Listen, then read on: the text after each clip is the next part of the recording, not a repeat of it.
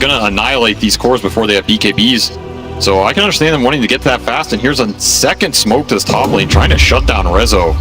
I think he smells what's coming, though. Yeah, they have this nice high ground ward that may give him a false sense of security because they are smoked up, but it's going to break here. Puppey walks down, breaks the smoke. Very nice read. I think it's a combination. They picked up the power rune at top lane. They're missing for the middle lane a little bit. Rezo got ganked last time. He's like, I'm not going to risk it this time around. That's fair enough. Part of me wonders why they want to go top with this move instead of bottom. Yeah. I mean, the bottom move is longer. It takes more time, but you're going to get the kick out guaranteed, right? If Crystallis wants to dodge that smoke, he has to leave the lane, and this catapult would have killed the tower with Pango just tanking up. Right. Instead, when that smoke fails, they get absolutely nothing out of it.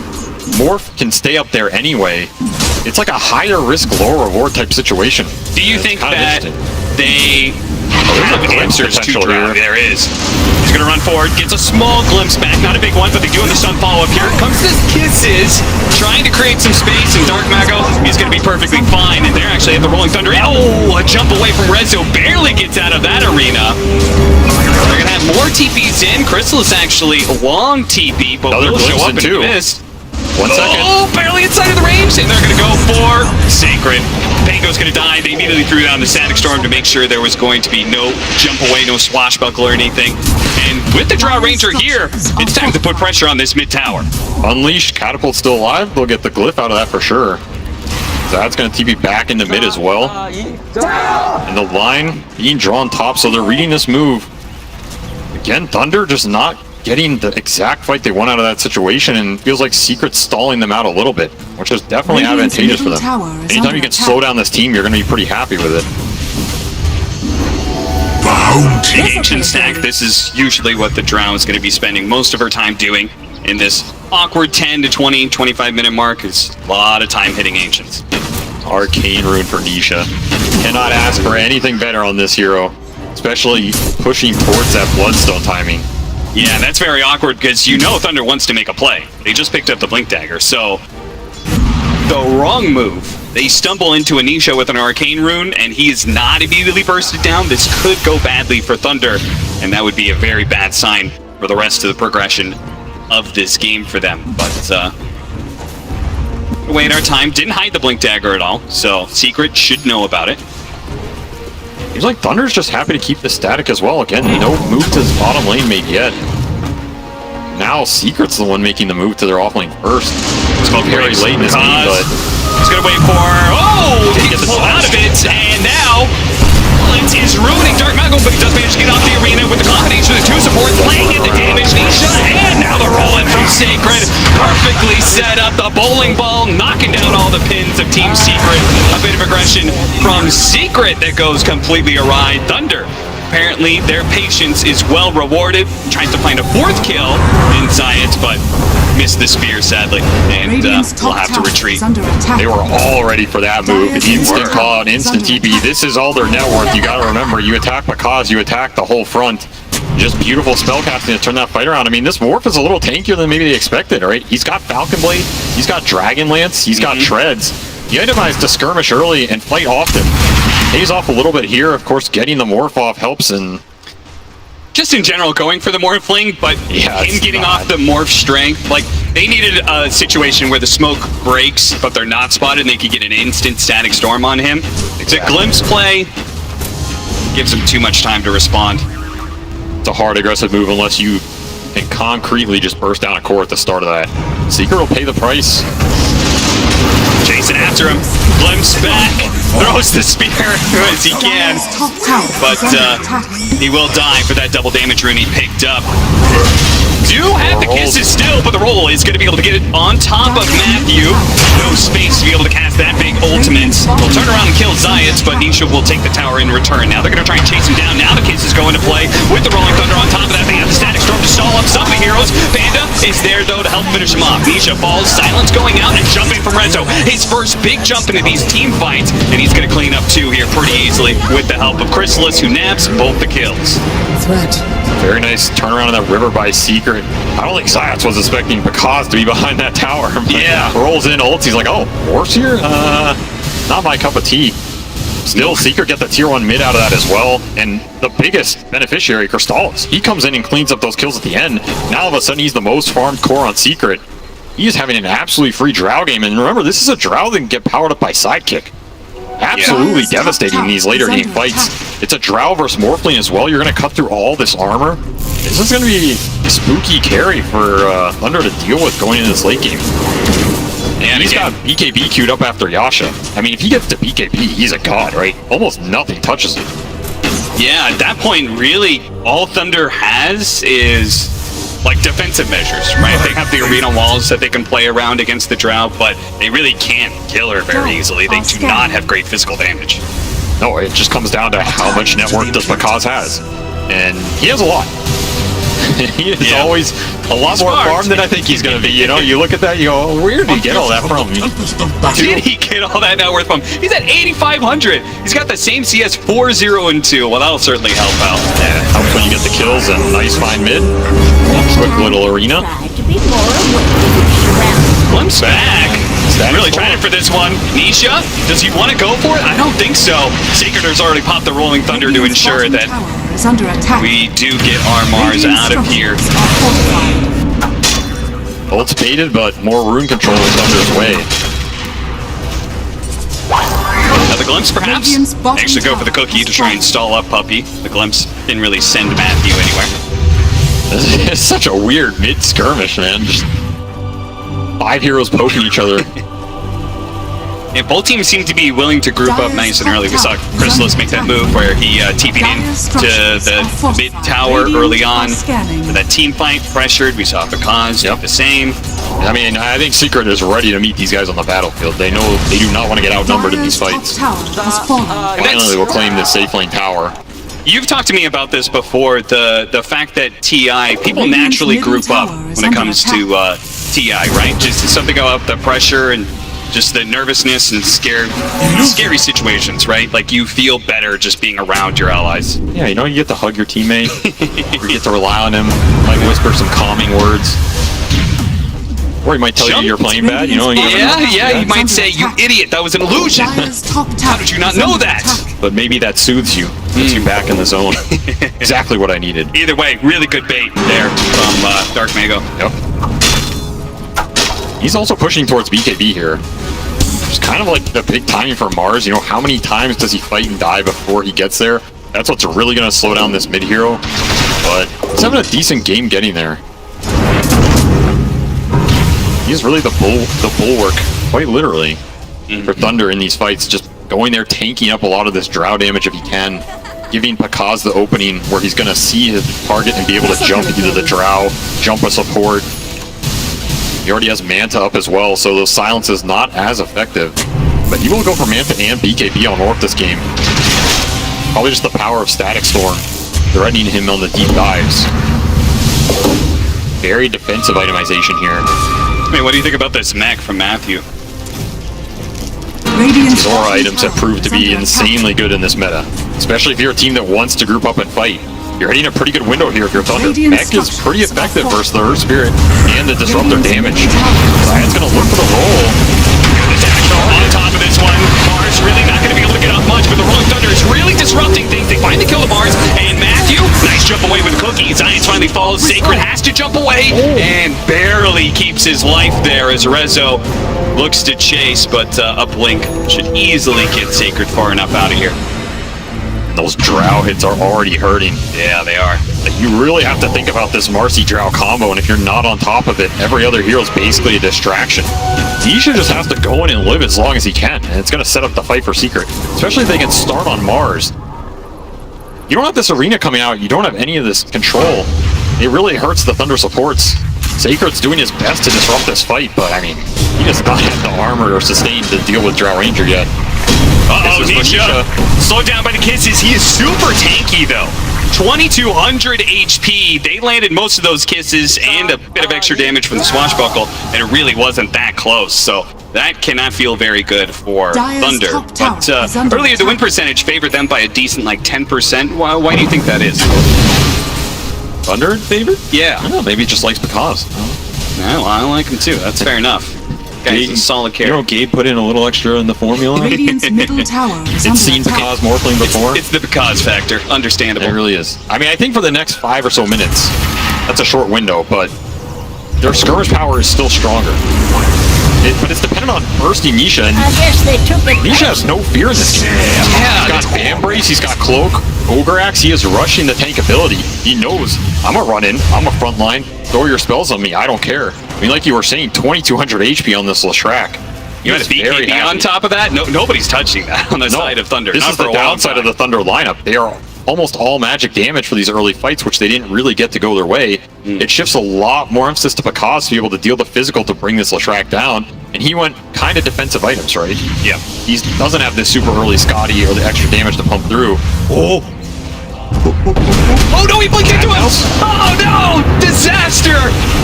It was hitting in the side, but ends up blinking directly into Zayat. That is just real sad for Sacred there. And that gets Nisha that much closer to his BKB, which you just talked about how important that's going to be. Thunder, though, I mean, the one thing is, they get these BKBs on Secret, but we do have really strong initiation on the side of Thunder, right? We've got the Blink Dagger on Mars, Blink Spear, super fast, you might be able to catch them before they BKB. Same goes with the Rolling Thunder, right? If you can land them, you're in a good spot. If they get the BKB off, you're in a rough spot. And there's a lot of BKBs coming out here in the next few minutes. All right, the Zayat's one is going to be the farthest, but Crystallis pretty much has his off this camp. Nisha's flying out, I believe. There it is on the courier, and Rezo has his after this wave. So you have 3 cores lining up here, triple BKB timing for Secret. You already know Puppy is making the call. It's time to clinch a fight, close the map out, take a Roshan, try to hit our window, and never look back. Yeah, and that's a super scary part, right? That Roshan factor, right? Once you start that snowball of getting these Roshans, I mean, you have talked to me on and on and on about the power of the second and third Roshan. So the earlier we get this first one, you know, the bigger that power spike. And hell, The earlier the power they're just spike. skipping the fight step and just going straight to the Yeah, Rosh. apparently, they're just like, whatever. No one's home. They can try and come to us. We'll take the team fight. If not, 22-minute Roshan. They give the Aegis over to Nisha. So if you thought you could kill him once by surprising him with the initiation, hitting the stuns, chain stunning it, preventing the BKB, well, that's now all out the window. Another arcane rune as well. An absolute monster. This is not an easy fight for Thunder. They're going to try and start with the stuns. No BKB for Rezo. Yes, they're going to be able to keep this nice chain stun. Rezo is decently tanky, Got it off, but though. maybe not good enough. Okay, the BKB goes right through those arena walls, and now with the Disruptor here, they can pull some more heroes in, or maybe not. Puppy misses Static Storm and is now going to be able to get a glimpse on Crystal Maiden. Not much there. Nisha's just running through heroes, though, one after another. Dark Mango looking at it with the TP out. No, Rezo denies it. He comes back in for fresh blood as Panda, well, good try, my friend. Does what damage he can, but ultimately will not be able to stand toe-to-toe to Nisha's firepower. All of Thunder gonna try and retreat here. Fortunately, there is no Disruptor up anymore, so everyone else is gonna be able to escape. But Puppy buying back for that, trying to find something at the end, so a little bit of value for Thunder, but that's just an impossible long fight to take, right? You're going through the Leshrac twice with an Arcane Rune. Good job to focus some of the supports down early, get the targets you can. That Glimmer Cape kept Puppy up a long time. You're going to need some detection next round. But it is the name of the game. You got to get the stuns before the BKB. Rezo lives, though, gets his off, and he's out of there. I mean, Marcy does Marcy things. See you later. Now Picaz just has to man fight. It's hard for him to just stay in this fight for too long after the BKB. Yeah, look at that. That physical damage he's doing to Nisha is totally whatever. outdone by the Bloodstone heals. Yep. It's doing nothing. And I can't help but thinking if they had managed to keep Rezo chain stun and kill him there, then he doesn't come back and stop the Mars TP. In which case, you know, that team fight actually looks a lot better for Thunder. Remember, taking Marcy out in this game means you're taking Sidekick out. A lot of damage on that Drow or himself. And that's how Marcy works, so it's a big target for Thunder to hit, but you have to hit it and chain it right. This time around, twice now he's had some close calls, but this time will not be blinking into the hands of Zayat, and Thunder plays safely in their triangle for now. Where that mech doesn't feel as good anymore. Where you wish you had a bit more scale or even 4-staff. It's going to help your cores deeper into the game. Yeah. So once more, Thunder feeling like they want to fight. They Aegis is still up for 2 minutes here. Uh-oh. This is kind of awkward. Zayat's well positioned on the high ground here. He might break it. There is a ping from Matthew. Gonna break it for sure. Cause in the river. Wow, look at them. They're actually sneaking around Zayat's here. Might be able to find the right item initiation. They get Rezo first off. They're gonna get the spear immediately afterwards. This time around, they chain stun him down. Zayat trying to get on top of Matthew. At the same time, look for Chrysalis as well. He's playing the back line. Looks like he's getting out of there, but Nisha's going in there with his Bloodstone and his Aegis. He's ready to fight. He's ready to bring down the Mars. The spear goes up. The last bit of damage isn't quite there. Meanwhile, they're playing away from Nisha at all costs. Everybody else running away from the Lash Strike and killing anybody else they can get their hands on. Now with a buyback coming out from the Snapfire, they can try and go again here. See if they can kill Nisha twice. Chrysalis might be needed to help out. A roll in immediately silence. Pops a Manta, but it's too much. Because he bursts it down. He didn't expect that one. The spear goes out, getting them low, but without the Morphling, now they've lost so much of their damage. Now it's Secret who are on the hunt.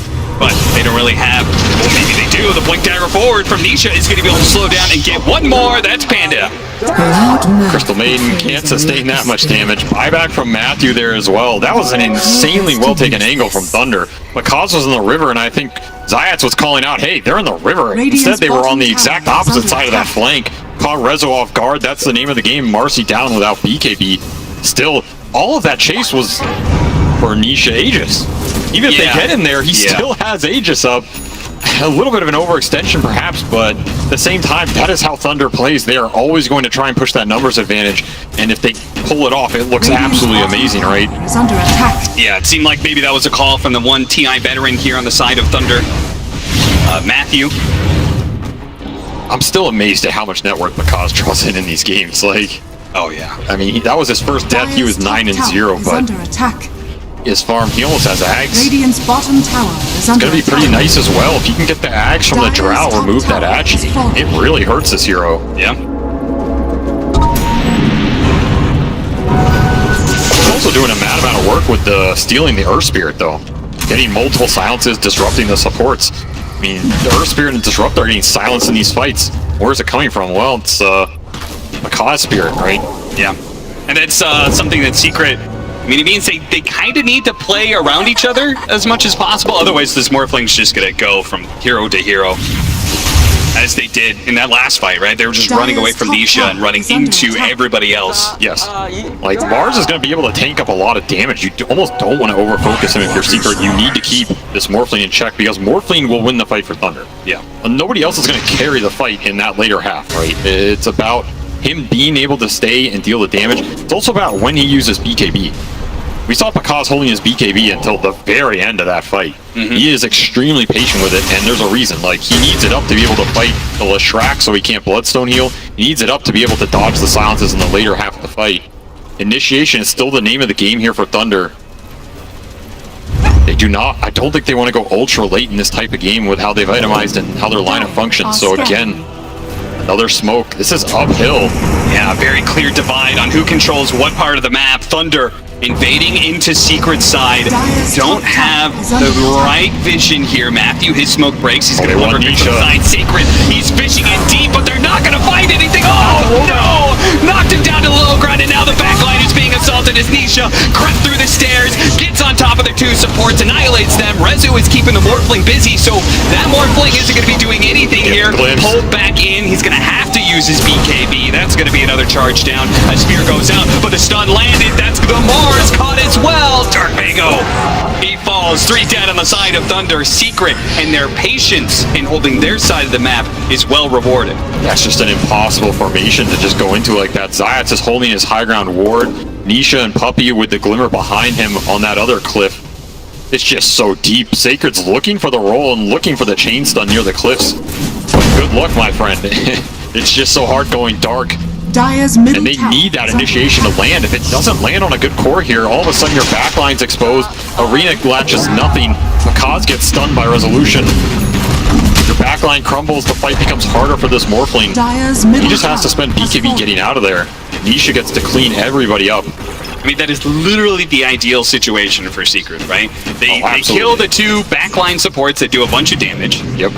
Rezo is keeping the Morphling busy, so but he's not able, Kaz isn't able to go and just like kill the Disruptor or whoever, can't go for the Drow. And On top of that, the worst part of all, perhaps, the initiation totally whiffed. Yeah, if Arena and Roll don't connect and chainlock a core, it's a completely different fight for Thunder. Like you said, Morphling getting controlled, he didn't even get an opportunity to Axel the Drow if he wanted to. So now it's a push towards Scotty. And to me, that feels like the last really big timing for Thunder here.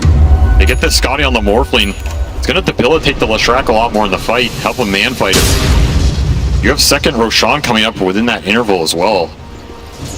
Secret's just going to play for it. I don't think they're in too much of a huge rush here. They have BKB on the Earth Spirit now as well. Drow is just continuing to power up. Hurricane Pike level 21. You have the extra multi-shot damage online. It's going to get powered up even more through the sidekick. Half the gap closes hero now, or she's going to shred you. So I thought I pointed out the mech earlier, which I thought was really interesting on the Sapphire, particularly because no Wraithback. And that item is, everybody's talking about it in this tournament. We finally do have it now, just now picked up for Sacred. So that'll help slow down the damage of the Leshrac, who currently Nisha seems to be the biggest problem for Thunder. Very pivotal item. Has been killed. Mitigate the Leshrac damage, buff up the Morphling damage. Puppy is halfway to Ags as well, which if this game goes late, Radiant's top tower. seen Disruptor Ags destroy these cores in those scenarios. Secret on the prowl here. Yeah, this time it's Thunder who have set up in a part of the map and are waiting for Mago. Secret. Oh, Dark Mago don't get caught now! Gets stunned up, follow-up chain stun, he's already dead, and they've already stopped the Snapfire from being able to do much. Nisha gets on top of Mahanamu, should be pretty easily there. But Kaz is trying to keep his supports alive, whoever's still left alive inside of Thunder, and get them out of here. But the chase goes on as Resolution looks to be able to chase back with the buybacks coming in. Maybe they can catch something. Oh no, Secret is annihilated. They do have the arena though. They caught the Drow. All important, but Kaz lays in the damage, and that is Crystal is dead. Immediate buyback though, as Thunder need to be able to retreat out.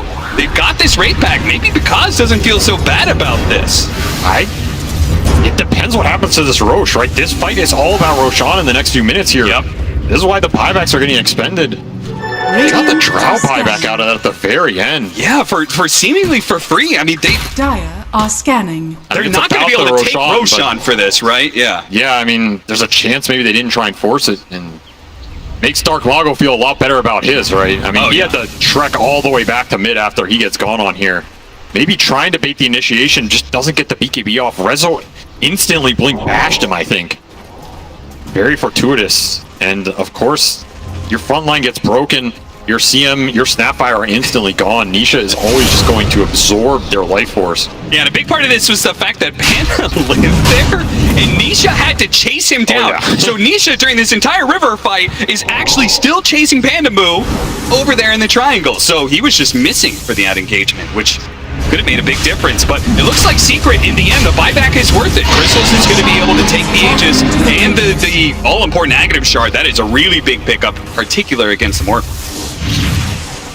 Absolutely. He's not feeling too bad about that buyback anymore. Now he'll get the upgraded Frost Arrows. And we get that Hypothermia stacks coming into play. Reduce the regen. This is the Scotty timing for Morphling, so yeah, how close simultaneous regen reduction coming out, then is under attack. It's just so hard to fight into the Aegis now. Yeah. This is where this Disruptor pick, you know, he's growing his way towards that Aghanim Scepter.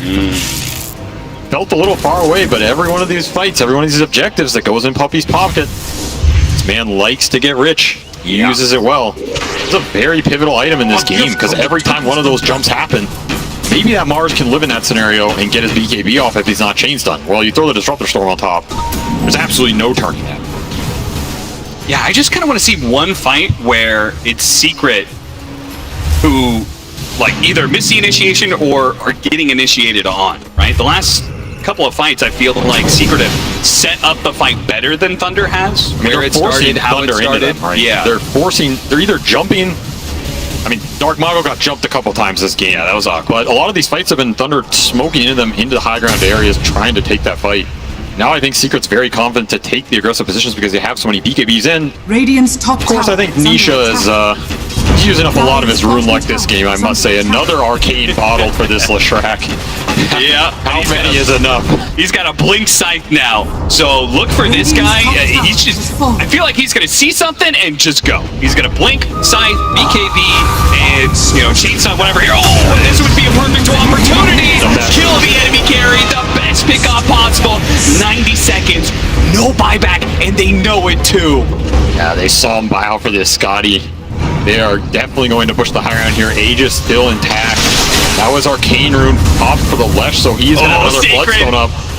He wants to kill the creep wave because they know that he has to slow down this push up into the high ground, but he put himself at risk of being glimpsed back or caught by the Earth Spirit. I don't like Nisha's afraid of anything without Picaz alive. 3,000 HP Blast Rig on top.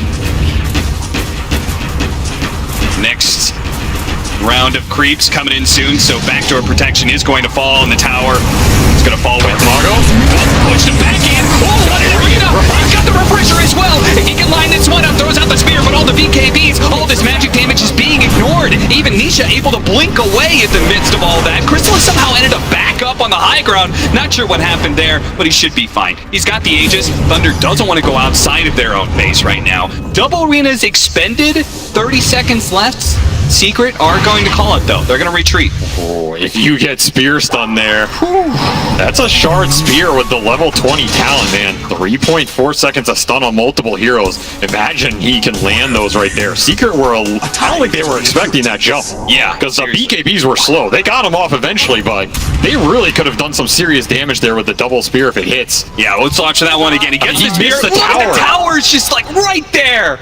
Oh, and man. it falls right as he throws out that spear. I don't know what happened there, but that is just so heartbreaking for Dark Mago. It would make her. I mean, it was a great play all around, no matter what, because they ultimately held, right? Where they could have lost Elena Barracks, but you got to feel for him hitting a spear that spear good. lands. It's a guaranteed refresh double spear. Yep. Then you're feeling real good. And if you would have held 4 versus 5, gotten a bunch of kills out of it. Instead, Team Secret walk away relatively uninjured and happy. 7,000 net worth lead for them, 24 to 20, 37 minutes in. Ward, Picard says no. Roll in, roll out, and Sacred. Roll in again. He's gonna try. Roll out again. But he just keeps rolling on out. You're gonna have to retreat and blink out, my friend. Otherwise, you're gonna get caught by Nisha. Otherwise, you're gonna go. Oh, the spear comes in. Dark Mago says hello. They're gonna chainsaw him a little bit, but they don't have the firepower. Not without Picaz there. And it's probably for the best that they back up to their base. Picaz was there. Nisha might have been in trouble, but yeah, using that high ground ward, which did not get killed. Zayat's just getting in there, placing it, getting out. Oh, you talk about rune luck. Look at that item. Misha just found himself a timeless relic. What is this? I mean, sometimes the stars just align, right? Yeah, seems like it. It's aligning for Nisha right now. This always happens to mid players. You ever notice that? Yeah. It's always the rune luck, the rune luck, the neutral item luck. But he's an absolute. I mean, he's still got a cloak. He's gonna turn that into something. Yeah, we got the Aghanim Scepter now complete for the Disruptor, so that's coming out right now in the Courier. As the Aegis expires, Secrets still have big power spikes coming through. We got the Daedalus almost done for Crystallis. This makes the rebound initiation a lot stronger, right? You also have this level 20 talent for Marcy. It's a decent stun duration now. You throw the Static Storm on top. It forces Thunder into a fight where you probably have to use buybacks because that core is just going down, right? Nisha's going to jump in. You're going to commit the BKBs. Makes initiations a lot more concrete for Secret here. It means the quick reactions are super important, which I always feel like is super tense as is going late game, but also on a TI stage, which absolutely. 4 of these members of Thunder haven't been here before, first timers for them. So, if they see the Earth Spirit roll in or the rebound coming in, if they pop the BKB fast enough, it could be a team fight game changer. Yes. Also, if they get the jump, right? This game is so much about who jumps who. You have this Mars looking for the multi-spears. You have Zayat and Nisha looking for the Blink Hex, the roll-in. This one's going to determine the fight. You also got Trickster Cloak for this Morphling. This is a very big item in this game in terms of his survivability. The magic resist, the evasion. Even just some extra invisibility to dodge some spells. I mean, when every hit from the Drow Ranger decimates you, a 20% evasion could do a lot. Asher for Sacred. They're So gonna a find little more BKB control as well. They're gonna find that ward. Oh, no, they're not. They're gonna get initiated on first. Nisha, not even bothering to blow the BKB. He knows this is an initiation that Thunder cannot follow up on. But Rezo jumping in, Blink Dagger immediately goes for the grab. Panda Boo's gonna be first. They still have a rolling out on Secret. He needs to be able to jump away. They manage to get the Hex with the Morphling with the follow-up stuns, and they're chaining him down. That is just a dead Morphling. Dark Mago did what he could to stop Chrysalis' damage, but ultimately it's the Leshrac who wins the fight, and now they will chase down for as many heroes as possible. Rezo getting up and under that Snapfire. Triple kill for Chrysalis. Add another one on the mix. Panda Moo roasted by Nisha in the Fire and Flames. As now Team Secret look to just potentially end the game. We only have 2 buybacks left, and Thunder was already having a hard time. I don't know how they could possibly do this without their supports. Nisha is just playing out of his mind right now. Another Arcane Rune fight. I think Makaz wasn't expecting that Hex to be that low of cooldown. Yeah. He jumped Hex the guy, they kill him, and then he basically got Blink Hexed again. Just so hard. They're going to force the buybacks here. Are Team Secret going to keep the pressure up? Are they going to force Thunder to use more buybacks? And are they going to continue to assault and see if Thunder is going to try and take the fight? Right, this is level 25 versus 5. Level 25 dive-all healing. They got the initiation, but this time he got the morph off strength.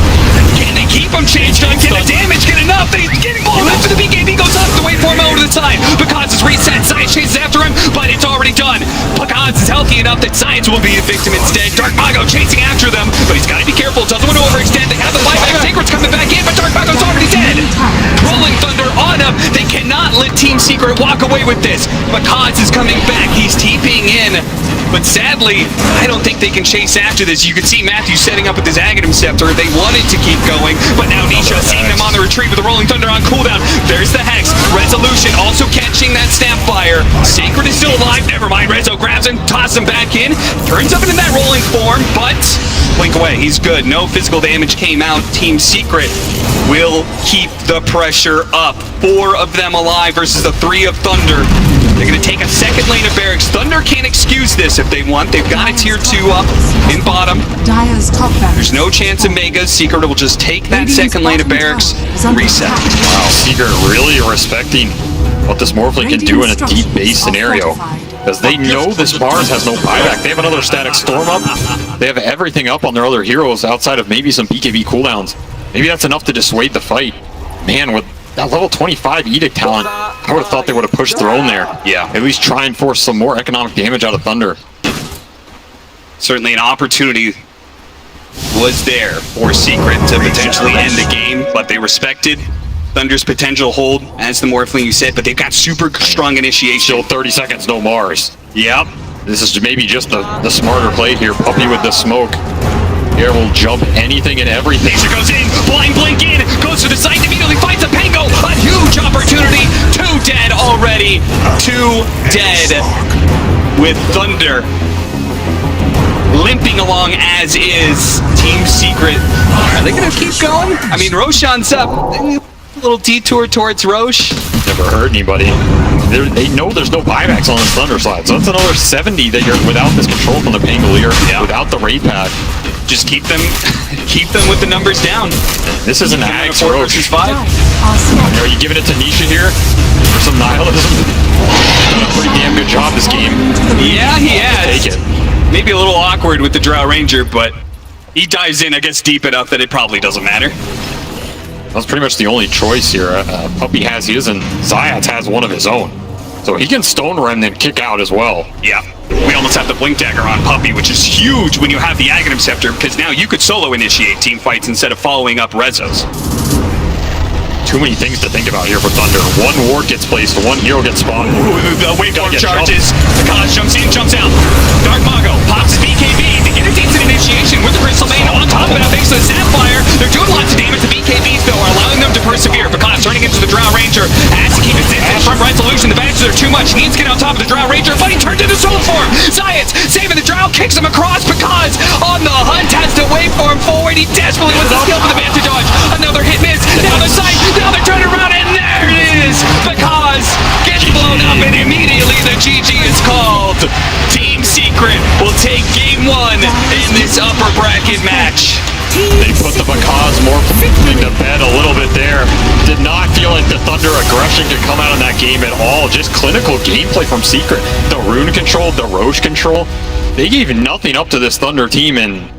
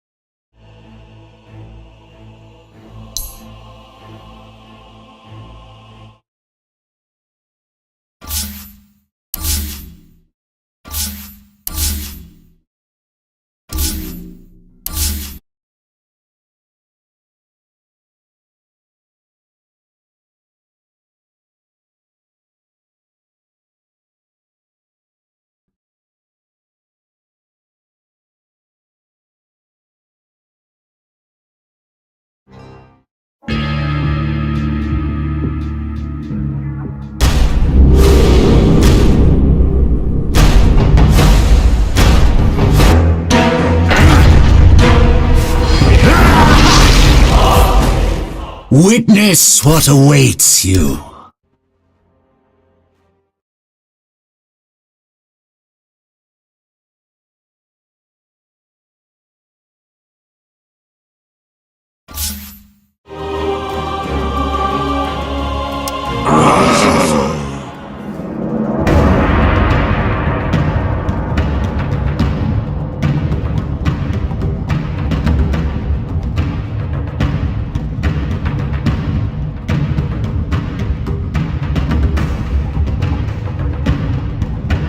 Seconds remaining. 5 seconds remaining. Team Secret's turn to pick. Thunder Awakens turn to... Silencer.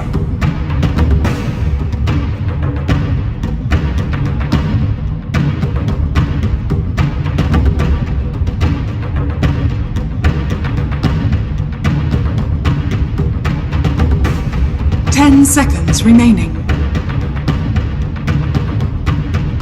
5 seconds remaining. Thunder Awakens turn to... Zeus.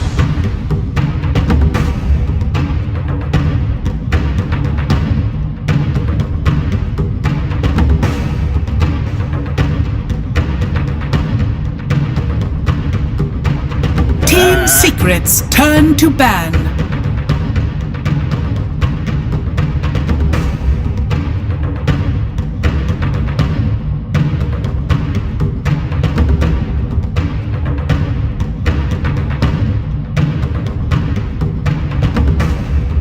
Seconds remaining. 5 seconds remaining. Thunder Awakens turn to ban. Team Secret's turn to ban.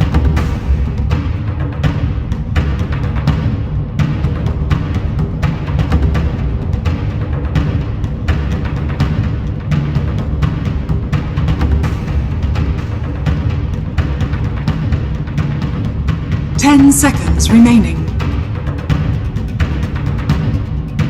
5 seconds remaining. Thunder Awakens turn to ban.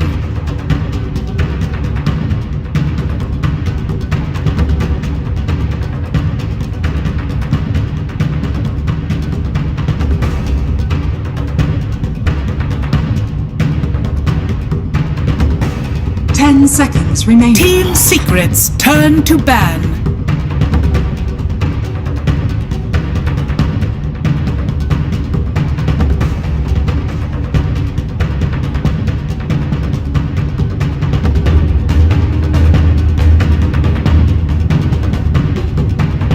Seconds remaining.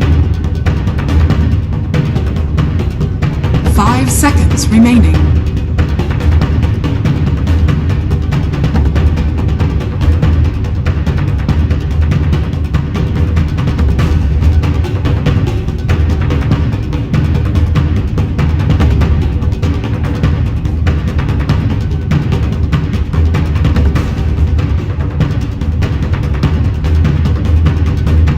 Secret's turn to pick.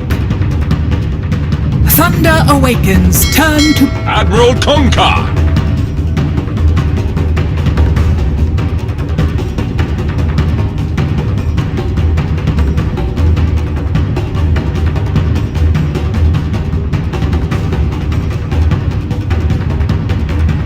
Seconds remaining.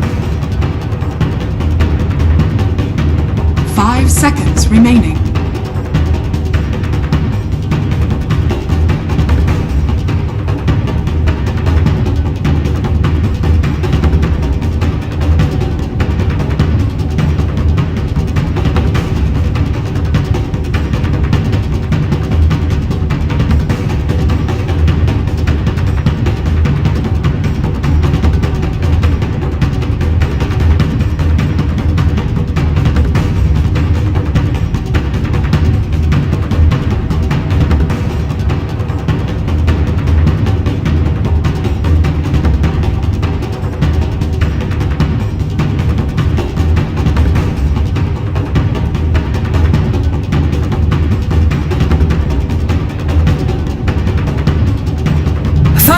awakens. Turn to Crystal Maiden.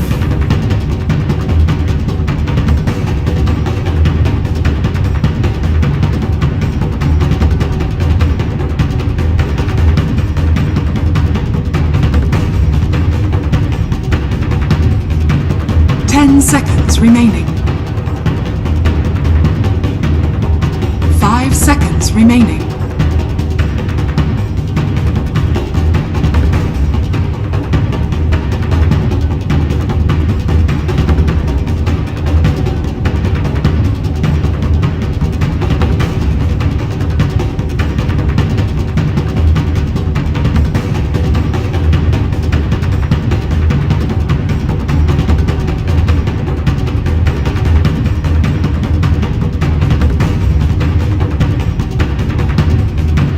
Team Secrets. Turn to pit. Tide Hunter.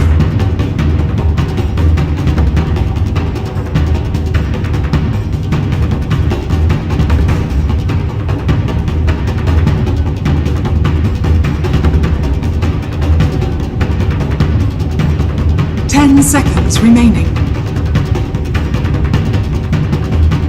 5 seconds remaining.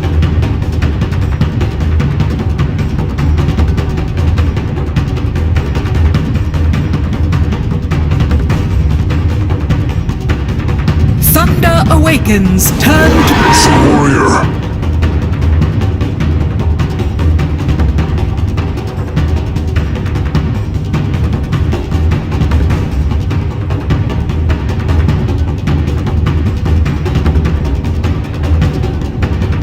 10 seconds remaining.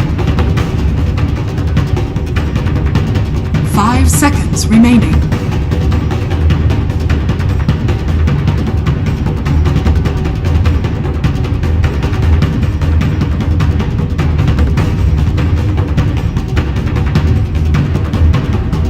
Team Secrets. Turn to ban.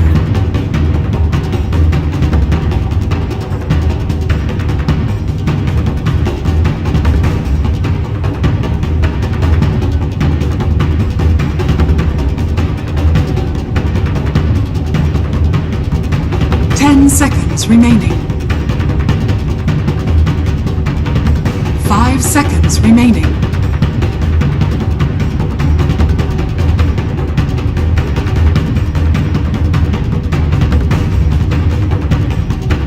Thunder awakens. Turn to ban.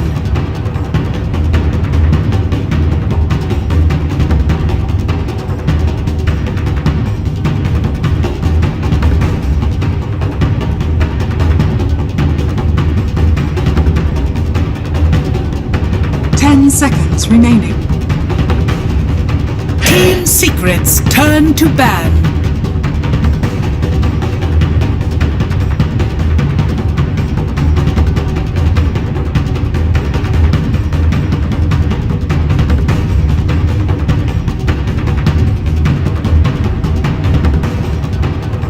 Seconds remaining. 5 seconds remaining.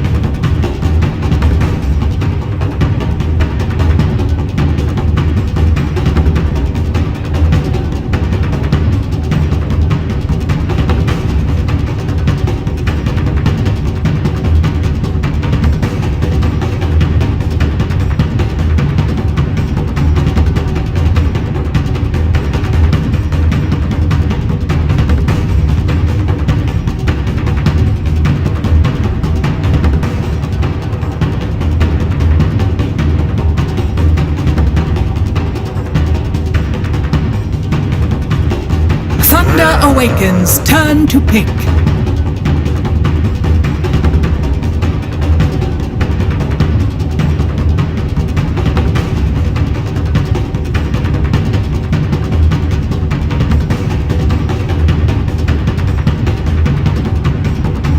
Seconds remaining. 5 seconds remaining.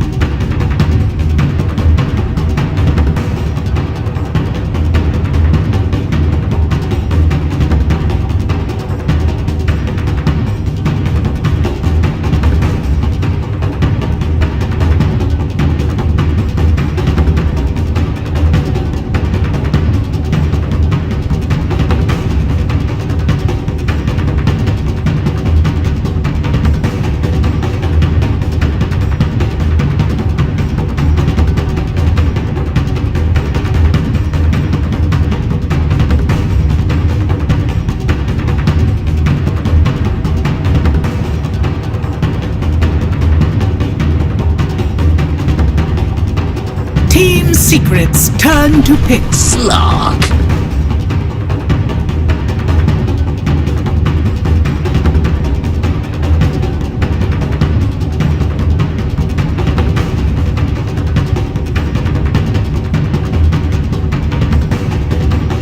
10 seconds remaining. 5 seconds remaining.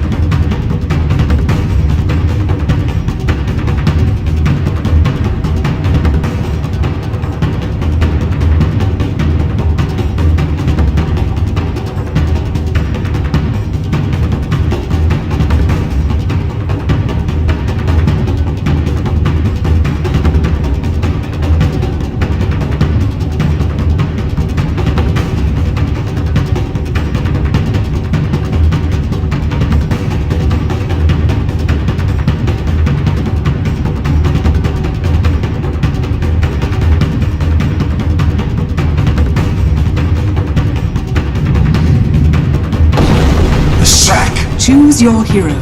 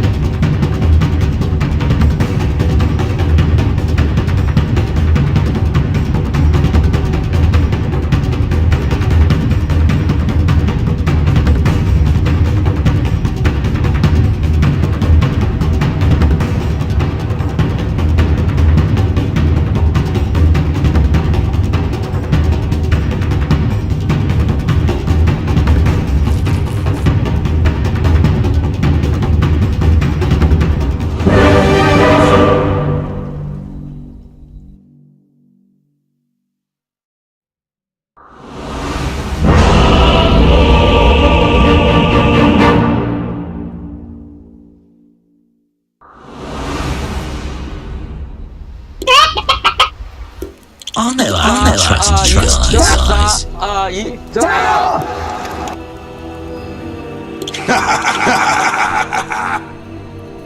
That felt so good. Not something I think they're super used to playing, and something Ursa tends to abuse very well. Это нереальная дота, просто Yeah, it'll фантастика. definitely be interesting to see how I've got that lack of gap close. I mean, do you think Crystallis is going to go for, like, how quick do you think he's going to go for a Blink Dagger in a setup like this?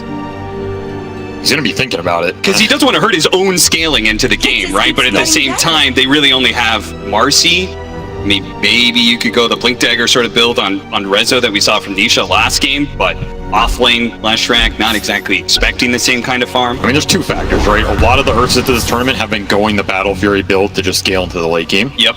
And the other factor is, you know, your Team Seeker.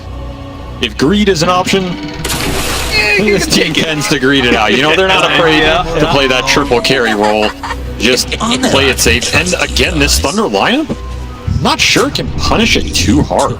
It's kind of like you want to hit your big spells, get good core kills with them, and wait for this Slark to come online in the late game fights, play off the Zeus vision, get some pokes in and out. I don't think it's going to be some super fast game from Thunder, though. I say that, and they're the team that can often surprise you, even with some clunky heroes.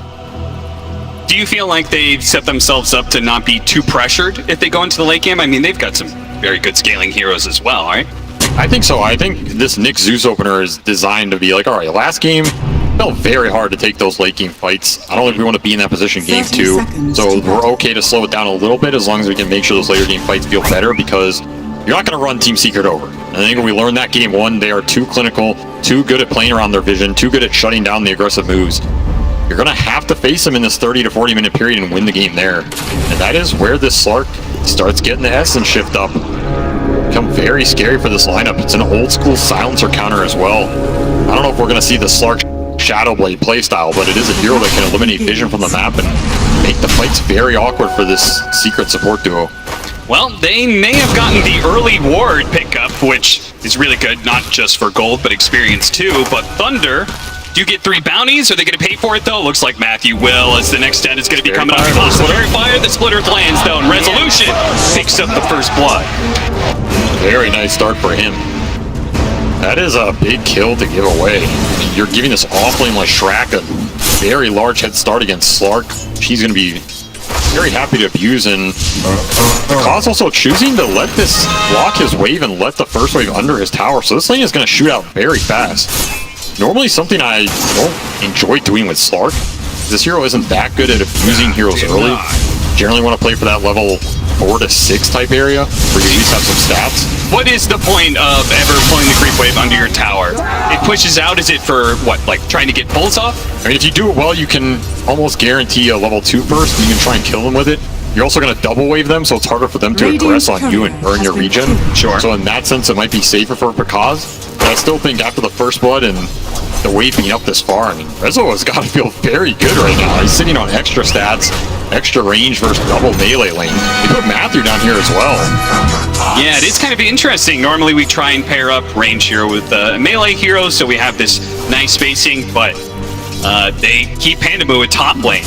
I think they're worried about this Ursa Tide matchup, but probably for good reason. You put a Nyx Tide up here versus Ursa. Fuzzy Wuzzy is not going to make your life happy. So I can understand that switch, but I am worried about this Nyx Slark lane. This is not a strong lane by any means. And it's just giving Rezo free harass for the entire period.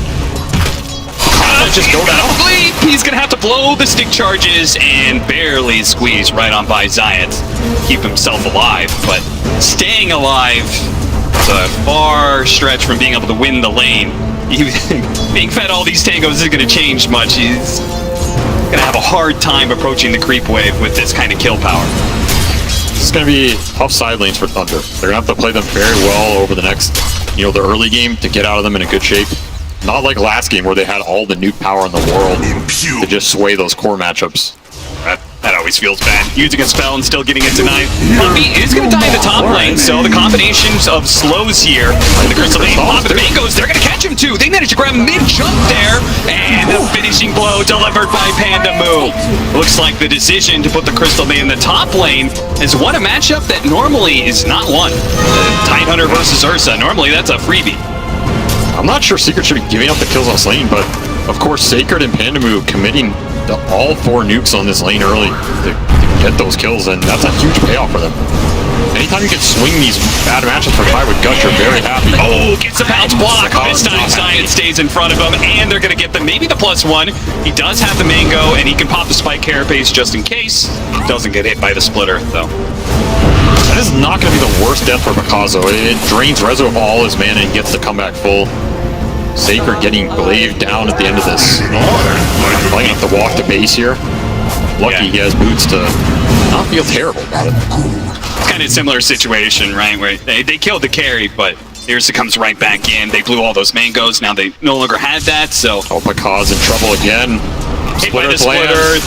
This combination of being able to jump in, followed up with the Split Earth, is just too damn powerful. Science is not able to deliver the final blow underneath the tower. Pops a bit of damage for his efforts.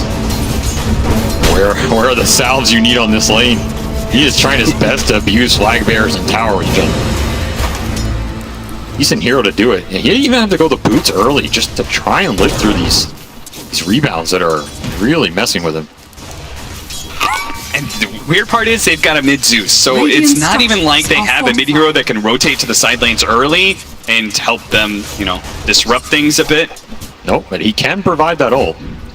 If you do end up in a trade scenario where people are low. Yeah. I mean, all things considered, these side lanes I feel are actually going decent for Thunder. Like, I don't think Secret's too happy with this top lane because the Maiden went up here. It really shuts down how much Ursa can just run Tide down the lane. So Sacred's having a pretty free one. And yeah, Pakaz is getting abused bottom. But his net worth isn't looking too bad. going better than you would expect, right? Yeah, I mean, that said, I'm not sure this lane gets much better for him. Yeah. And we'll see how this top lane goes as well, with Ursa now being level 4. Mid lane, though, bright, shiny part there for Thunder. Dark Mago, he's almost to his 6. His top CS on the board, so he's faring very well against Nisha, which is pretty impressive considering the power of the Kunkka. The fact that he's got 4 denies is pretty nice. I mean, and the power of Nisha. Yeah, that's He's true. the top 3 mid laner in the world any day of the week. Yep. And Dark Mago got the better of him in both games. Impale, but Spike Carapace will help defend against this damage. It lasted just long enough for the split earth. He's going to pop the stick, but I don't think he's going to be able to walk this one off. He has a fairy fire, but just the constant attacks coming from Secret will ensure the kill. Oh, coming in. Revote. Our Zeus in some trouble. He's going to try and hop away, but of course he still has that curse on him. It's taken away, but I think it's a low level, so really not doing that much damage. We'll live 25 health, and we'll have the bottle refill from the Nyx Assassin dying. They're also probably going to try and secure these power runes coming up in 10 seconds. Yeah, timely death from Matthew. Gonna get the refill. Salve him up as well. Because he's going to have to hop his way into the trees. They do manage to get the kill on Nisha with the 2 supports rotating in.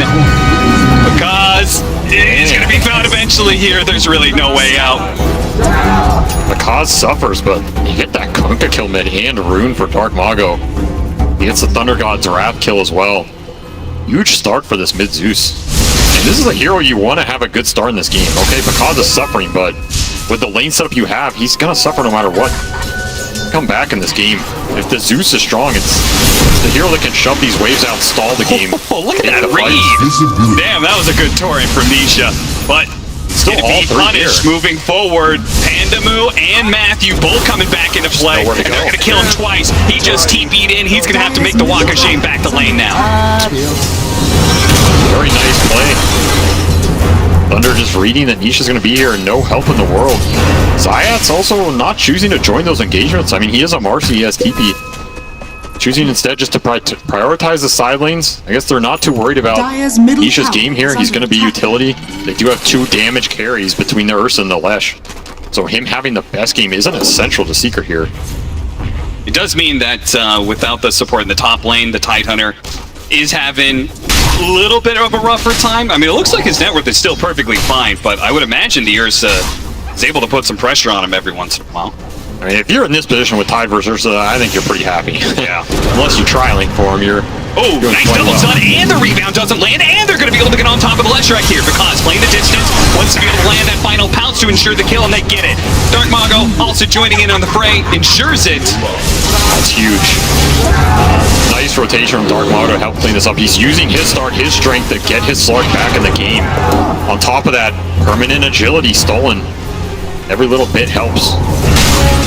Sacred, you just see a world of difference, and maybe reason why he wasn't being pressured harder than he was. The early base boots pickup allow him to live there. Yep. Haste. 8-minute power rune is top, so no refill on the Zeus bottle. Oh, Nisha he's with the dead. haste rune. He's going to try and catch the Zeus, and he does manage to land the torrent into the X, into the boat that's coming in. Matthew's going to try and stop them. Hits the stun onto the Marcy, throws out whatever damage he can, but it's not enough to get a kill, and it's certainly not enough to keep him alive. As Pandamu's going to be the next victim of the 2 supports, Science and Puppy, making their way deep into the Radiant base now. They're going to split up.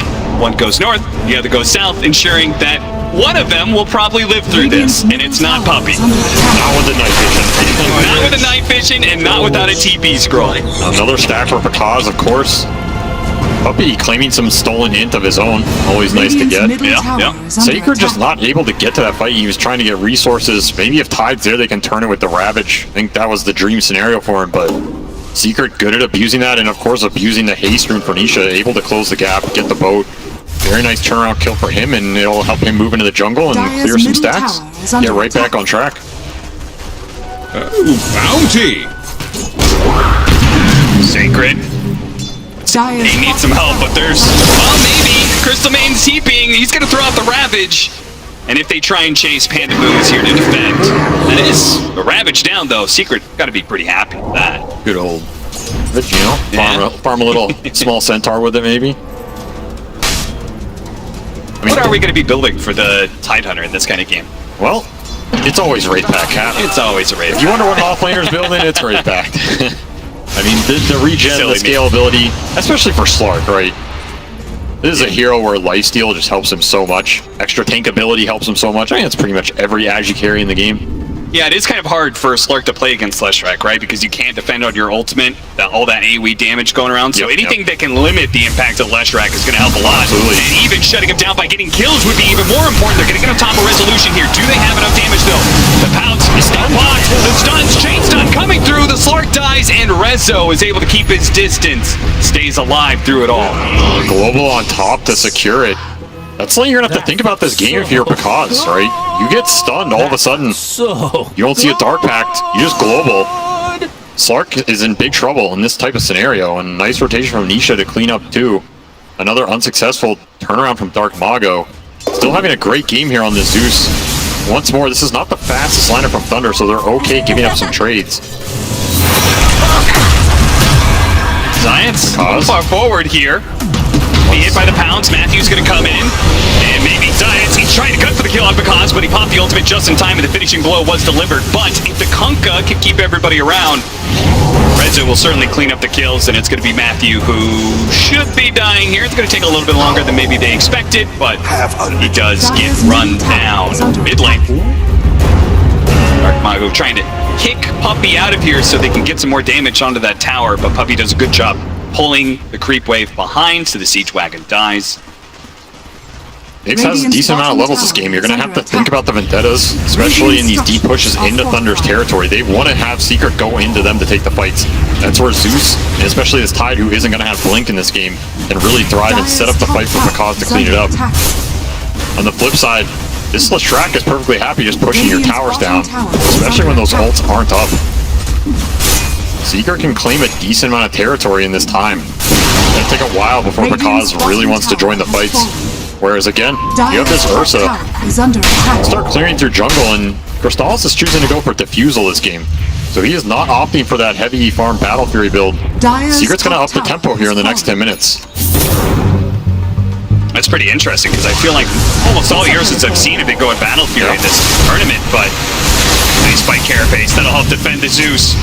Rezo shows up, they drop the sentry, spot Matthew, who's trying to get to the edges of it, does what he's supposed to before he goes down. Here comes Ursa, and he's going to clean up the Crystal Maiden, and Dark Mago barely gets out before the X. Ravage going down, but nobody's really around to take advantage of this one.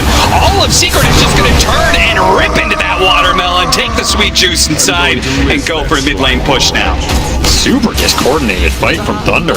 They just aren't ready for the Secret incursion yet. If they're all there, they can maybe get a turnaround or a kill. Secret, in this tempo, they don't have big cooldowns they really have to rely on for the skirmishes. Sure, you have global silence, but it's not necessary. Nisha's just running around the map, setting everything up. Invis bottom. Yeah, Dark Pact Invis room. He's just going to take, tried to take the CS, missed one of them. That just kind of annoys because...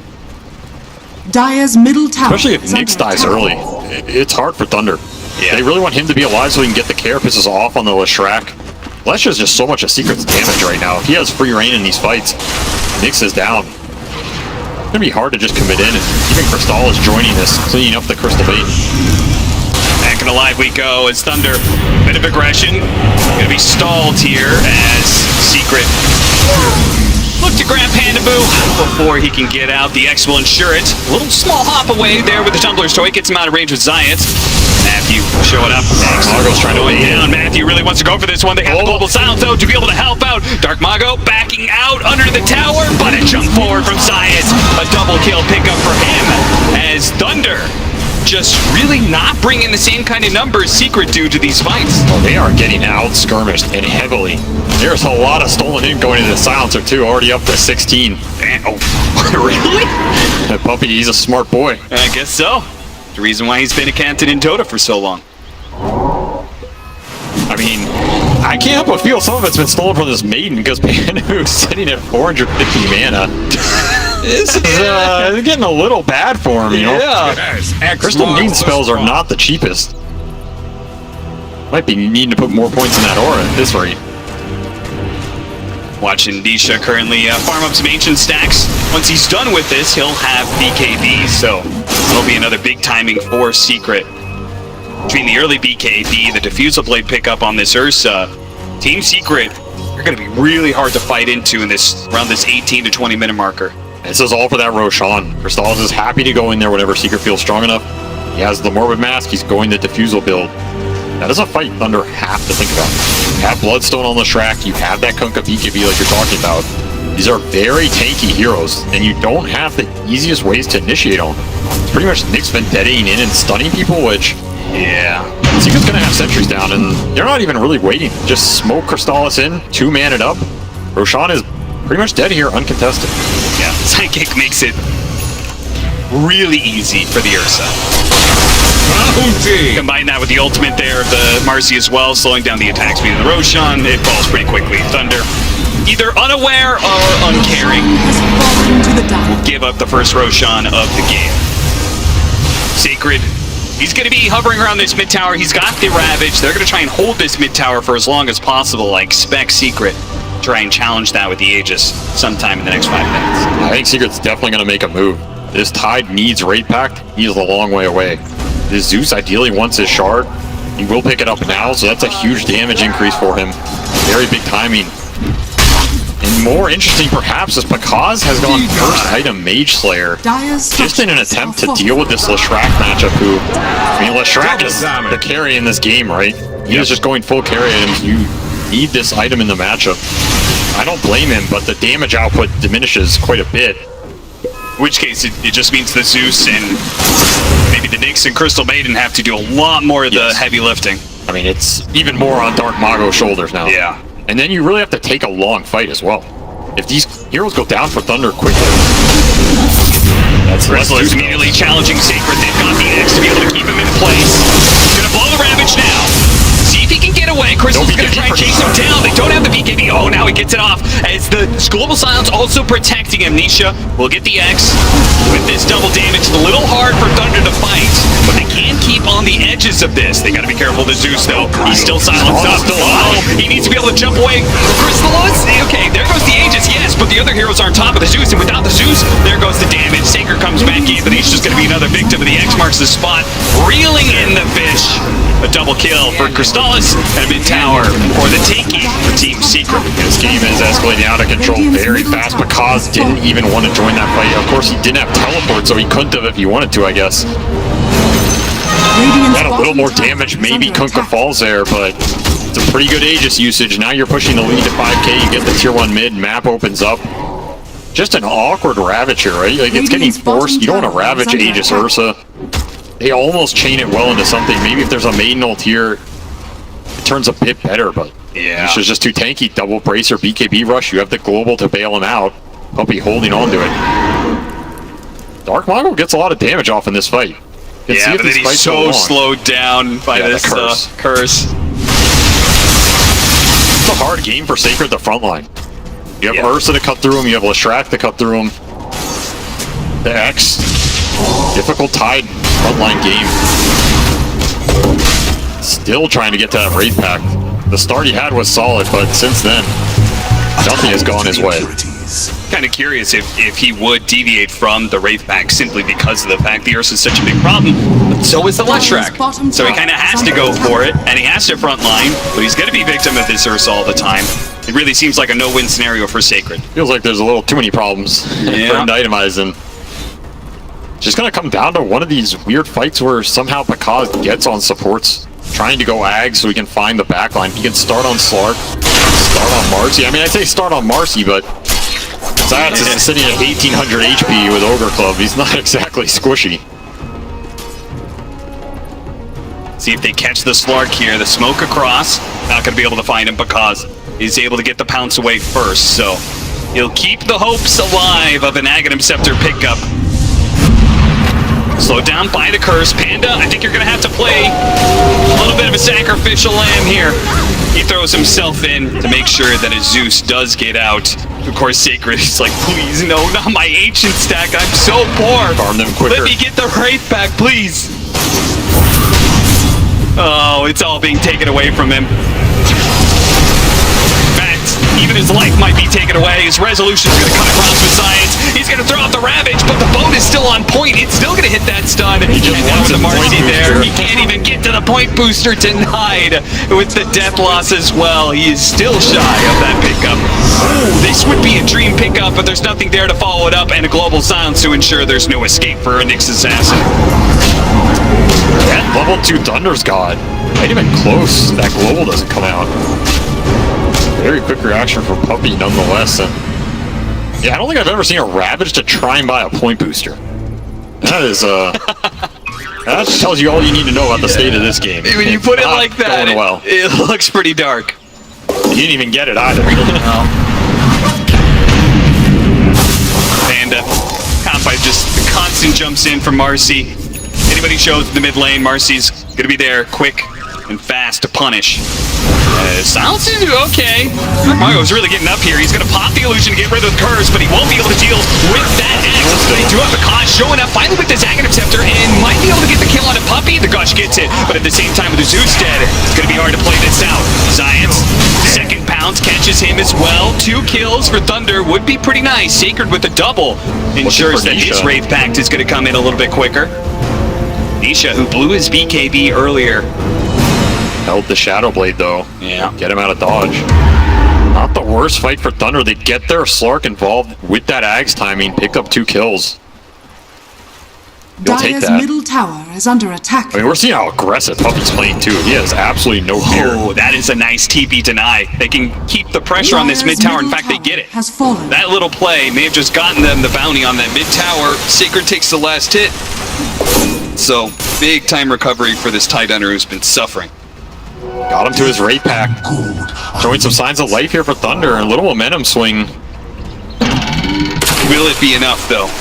The Wraith Pact will stop a lot of the damage, but Secret still up by 5k. They're an item or 2 ahead. And also, what can Pakaz do with this Aghanim Scepter? We saw in that first fight, used it pretty decently to kill the 2 supports. You want Silencer every time. Yeah. Take Silencer out of the fight, it opens it up a lot for Zeus and Nyx. Sacred and Nisha having a little fun here. Both of them actually baiting a smoke behind the individual cores standing in front. Oh, they are fighting Puppy on the back. Puppy, this would be so good. The motion break. He throws out the curse. He gets a force down to the high ground. The second pounce doesn't land. The Ravage doesn't land either. And now he gets off the global. He's getting all the spells off with the quick turnaround onto Pakaz. It all falls apart for Thunder off of some nice quick moves from Puppy. He pulled out all the stops on that one. And put on his dancing shoes today. Just super fast 4-staff reaction. That Ravage clips absolutely nothing with the BKB reveal on Leshrac, and fight's pretty much over at that point. Pakaz is 2 invested and 2 silenced. Dire's top Very tower nice is read by under Secret. attack. Puppy felt that one coming. But they had a great angle. Yeah, they really did. With the rest of them on the high ground, BKBs all going off during the Ravage, and even the global. It's a nice finishing touch there on the end. Just beautifully played by Team Secret as a whole. Radiant's bottom tower is That's under almost where you want attack. the Nyx leading, so you can guarantee that kill. Yeah. Instead of the pounce, but maybe just not expecting that 4-staff to be up yet. It's also hard to just run in with Nyx this game. Now, there's a single sentry, you're getting global. Nothing can come out from the rest of his team to bail him in those scenarios.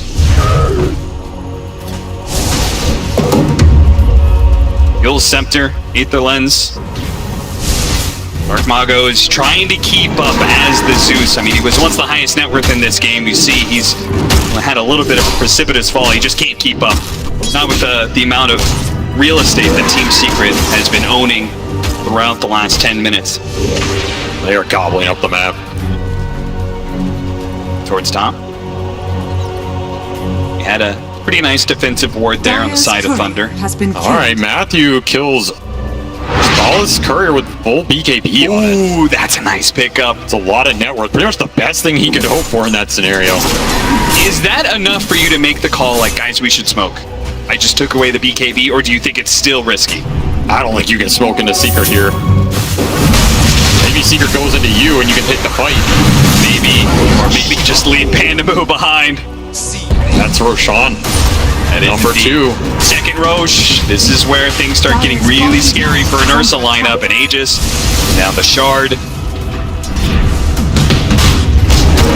feel so bad for this name, man. So much intelligence stolen.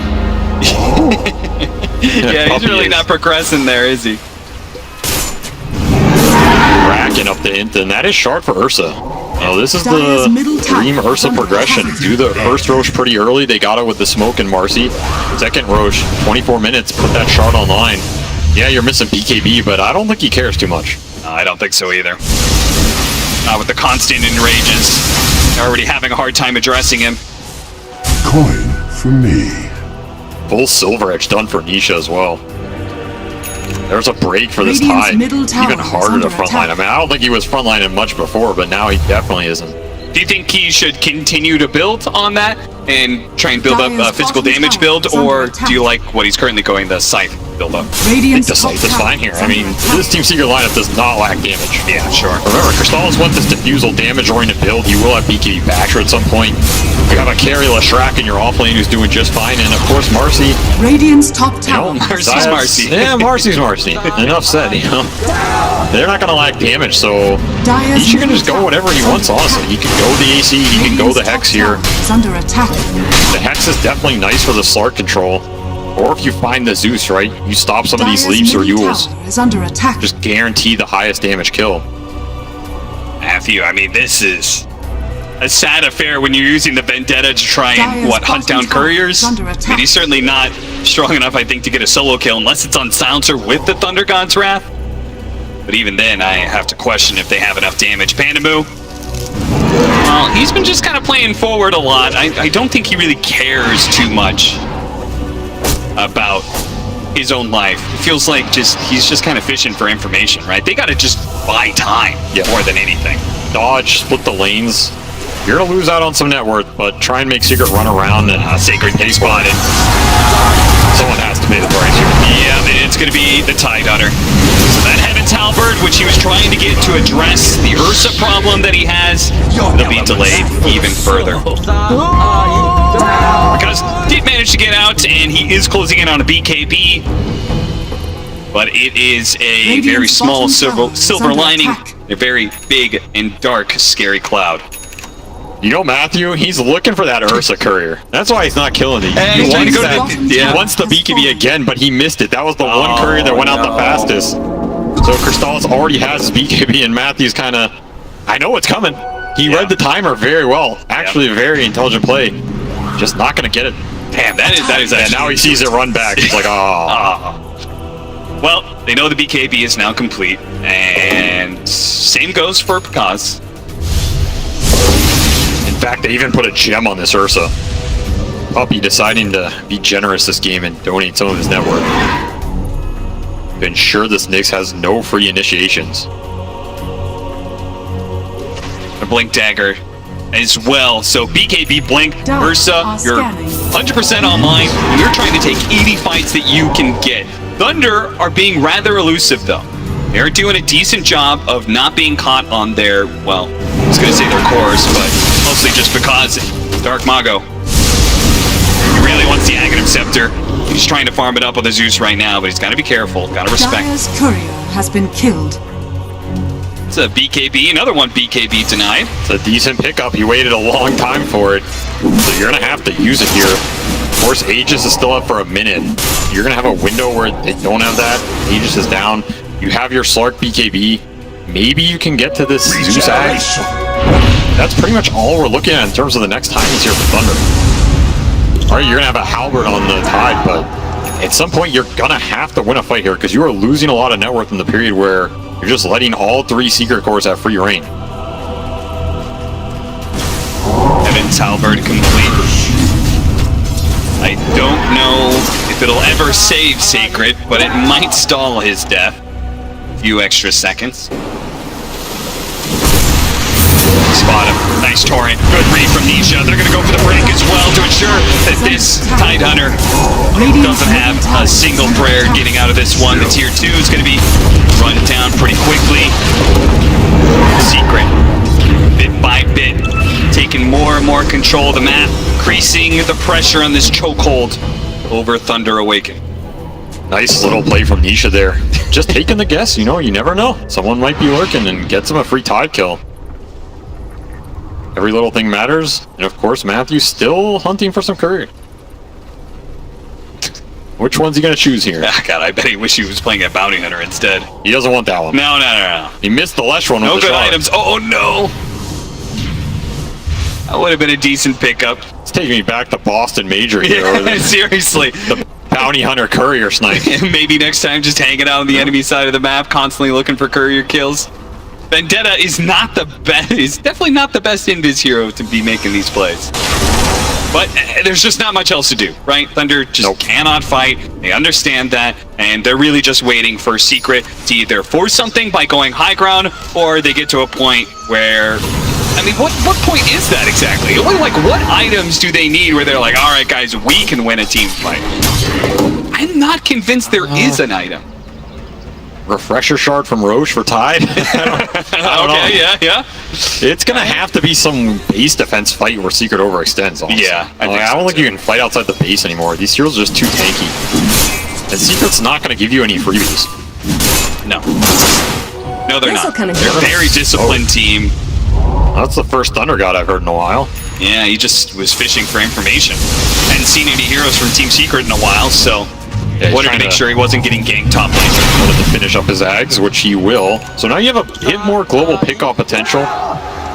We can kind of see where this lineup was supposed to be at this point, you know, where Nyx and Zeus could have threatened heroes along the way. Yep. I'm not sure you're threatening too much outside of some more couriers you're scouting.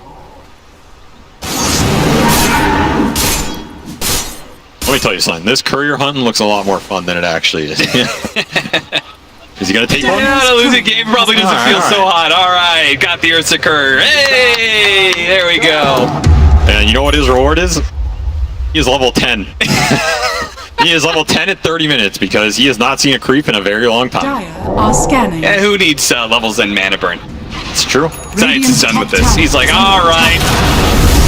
Enough of this Nyx assassin nonsense. Find some Rezo pairs up with them. They don't actually get him.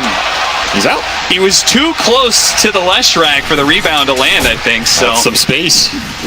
I mean, honestly, even if he dies, he's so low level. It doesn't matter. He goes back in 30 seconds.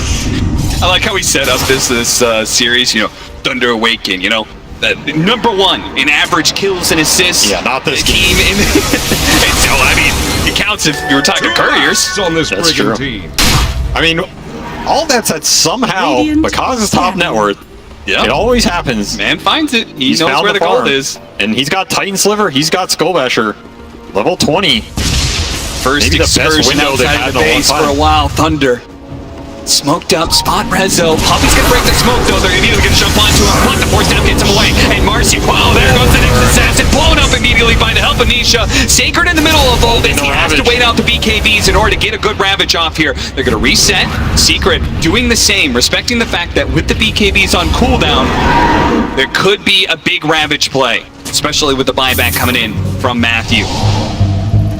Awkward initiation, but that said, Thunder don't lose too much, and they know there's no BKBs.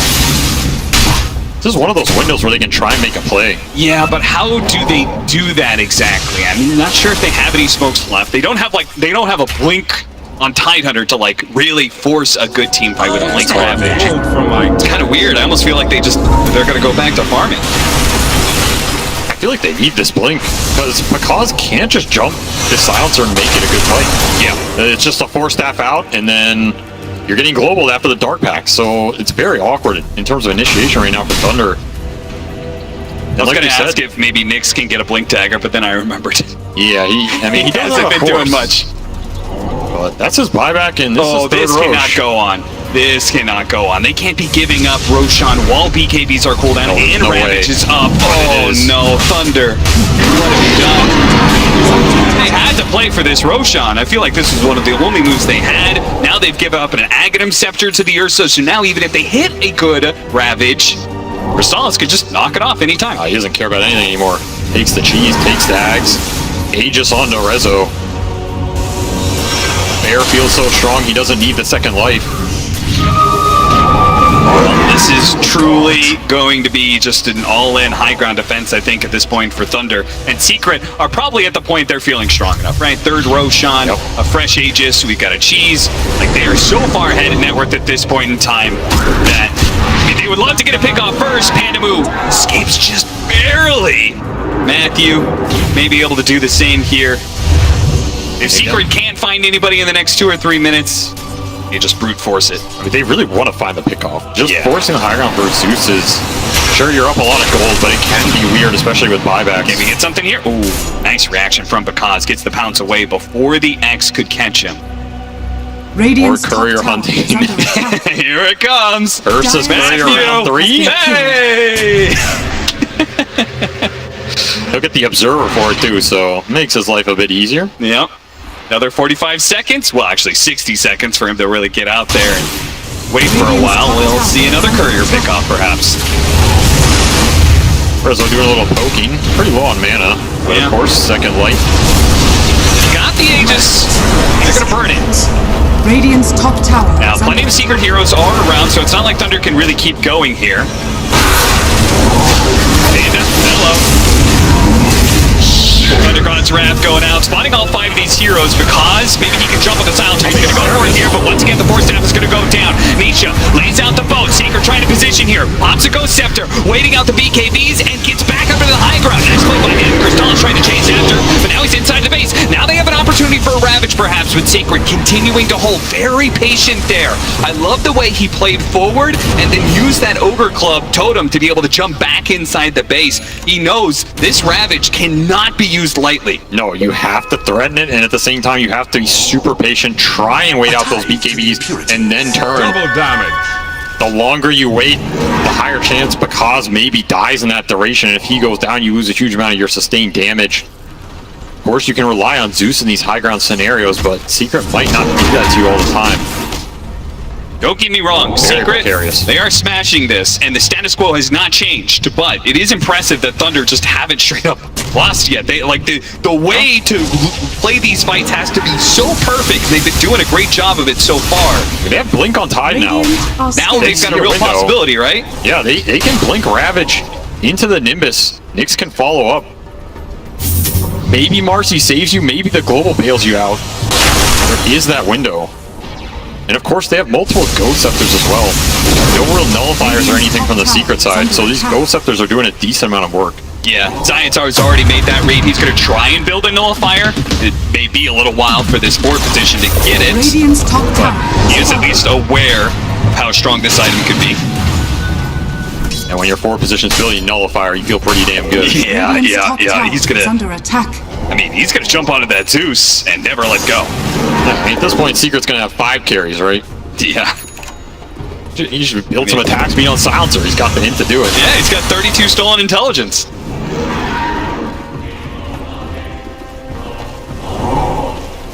Waiting for the runes. Waiting for next Roche, perhaps. I don't think Secret's in a rush here.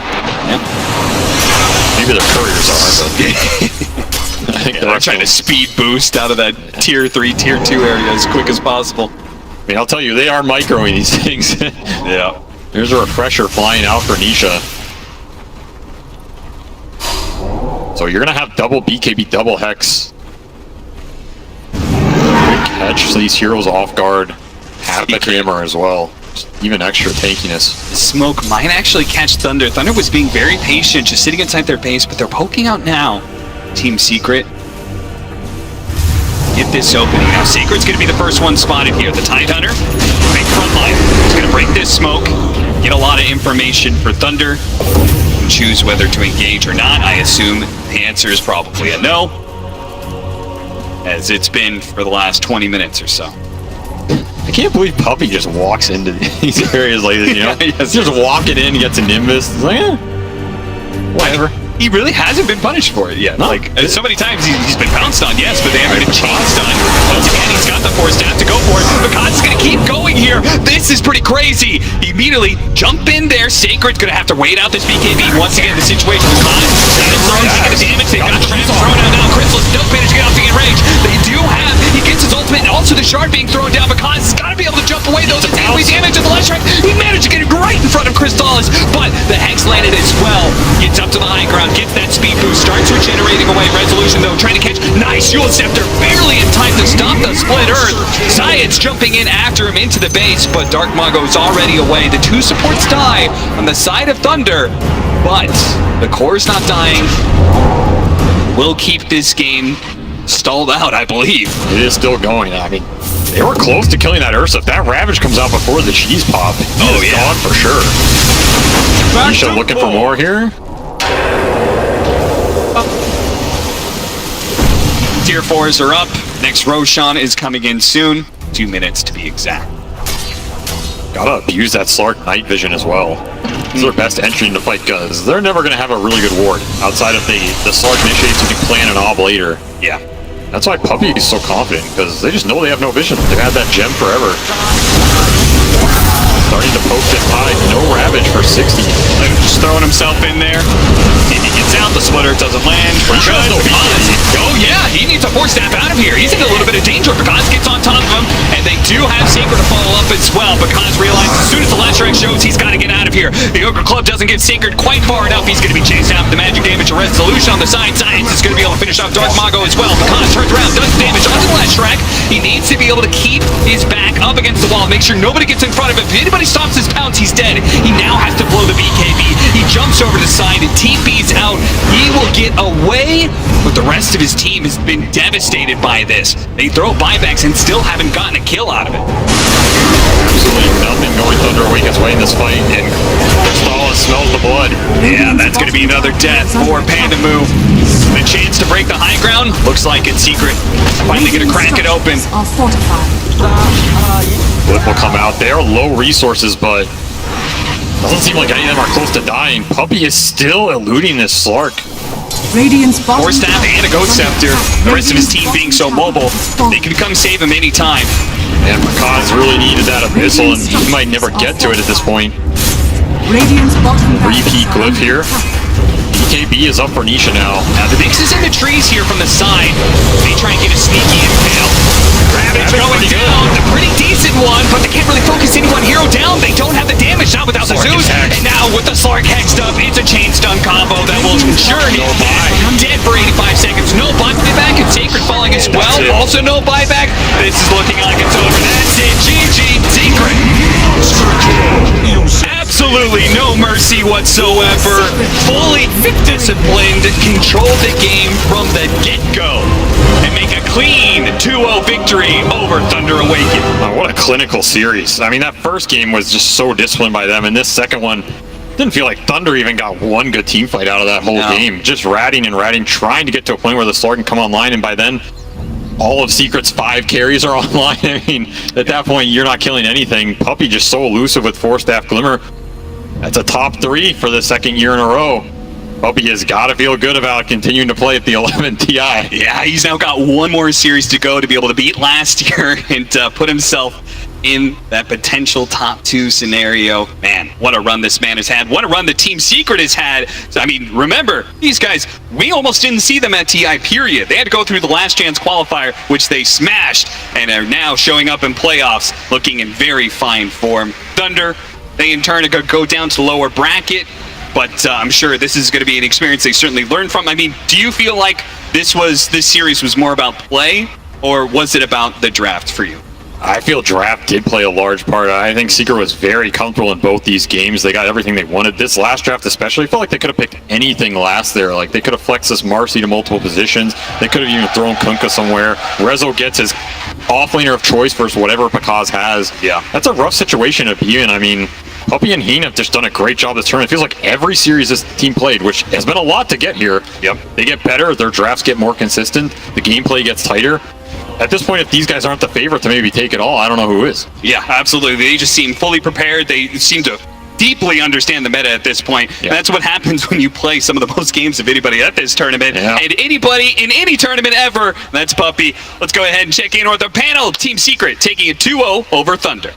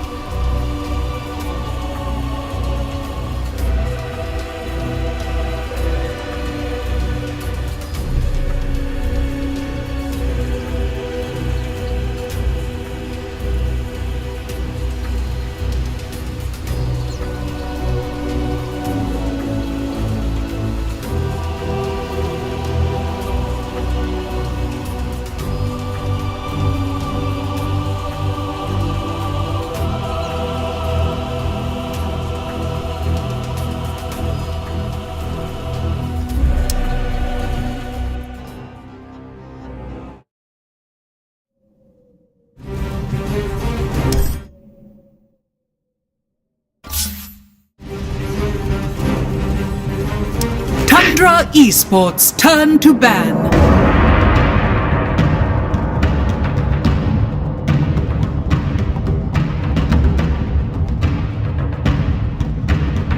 Team Aster's turn to ban. Tundra Esports turn to ban.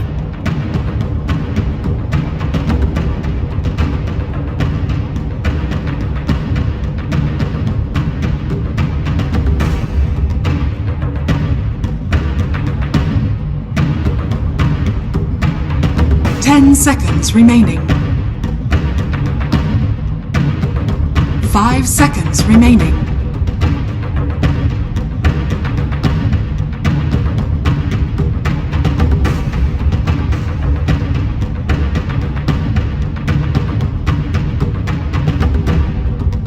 Team Aster's turn to ban.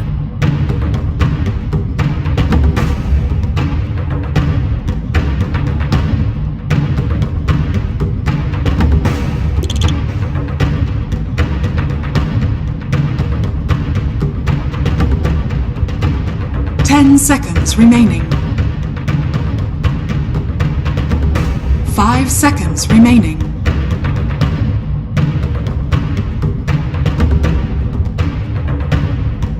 Tundra Esports turn to ban. 有没有神之一攻？ Tundra Esports turn to pick. Team Aster's turn to pick.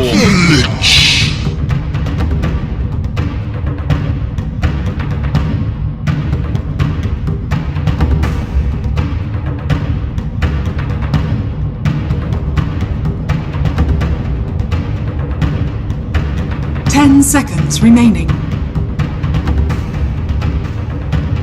5 seconds remaining.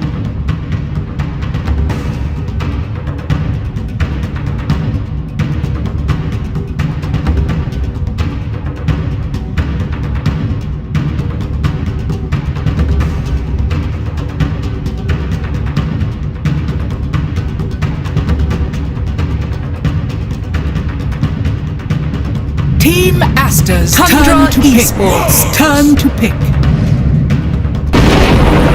Razor.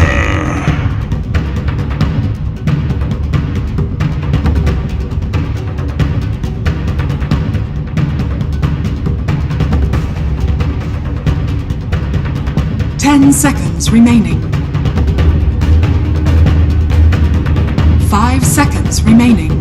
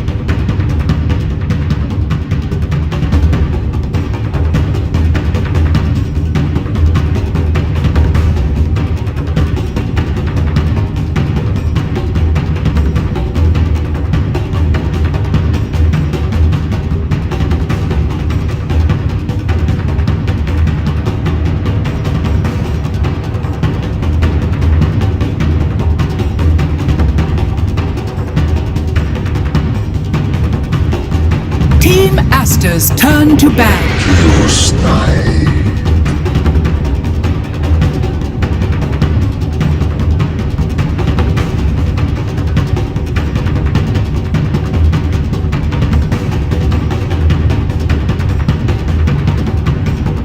10 seconds remaining. 5 seconds remaining.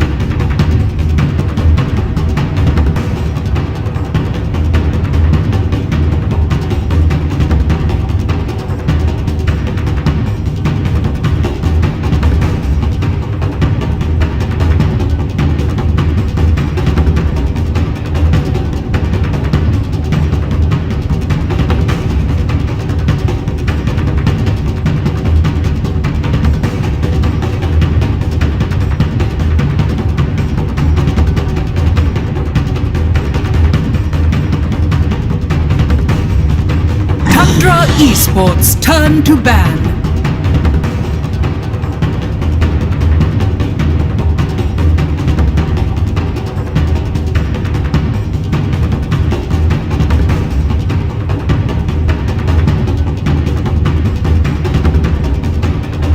Seconds remaining. 5 seconds remaining. Team Aster's turn to ban.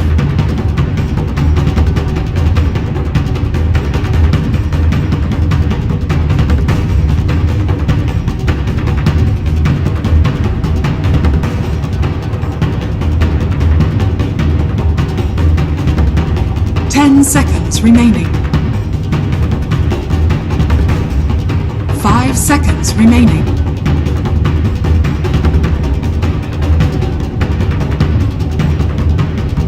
Tundra Esports turn to ban.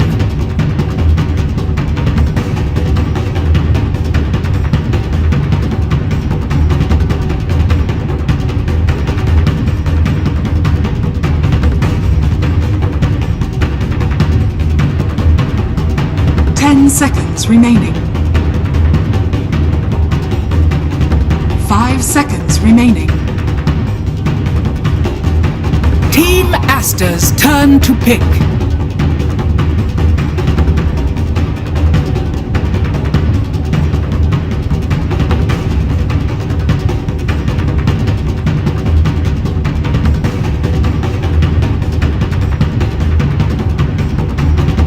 Seconds remaining. 5 seconds remaining.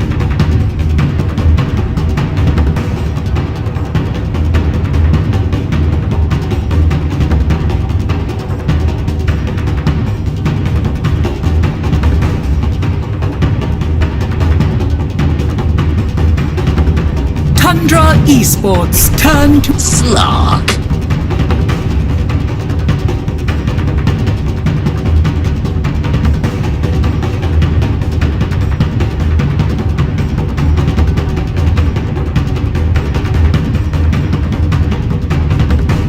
10 seconds remaining.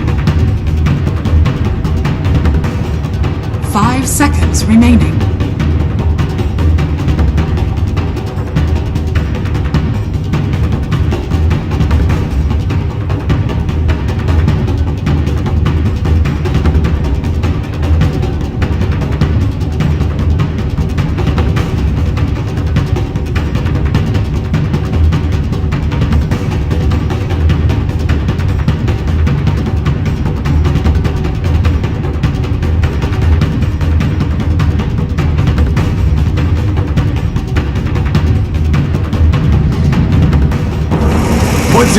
You may now select your heroes.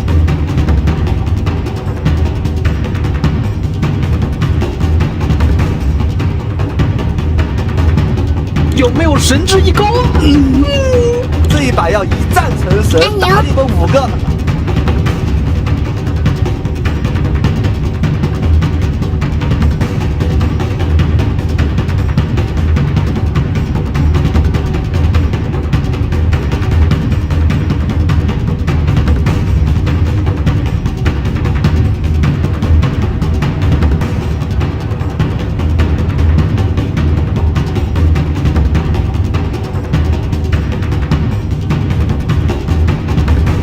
10 seconds remaining. 5 seconds remaining.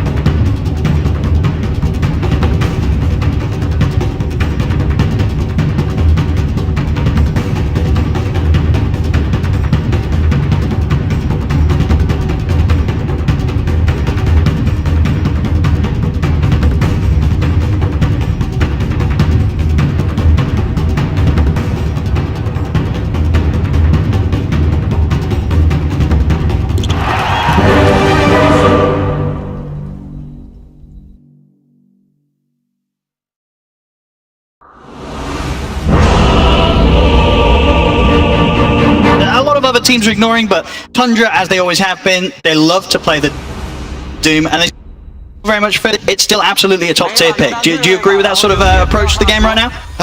Not sure how much I agree with it, but it's definitely a 3-3 special. This guy loves this hero. Like, he's been playing it for as long as I know. Like, even back when I started, this guy was spamming this hero already. He plays it literally to perfection, and I feel like it suits them like very well. They're gonna help him later. He's gonna up the tempo. When they help him, he's gonna get top net worth as he usually does, and then they kind of just go from there. Yeah, they tend to be they just put so much pressure with the hero. I feel like they're one of the few teams that actually makes the Scorched Earth always look super threatening, like in laning phase and stuff like that. 1, 2, 3. Have a bit of a battle here. Skeeter, he stepped up to the high ground, but Boga's going to be the first to fall low as Tundra will find that first blood. I'll lose Skeeter in return. Fine not to come to an end yet. Tundra, they want to try and push on for more. Shield crash pretty much onto the entirety of Astra as 9 looks to continue the chase. Astra, they'll get their way back up to the high ground. So just a 1-for-1 there. Cool, and you already see that Aster, off of this, they have preparation. They already know what they're doing versus the Doom. You see this ward that they place here, blocking out the camp, making sure that you can also watch when they're going to start creep cutting too, because that's what Tundra does, but more so blocking the camp so you can limit, perhaps, for what that Doom is going to be able to find at some point when it's Devour. Yeah, it's definitely one of the more normal plays that you want to do against the Doom. You don't want him to get this mana burn creep. And also already, 3-3 will be there later, but he's already there now, top of the net worth. He did get the first blood, so good start for him. And we're seeing sort of this start where they're all very much grouped up around the mid. Does this lead to the potential for anything a bit different in terms of lanes? Is anybody trying to dodge one another with the setup? Bit of a whiff spear there, but even if it did connect, Skeeter able to get up to the high ground in time. I mean, it looks like they're gonna put this Razor mid as Ori is playing it. He should be okay in this matchup. I would definitely say it's a slightly Razor favorite in here. But 9 on his Pango, he's gonna get what he will. He can always get away from the link. He's gonna get his CS, but most importantly, I think, are later the runes and the rotations onto this Razor. He's very susceptible in this mid lane. Yeah, and I do that's really good block there. 9 actually getting a bit of an advantage at the start here, so we'll be able to help a little. We did see the mid ward get taken out from Siamese Cat. They did get that D ward. And having a look at these side lanes already up top. Trying to make a bit of a go for 33 there.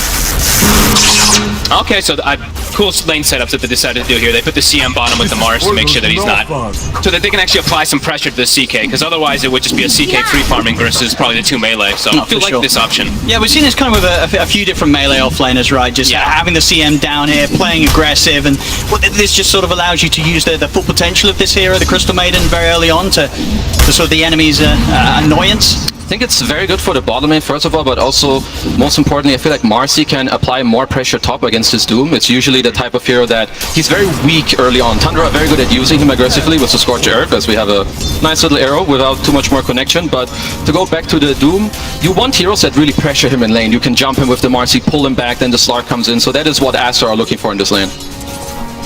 And in terms of the Slark, being Aster's final pick, how good of a Slark game is this for Monet? I mean, what's sort of top of the list in terms of things that he's got to be concerned about? Are there going to be timings of this game that it won't be too easy for Monet to find space or to make aggressive moves? I think it's a pretty good Slark game. Of course, the Pango towards the end is definitely good against you. He can always chain stun you. Maybe with the axe, there's a lot of damage. What he has to watch out for is kind of to not get doomed. It's going to be his biggest downfall in this game. It's 3-3. But Monet, he's low. He has to be careful. Yeah, sort of throughout that entire move. Saxon, though, making hits with the tower, put the fairy fire, and he will just make it away there. Some early aggression here from Tundra underneath that tower, and just the spam and the harass keeping Monet incredibly low here. That chain lightning, almost getting him there. Having to use the half salve there. Barely gonna actually get much out of it there. They have no tangles. Feels a little bad for them here in this top lane. There's definitely a lot of space here for Tundra in the next coming waves. And look how many, they have Mangos, right? 33. We've seen this actually a lot from Tundra throughout this whole tournament. They are just Mango advocates. Even sometimes when you see heroes that probably don't use that many, like Doom, this is a game where he's getting it. It works perfectly because he does have that chain lightning that's coming out on Monet. Yeah, that's the AUI 2000 big brain, coach input. He's definitely helping them with the Mangos. I know he's always been, very high up on that. Even if you play weaker lanes, if you have more consumables in specific moments of the lane, it can really make such a huge difference. No, absolutely. Yeah, I mean, see that. Yeah, only 4 CS right now for Monet. He's not having a fun time against this aggressive duo of Tundra that's been put against him, Tom. Yeah. Bottom snag. He does get the shield on bombing himself first. He's able to turn, get a blast off onto XXS. I think that shield actually saves him. I think he actually does go down otherwise from the rebuke and hit. Seeing so far in the mid lane, pretty much dead even. 13 for 2 against the 13 for 1 between Ori and 9. No struggles to be had there. Dire's Bottom, top XXS still very much prepared with plenty of regen. Pretty much a full one, very far in the south, so he's fit to sort of take a bit of harassment from Snaking and Skeeter in this setup. But so CS is fantastic, you know, free farm for the Mars on this bottom lane. But Skeeter should also, this is why they go for this CK pick. Every time I haven't seen this a lot from Tundra, when they see like oppressive offlaners, just these pressure heroes, sometimes they just like a lot of spam, CM of course with any type of spammer. They pick this type of CK because he's just a self-sustainer. He doesn't need to buy too much regen, he just sits in lane and attacks. Yeah, he also works incredibly well with Lich. It's kind of what Lich wants to have in the lane, someone aggressive, but at the same time he has all this inbuilt regen up top lane. I mean, poor old Mone's just not having an easy time at all here. Sanctuary ready through the chase down, and there's the chain lightning to finish him off. Monet taken down. The same time down bottom, they'll attempt to get aggressive onto Skeeter, but the shield's up from Snaking. Skeeter trying to step back. Mango's being popped by Siamese Cat. He's got another frostbite and a blast. That last right click though, not enough to take him down. Skeeter, he'll be able to walk away. Very much an incredibly different story here for the beginnings of both carries. You know, Monet is not having a fun time at all up top. Skeeter's gonna start having a pretty rough time too. No regen bottom. If he steps up, he just gets nuked and dies. See here, Evoker, they're going to try and trade back towards 33, but Money's getting right-click down pretty low by Saxa. Same to be said for Evoker, they're both incredibly low. The arrow's going to come out. Money, he's not going to be able to finish your Saxa. Saxa kites him out with the lead. At 33, getting another kill. Saxa will fall. But this top lane continues to be an absolute nightmare here for the Slug. This chain lightning is just devastating. I mean, you can see there the scorched earth damage, as I was mentioning earlier. Somehow, it always ends up building up. They make this ability just look so damn powerful in the laning phase. Tundra are just so good at these early itemizations. He starts with the Wraith Band in the lane to give himself all the armor against the physical lane, then the Magic Wand, then you have the Mangoes. He gets probably the best creep he can ask for in this lane. Sark, low HP hero, he hates his Chain Lightning. Of course, he has Sax in his lane who's going to help him as well, and this lane is mid lane. Bit of a setup there, they're able to get the connection with the arrow, jump forward for 9, and that's going to be already taken down. So Saxa really feeling this early game pressure from the plays up top to now making these moves towards the mid lane.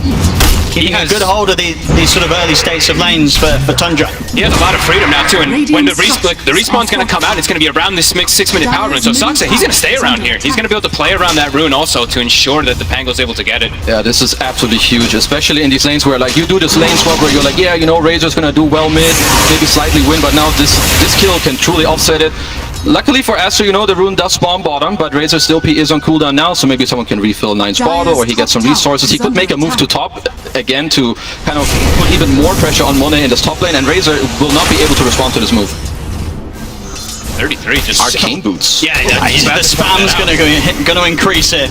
This man's not running out of mana anytime soon. It is going to be really nice with the Mirana, because Saxa's having such a good game. He's level 5 already. So the Starstorm combo plus Arcane Boost plus the nuke, they're going to push Monet out of lane again immediately. See bottom. Definitely one of the better parts of the map for Aster so far. XXS top net worth. Tries to turn towards Skeeter, but again, Snaking able to provide enough protection to make sure that Skeeter can't quite get burst here by the combos between XXS and Siamese Cat. Trying to attempt it with a frostbite. A bit of a pull from Snaking. Make sure that XXS isn't able to close in and follow up with any further spells. So Skeeter's back under the safety tower. Snaking. Ooh, actually gets the Fairy Fire up in time. So close. Now allow him to survive as well.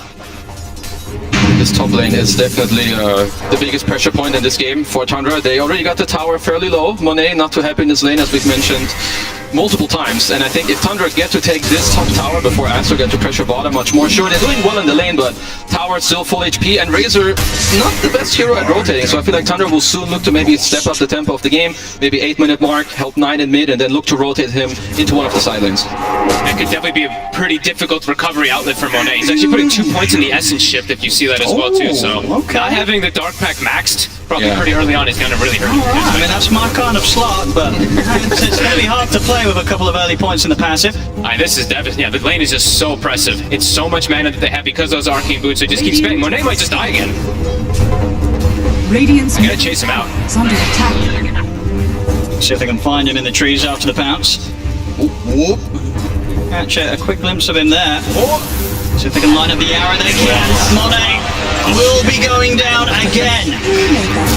And you can see there on the net worth, I mean, And the Doom's up again. it is up, it's ready to go. He hits the 633 and he's ready to drop that Doom down. And he's got a Mango, so now he's got mana for Scorched Earth. Ori with the TP. And in fact, they'll respect the TPs. As Tundra, they'll bail out there completely, so they won't get a kill off the back of the Doom, but they do force that reaction from Ori, who heads towards top. You can't blame 33 for that. You know, sometimes you're really feeling that kind of momentum that's coming from those kills. Does end up being a wasted Doom, but does end up forcing a rotation from Ori. Now Monet, as we said, you know, has to get out of that top lane. He's got to recover somehow. I mean, you're seeing on the net worth pretty much the same amount on him as Sax has been able to pick up from these early game moves. Yeah. Yeah, I think putting the Sarky in the mid lane is usually a pretty nice rotation if you have a hard time as a carry and you can't really jungle yet. Going into mid is nice, it's easy for you to get XP and gold. Mid laners usually at this point just want to push out the wave and, you know, run away, maybe go gank another lane. But at the same time, Tundra really like their play. They pop the Doom, force TBs and they get out. So if we can find Baboka here in the trees now. The Rolling Thunder, but actually, a nice bit of a spot that Baboka steps into. And 9, he's not going to quite get the correct read on that. Very good little hiding spot for Baboka, and a spot that, he's going to step right into that now though, so he will die. Will still go down. Give a little respect, Tip, though. Good spot. Anybody who goes top, that's just a devastating lane, really. And yeah, like you mentioned, the mid lane, Monet's there, but 33 comes to him, keeps putting him down. Still not level 6 on Monet.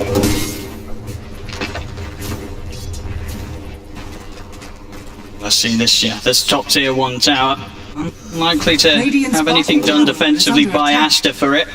And Saksa with his early rotations also. Now he's level 7. Yeah. 10 minutes, and he's already got this like aggressive ward that he placed earlier, so he can make these rotations. And look to pretty much kill most of the cores. That burst damage is nothing to laugh at. See Asta showing the aggressive move here towards 9 and Saxa. He got a mid-shield crash. See if that's going to be enough to take him down. I think it should be 9. He's caught on the high ground. Asta able to kill off the Pango. Oh, the worst feeling for Pango when that happens. Well, nice Gita. Here to go with the ult. Turns quickly. Destroys Siamese Cat. Yeah, the Pango would have lived for sure. He would have lived until he had enough Swashbuckle, got out, but Baboka with a perfectly timed dispose to cancel that. In the meantime, bottom lane, Mr. CM also. And right now, the state of the game is definitely not good for Aster. I mean, you can see it in the network already, but it's mainly about the state of the map right now. They did lose their top tower. Now the map is more open for Tundra. And Aster don't really have the lineup that is like gonna push back, smoke into you and kill you, or have an easy time opening up the spot tower. So I'm really kind of interested to see how they want to play these next 2 minutes. Is it just gonna be keeping your cores, you know, as far spread as possible to get all the lanes pushed out, or are you gonna smoke 3 people from mid, perhaps to the Mars bottom and open up there? Because I think Tundra, they will counterplay you for sure. I think they want to at least try to get some attention off the top lane. So I think moving to Mars, moving XXS, he's the strongest one on the map, it feels like right now with Ori, so it does feel like it could be the good move. Yeah, they're trying for it. Does look like Tundra might have the read. Skeeter, very defensive. Let's see what they can set up here. Baboka, also feeling rather strong, level 7. And get the setup. Quick rebound over towards Snake King. Nice quick kill. Tries for the spear, won't quite connect. Should be able to go for the finish on the tower here. See if the Tundra does look to respond. They do have, I think, most TPs at the ready. Never mind. Pangos isn't ready, so yeah, bot's yeah, they're gonna chill. They're gonna be happy to oblige. Smoke move from Aster. Skeeter, it's like, alright, see you later. He's gonna TP out, keep farming. They're gonna keep pushing in the whole top lane. Perhaps try to pressure Monet a little bit, which is not too easy, but at this point, if you can just make the Slark farm maybe 1 wave all the time in his tier 2 and steal half his jungle, that's already okay. Like, look at Slark's net worth. He is suffering and he's gonna need help.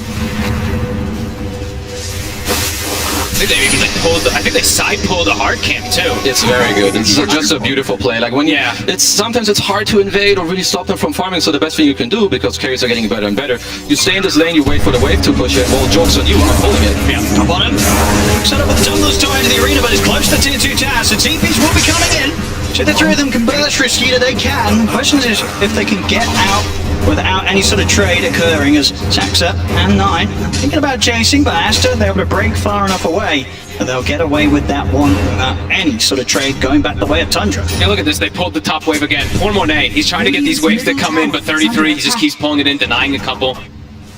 Yeah, I mean, teams are just getting a lot better at, you know, playing perhaps a little bit of a slower game, knowing that if you just take the tower and you just kind of leave the area, Slark will just free farm. But you can see in his network that's not really happening. Aster, though, in the meantime, very nice play on the bottom tier 2, punishing Skeeter a little bit for perhaps being slightly out of position. Dispose combo, they kill him and they force some TP, so this is definitely good for the game right now. Getting pretty close to BKB on Ori, too. That's going to be one of their first big timings for sure. Look for perhaps the BKB timing with Mars's Blink Dagger is about 1,000 gold away. So, you know, BKB might come out slightly before that, but when they have those two items, it's definitely goal time for Aster to up the tempo a little bit in this game. Yeah, he can kind of just run through, not have to worry so much about that Pango and Lich, the burst damage that can come out. Tundra though, looks like they're the ones making the first move. Let's see if they can maybe catch them before that timing. Oh, this would be huge time for them to grab the Razor if they can, but Aster, defensively postured. Good positioning here for Siamese Cat. Sort of give any information. Make sure the Tundra can't freely step up to the high ground, but Boca also ready to back up Ori if any fight comes in his direction. And by the way, even though that looks like a sentry ward, everybody, that is an observer ward. That blue one next to the, you know, the sneaky one that Tundra tends to do. That is an wait, no, it wasn't this time. Sorry about that. They got me. There was a couple times we've seen them doing that this tournament. I was actually checking. It's this one on the left side. Sorry, the one that's just right next to it. There we go. I mean, if it debates us, it probably debates the players too. It really does. Naming the sentry ward. Naming the Absorb sentry ward. Boca, we should have got the damage with the ult for the CM. The controller to dispose. They certainly do. Good quick move there from Aster as 9 caught by surprise. But Boca's definitely got the Nikes on. He's in the right places at the right time, doing some good jukes, getting the right kills on the map. He's stabilizing the map right now. Like, if Aster keeps getting to do this until they get this BKB blink and, you know, let Monet kind of recover towards his, for now he's looking at a diffuser blade, that's definitely good for them. I like how they were just like sticking around the Razor too. Like, Ori's getting kind of close, like 700, 800 gold away from BKB, just sticking right next to him to ensure that he can try to finish it. Very much closing that bit of a lead that did get towards the beginning. To 7 day, 15 minutes in. That's the 1,000 gold difference between the teams. Still a long road to recovery for Monet. They're definitely slowing down the pace to allow him to have that chance. He's able to farm this bottom half of the map with the tower already gone. A pretty safe area it feels for the Slav to be in. Yeah, and it's pretty nice because they did get those kills on Skeeter, right? They slowed him down, so Monet, he's actually able to now catch up because that Dark Pact. So he's actually just pretty much tied his there. So all things looking good. Yeah, they're pretty much even networks. Like, Aster made a very nice recovery in this game. Like, if you consider that this was somewhat of a slow game where the Doom lineup is kind of bleeding in network, you're doing a good job definitely moving around the map. And now they played the heroes in the right areas. Now Ori is going to have this BKB up, so I'm really looking forward to Aster just kind of looking for the lanes in a good position and then smoke it up. He's the strongest hero on the map right now on that Razor. Yeah. When he runs into the fight. Only thing he has to have to watch out for is that Doom, of course, if it catches him pre-BKB. But it's not a Blink Dagger on the Doom, it is a BKB rush that's going to be coming out, so it shouldn't catch them off surprise. That Doom, I say. 33 himself very close to his own BKB. Diffusal picked up by 9. Saxa trying to get that. No, that's done. Looks like both teams hitting a bit of a timing, but Aster, I would say, one that they probably want to play around a little bit harder. The Haste Rune, the BKB, the Blink Dagger. They're waiting for an opportunity, already pushing out this mid lane. The next 1-2 fights might be very scary for Tundra. Yeah, you do have the team fight with the Pango and 3-3's Doom. He's closing in on his BKB. He definitely wants that before this next fight breaks out. But if Aster hit their initiation, I'm not sure Tundra have a very good response unless, you know, Snake King gets off a very good shield into Chain Frost. So if the Exodus jump is good at the bottom. Just a bit of a leap over the spear, but Saxa, he'll still take the brunt of the attack here from Aster. They'll find him off the back of that movement. We'll see if they can sweep around for more. They do pop the ult here from Ori. He still has the Eye of Storm active. Actually, Ori in the mid. Okay, he gets the straight up catch onto Snake King. So a quick connection from Aster towards the mid. This should allow them to have a good shot at taking this tier 1 tower, or at least forcing some sort of reaction from Aster. Hey, but Boca's level 11, by the way. Just gonna be pointing that out as well. Level 10 on the Mars, but level 11 on the Marcy. So he's gonna be going for this transition. Oh, that's all they. Quick jump, they found 33. Big grab. They're in with the setup, and Ori he'll be able to follow with the damage. BKB pops as he's able to continue to stay on top of 33, take him down. 9 with the Rolling Thunder. He's not going to be able to stick around to look to take anyone out in return. He's going to opt for the TP out. Good attempt to maybe find him at the end of the Rolling Thunder with the spear, but the Rolling Thunder lasts too long, and 9 will manage to escape. I was definitely seeing Aster making some smart moves now, and And Tundra very much getting caught off guard each time. Space and space and space. Monet, he's loving life. He's doing he's just enjoying it. He has a diffusal blade now. His team is doing all the right things, all the right moves still. Tundra do have this 1k net worth lead slightly, but the game is, I would say, slipping a little bit out of their hands. They do have this BKB now on 3-3, so we can look, for them to play a little bit more aggressive. I don't know if 9 is calling, yo guys, I want my blink, I'm close to it too, because initiating for them is still a little bit, it's not the easiest. Yeah, you have Moonlight Shadow, perhaps you want to look to abuse that, but an instant jump, you don't really have it yet. And definitely a lot more awkward for them to approach inside of that fight. Skeeter also, now he does have Echo Saber. This could maybe also be that timing. It is going to be coinciding soon with that Blink Dagger of 9. So maybe that's when they look to make their first move too. Disaster, it's been them for the last few moments. Boca, he's going to have the old backup, and as you said, with the very good levels that he's been getting, he's pretty much level 12. That's big timing also once you get that. Super close. Can still just get first though. That's the one thing. He is playing versus a CK, so versus in some of these carry versus Marcy matchups, the Marcy can actually do decent versus some of those. CK can actually just blow him up if he's not careful. Trying over the aggressive jump in the Boca. Immediate reaction from Tundra. They'll throw down the chain thrust, but Boca will die for that one. A little over-aggressive. Yeah, definitely nice PK by Tundra. They also must know they have a drums plus Rave Pack completed. This team is definitely very good at, combining your small little timings, so they do get this pick up and straight into row. Do they get away with this though? I feel like Asta, they've got a decent chance of taking this fight. I don't know if Tundra can get away with this one. They don't kill it too fast.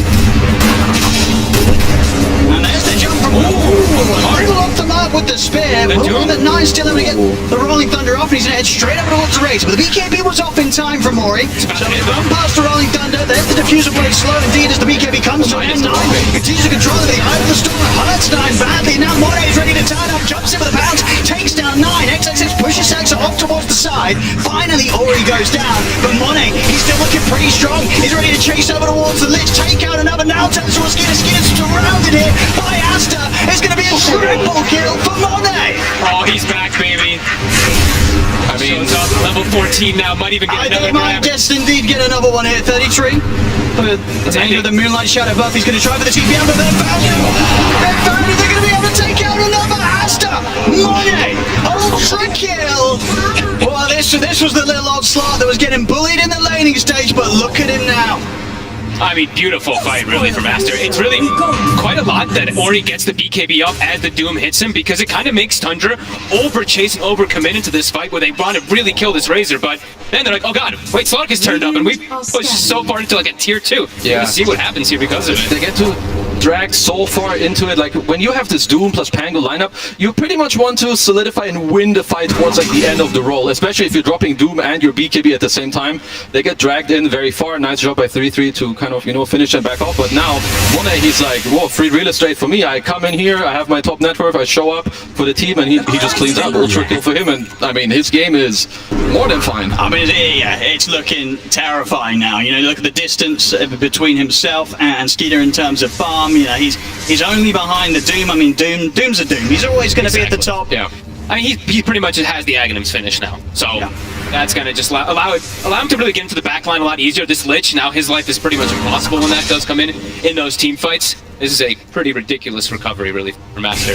And once you start getting ahead also now, you have the Slark. So any vision that Tundra is now placed aggressively immediately gets taken away. I mean, so if you're Tundra, how do you stop Monet from balling out of control in the next team fight? Whose job is it really to kind of prioritize this slug, make sure that Monet doesn't get all this space to just go from target to target? Gotta doom him. It really feels like I think it's important for Tundra that this next fight, now that they do have 2 Blink Daggers, 3-3 picked up his, that you make sure you combine the roll with the Doom so that there's no weird Slark ult coming out or BKB pop from the Razor, because when they initiate with their spells, the fight, it has to pop. That guy needs to die within 2-3 seconds, then you can keep the fight going with the roll, and right now, both teams, they need to be looking at Roshan. So the next fights right now, it's all about whoever will, get to claim the ages. Yeah, like you mentioned before, Tundra has this lineup that really wants to explode in those 10 to 20 seconds of those fights. But Aster, if the fight continues and it goes long, that's Slark. He's gonna just start taking advantage of that completely. Yeah, Aster want to play prolonged fights, whereas Tundra, they need this really snappy and explosive. You pop the Phantasm, roll Doom, you get 1-2 kills, and then you either disengage or you go for Roche. Whereas Aster, they want to chill a bit,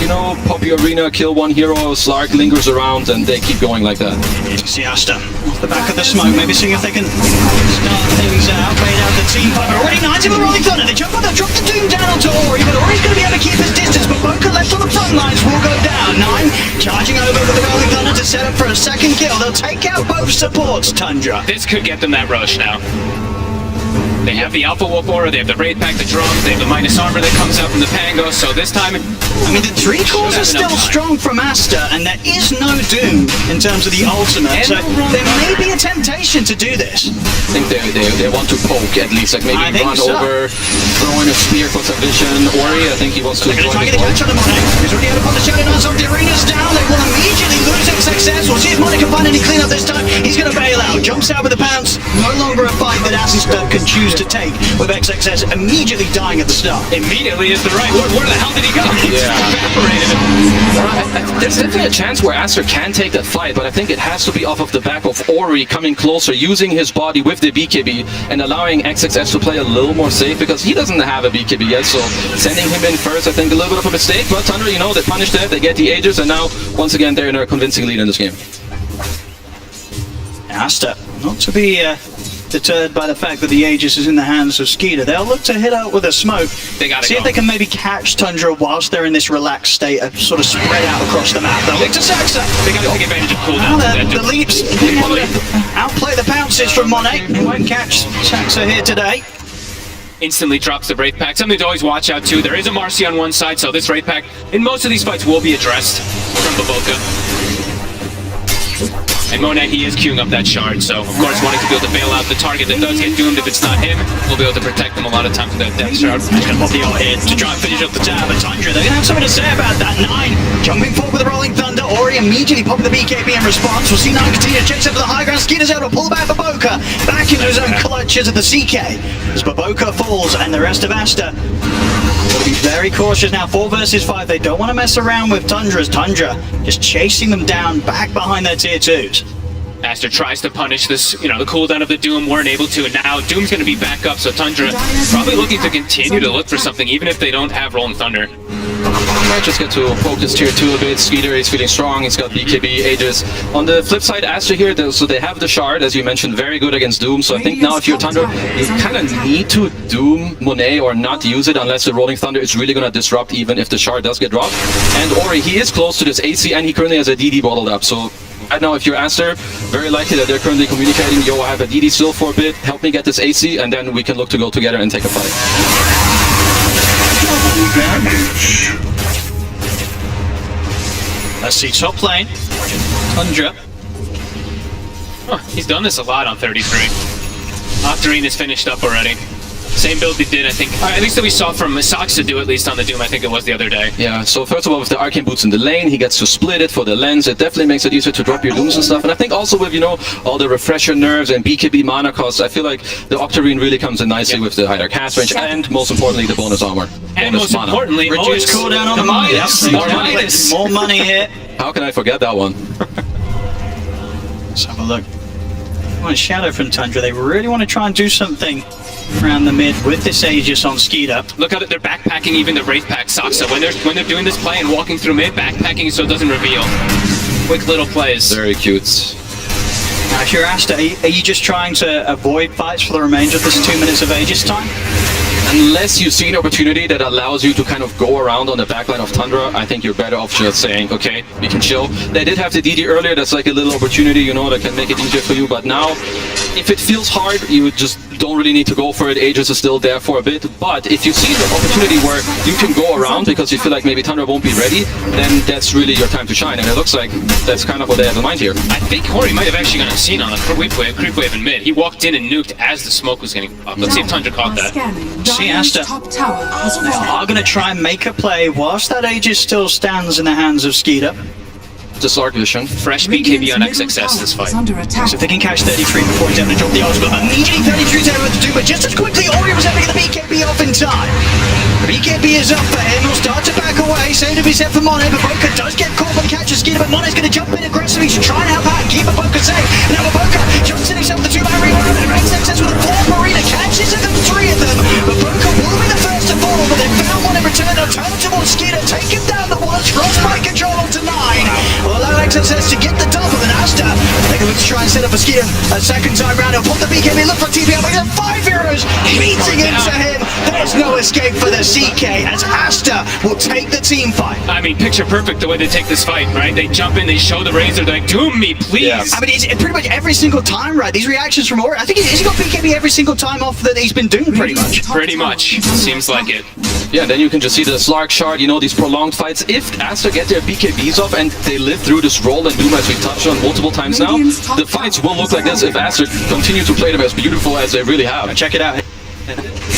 He runs in, Doom, yeah, he pops the BKB on it. Here comes Monet, roll kind of not doing much. Yeah, sure, you do get onto this backline, and Baboka does end up dropping, but he fights back, it's close to their tier 2. Back in action, Monet. Let's see if we can find more. It's really good synergy the way they did the fight too. They all ran the same direction. Yeah. Sometimes you do see when it's like, oh god, these type of panic plays gonna happen. That one person run one way, one person runs another. They all ran left together, which I mean was perfect really for them for that fight.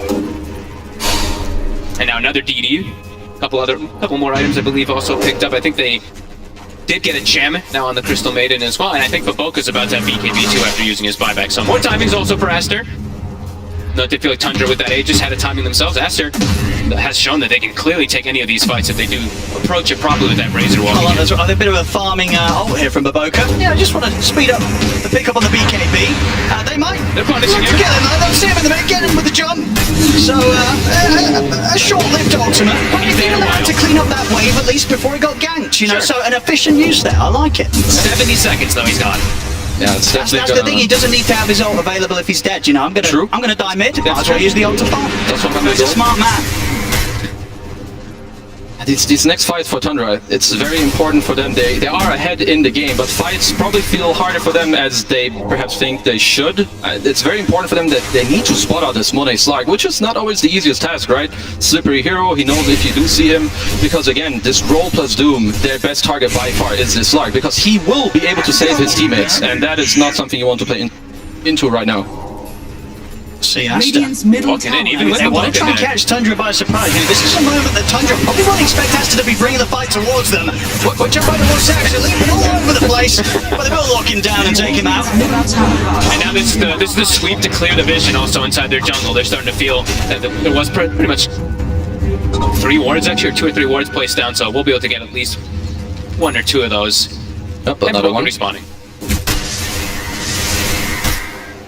So even though that gold advantage has been there for Tundra, it feels like Aster has been able to take every single one of the fights if they do just continue to do these approaches.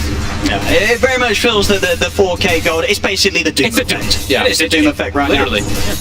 So in terms of sort of the actual tangible value of sort of items that are available for both teams, it very much feels that we're pretty much on an even playing level right now. Second Roche is going to be very important for both these teams. Teams at this level, they will both know that the earliest respawn will start within, you know, your next 50 seconds. Both teams, they're going to definitely play around that because Aegis, Shard in this game, it is a very close game. Yeah, the net worth does say Tundra is ahead. But as we said, they need to hit their conditions a little more in the fights to actually beat Aster. Yeah. Let's see if now with the 3rd Blink Dagger, they're able to get that initiation a little cleaner. Skitter also has one. They also have a Basher on 9, so an extra form of maybe stun and control to keep them into Doom so they can't reset as we've seen multiple times from Aster. Dire's bottom tower is under attack. I'm very careful around this bottom push here, Tundra. Just seeing if they were able to catch out anybody from Asta heading over to try and clear out the creep wave, but won't be the case. This tier 1 will be left alone defensively by Asta. Asta sticking together. Aster will also always know that Phantasm on cooldown is being used to farm constantly. He showed them in mid, XXX actually cleaned them up, so that is a little bit of an element that they always will know that Thunder doesn't have. Aster just don't really care about the spot tower. You don't want to get baited away. You just took back your jungle when the second Roche is about to respawn. Instead, good job by them. They invade the enemy triangle. One thing I want to say about the Skeeter Blink Dagger, I think another way that I haven't touched on yet is that if you jump multiple targets at the same time, obviously Slark can't really save all of them, right? For sure. So maybe you can jump the Razor with the roll, but you jump Mars or whatever with the CK, and you, even though he saves one, he cannot save the other. So that could be another condition that Tundra are currently playing for. I almost want to see like one of the cores maybe carrying a dust then, because if the fight's going to get so split up, you can't always depend on these supports to be able to cover versus the Glimmer Cape that's on the CM. Maybe one of them will have to sacrifice an item slot. I see that at 33. He's had the dust in his backpack, but he keeps swapping that between the Wraith Band. But always have to be careful if you do go for split up fights and don't have any detection. Coming up to that Short time for Roshan, just about a minute until it'll be back in play. It's level 18, XXS, about to have level 3 ult. Buybacks and this dire outpost are going to be crucial in this next Roshan fight. Both teams, you need to like trade your BKBs for the Doom spells. If you do end up dying to Doom, you can buy back and take the second Aegis, and then that will really help you, play against each other. So both teams should be talking about this right now. Perhaps if Tundra want to take a fight, you need to smoke, take the outpost first, and then fight so that Aster can just buy back and come back into it. Aster knows how important this next few moments are, really just positioned on this area around the Roche, protecting that ward. Radiant are scanning. Also, SNY, another item finished up. Ori, so versus that Doom, that status resist. We'll have to watch out for that. I think Mono was going for one as well. Oh, did he actually queue one up? Okay. Oh, he's changed his mind. Yeah, he was thinking between the SNY and the Lincolns, I guess, yeah. We did see 33 did have the Axe queued up before. He has shifted. We don't know what he's going to go just yet, but it's probably going to end up being that at some point if we do see those Lincolns start getting queued up. Yeah, and especially if I think Monet started showing like an ultimate orb of perseverance, you can bet that 33 is going to kill that Axe. Aster, they are going to smoke. It looks like they're going to make the first aggressive move. What sort of a jump they're able to start the fight with? They showed themselves mid. They nuke out the wave while they were smoked. Just could be a good wrap around. Hello. Skeeter is prepared. Steps into this first, smoke dispelled, they know that they're up there. Jump down the board, XXS is going to be looking for the jumping here. Catch up to Saxa. Down with the spear, but he's still forced aside, having to get the Liko. Saxa, he's away. He's out of the fight, and Maboka, he's having to deal with 33. 32's actually going to look to bail out the BKB TP out. He'll actually kill Maboka on the way out there. Back in action, Monet finishes off the kill onto Snaking. He'll come back in with a buyback. They've locked down Ori though, he's in so much trouble as Skeeter.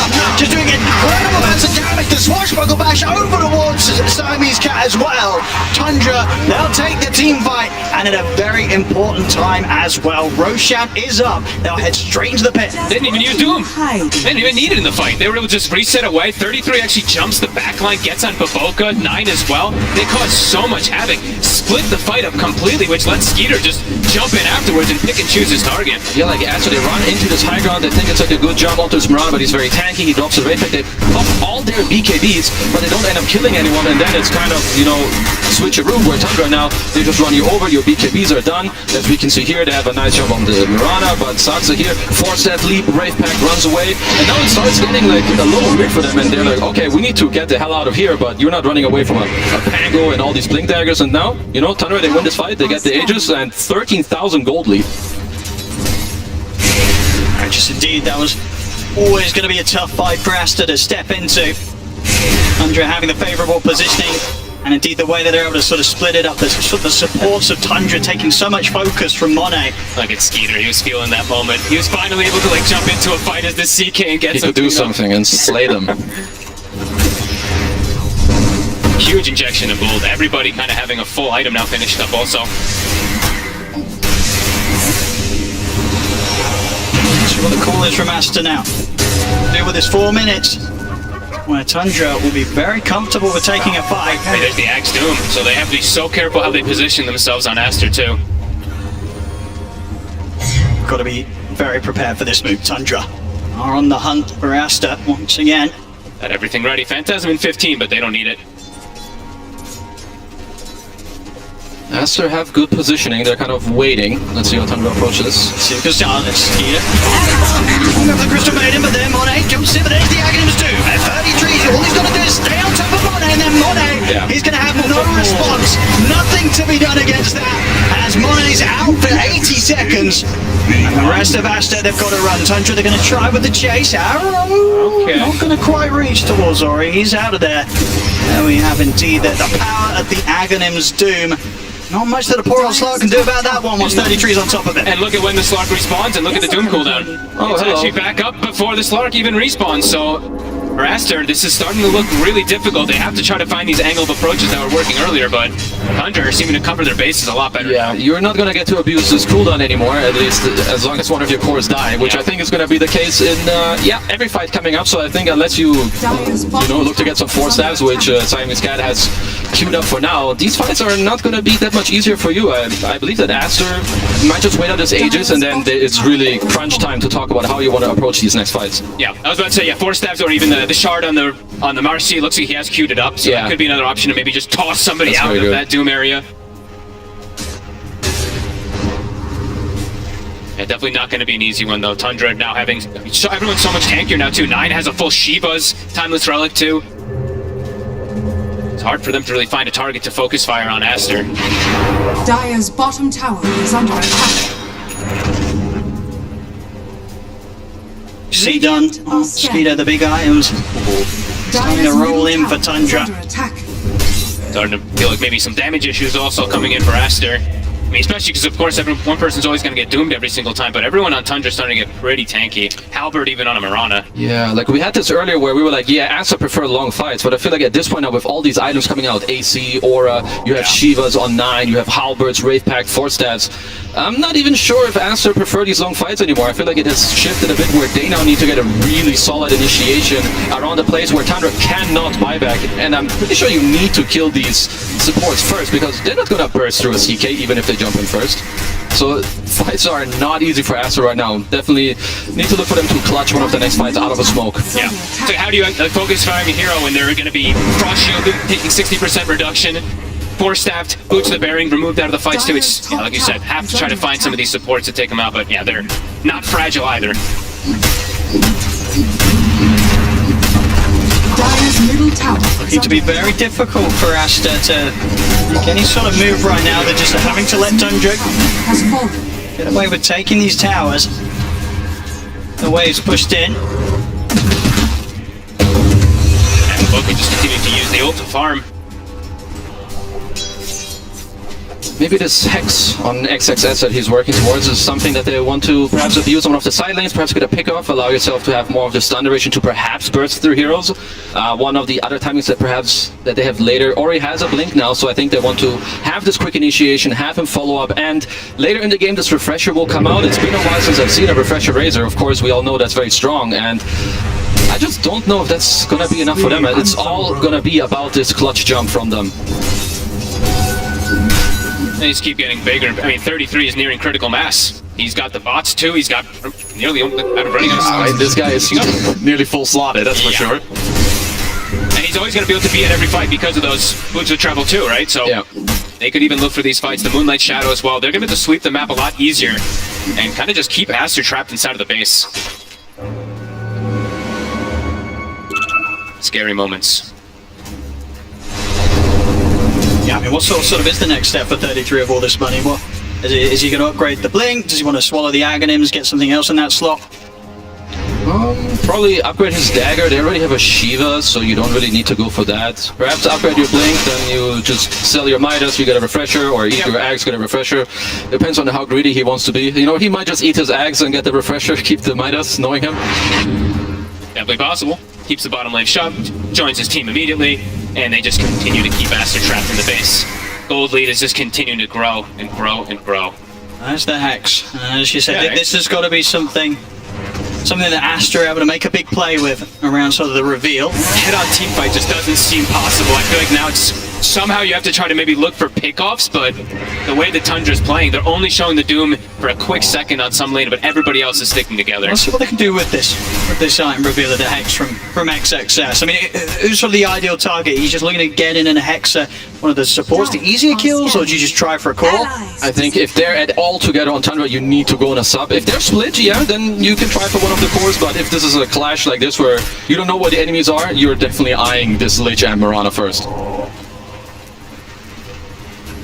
Both teams smoked up and opposite sides of the map. And Bit's getting hit, so they know that something's up. Yeah, look at all the lanes from Tundra. Double siege wave bottom.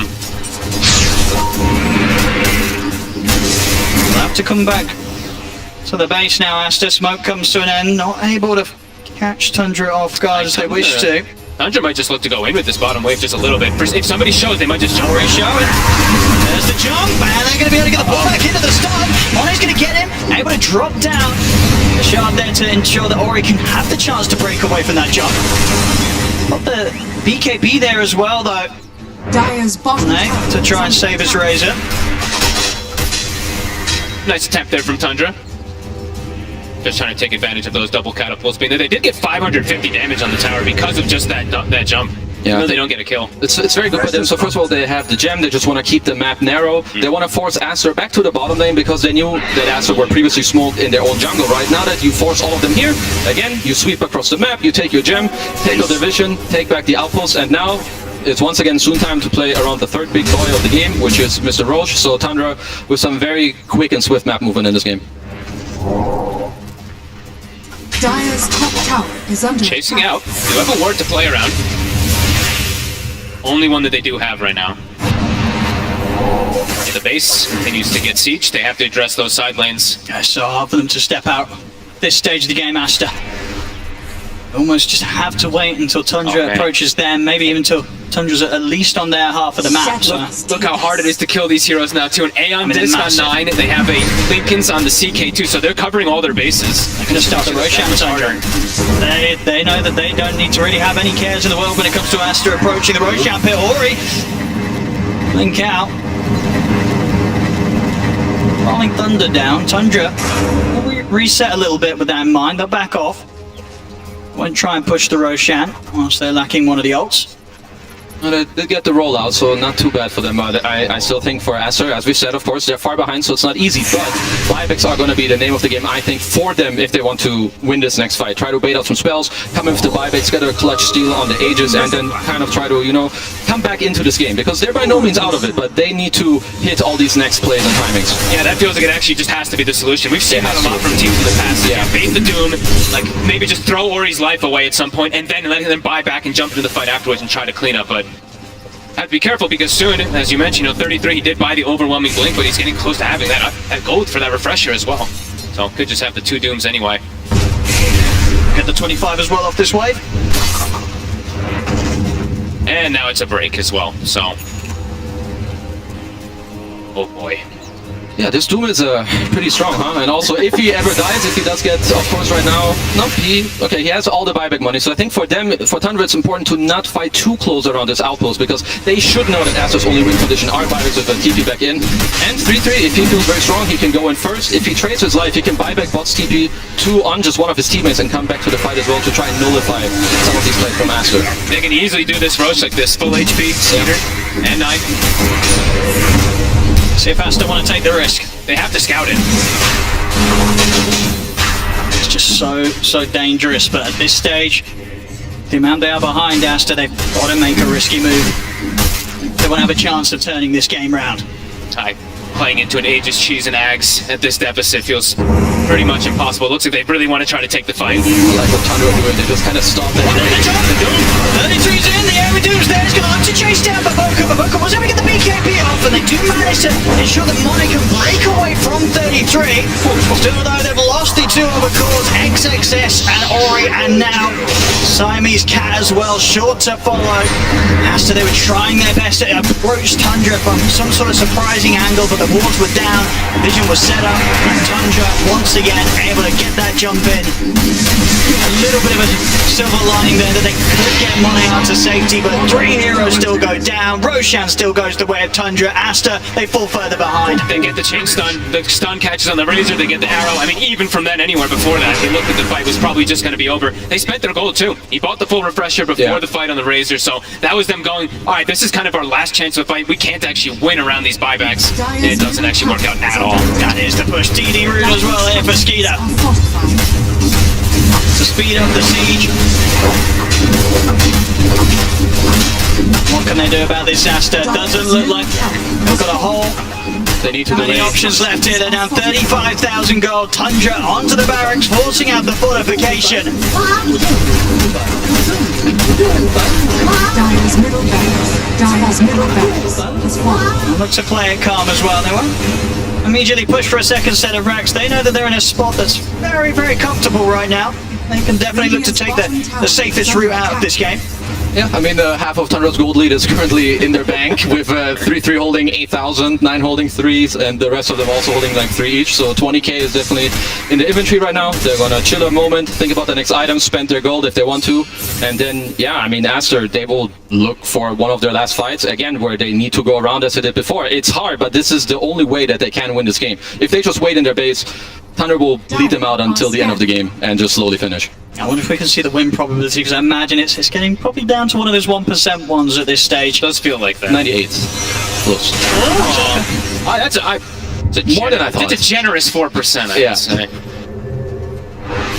Let's have a look, see if Asta can find that 4%. 33 pretty much has the gold for that refresher plus buyback in a second. And already started the siege.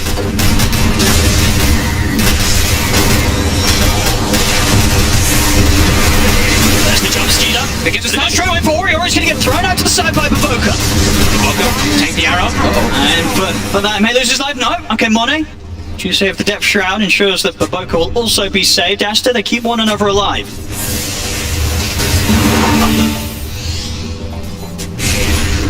So scary for Aster. It's like anybody who shows, and anybody could just die if they show their face if they get caught by those stuns. But Boca sitting way far back to be able to make sure that he can try to rebound, disengage his teammates. But they just still have to continue watching.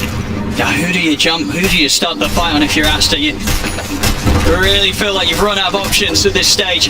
And there's that refresher finished up for 33. Gonna try with the jump. 33 will respond with the Axe AoE Doom in on top of XXS. That'll be the bars going down. Has got buyback available. 33 moves over now towards Monet, but Monet was able to put the BKB in. Time keeps his distance. Kipro thrown out. Skinner pops the Phantasm. Monet has to bounce back under the safety of his tier 4s as Ori will go down. No buyback available for him. The Axe Phantasm. Now just with the 4 members of Asta, is there anything they can do to slow this down? The tier 4's falling. He's able to catch Monet. Oh my goodness, he is actually able to jump out in time. But 33 students back up in on top of XXS. GG is called as Tundra will take this game 1.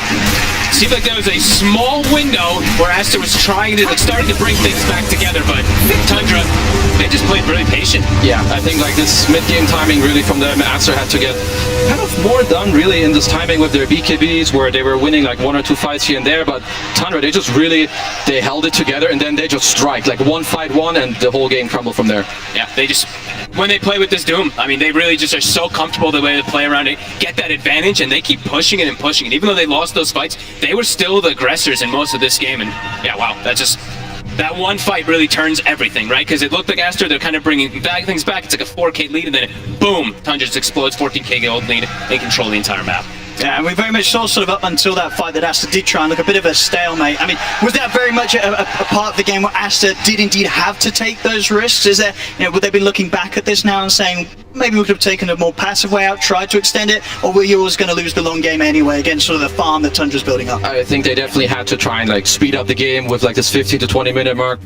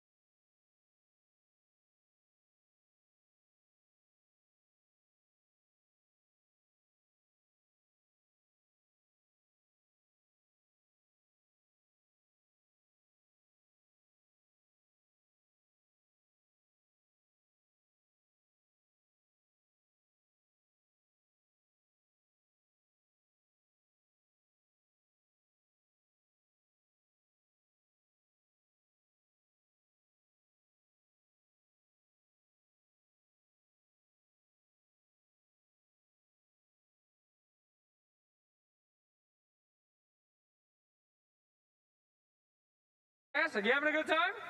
Yeah. Okay, great, fantastic. Wow, there's a very exciting crowd here. Two very.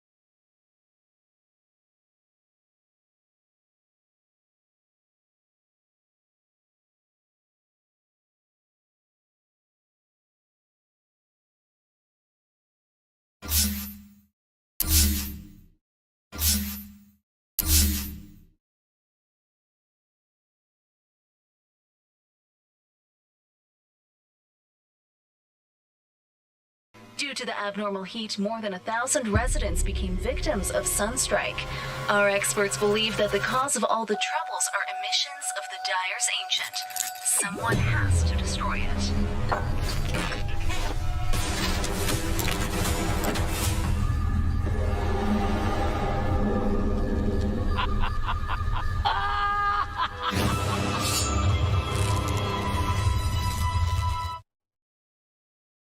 To the panel, yeah, amazing entries, and if you guys want to get involved and show some support, you can head over to Steam to cast your vote on the short film contest. But I think what we all agree we need here on this panel is just a little bit more purge. That's right. I wanted to talk about what was so cool about what 3-3 did last game is the Doom. He started the lane, he found that Harpy creep, and he's like, we can win this lane if I just buy a lot of mangoes. And that's because the Zap does 140 damage for 50 mana. That's 2.8 damage per mana. That's like 3 times more efficient than other spells that are normally cast at that point. So he uses the Zaps and all these mangoes, even though lowers his net worth, to kill the Slark a bunch of times, to harass him, to get him low, to pressure the Marcy, the hero that's supposed to be the better laner. And then he turns that into a pretty rapid Arcane Boots. All weird items for Doom to have this early on in the game, but between him and Mirana, they just slam and slay this lane together, which they're not supposed to do. They picked those heroes first. Their opponents weren't able to react well against them, despite having the entire draft to do so. So they mega overperform, using their Arcane, getting lots of kills. Then he gets Midas, completely far ahead, much more than he's supposed to be in a normal game. So it's a really great pivot from 3-3. Thank you very much, Purge. Thank you, Purge. Thank you, Purge. Goodbye. Thanks, Purge. Arigato, Purge. I've been on fire that entire You okay? It was very hot. Yeah, well, Tundra are on fire. They picked up the Doom, they made it happen, and yeah, it was a fantastic lane for them to have. But I do believe that these guys will, that both the teams will be heading back onto the stage soon. What do you think Asta have said? I mean, they've got to bounce back in the fact that they just lost a game, which was the 5th biggest stomp in TI main stage history. That was the biggest net worth lead, or like the 5th biggest net worth lead. So for Asta, it's like, that game didn't happen. Let's reset fully because, yeah, Tundra with an excellent performance. Well, let's see if they've reset, because here come the teams, and it will be Asta coming back out onto stage, 1 game down, but certainly I don't feel that they were kind of outplayed in a huge way. I just felt it was a little bit with the Doom. I think they're going to address that. Obviously, Tundra Esports in the same position Team Secret were just a little bit moments ago in the other upper bracket finals. Win this 1 match, Lizard, and you're in the upper bracket finals. It must feel amazing for these guys. Like, some of them have been close before, but it has to feel great. For Aster, I would just put Ori on something a little bit more flashy. Like, this guy has improved so much since the last couple of seasons. He's been a great player ever since he's been a competitive player, but give him something flashy, give him a spirit. Don't put him on a razor. I thought you were going to say Spirit Breaker for a second. I was like, oh, okay, sure. Don't get carried away. Even the Spirit Breaker. That's only Nine's job. Sheeps, what are you thinking here? I just think if you're giving away a comfort hero like Doom, you just have to address it a bit more. There's no way he should have as much net worth as he did and have that much impact, and you're not kind of just running it over. Obviously, it's hard. Like, we talked about this in the first panel. They have so much comfort and cheese, and you can't ban it all, right? But I would like them to just have a better draft. So just ban out 33, like all bans. Yeah, get rid of it. Teams have done that before. Like, it wouldn't even be It's not the worst, actually. that out of place to do. So if 33 does get a little bit focused on the bans, as we get reintroduced to Tundra Esports here, who normally do they kind of fall back on or rely on, or who does it open up? Obviously, it opens up the carry, but is it as big of an impact as 33 had here? In game number 1. Yeah, this is the thing, when you think about Tundra back in the EU competitions, as soon as they start banning out 33, it opens up 9's hero pool to get more creative, because it forces 33 to pick his hero earlier. So if we look, we got the Doom in the previous game, so if the bans start targeting him, they'll just pick his hero earlier, and now suddenly Skeeter's getting a little bit more thought into his carry. Maybe Snaking's getting a better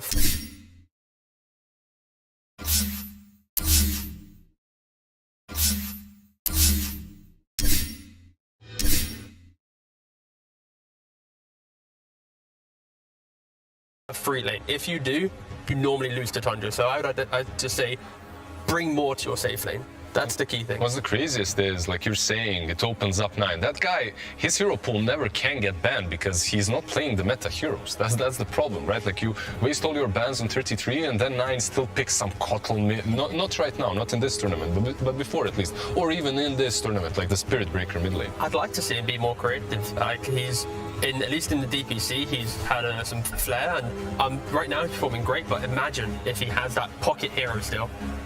Well, here we go. We're ready for game number 2. Over to our...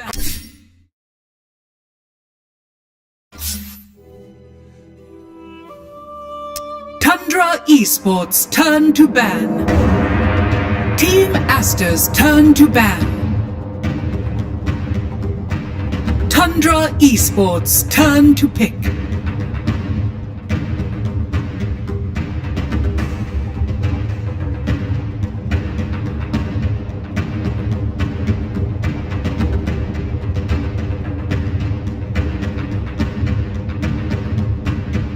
Seconds remaining. 5 Team seconds Asta's remaining. turn to pick.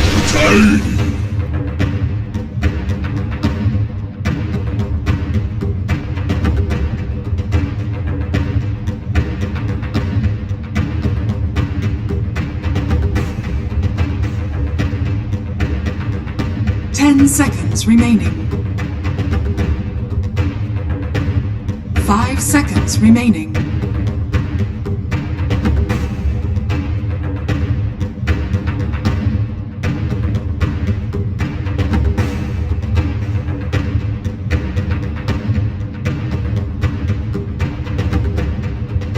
有没有神之一攻？Team Aster's turn to Tundra Esports turn to pick. Shadow Fiend.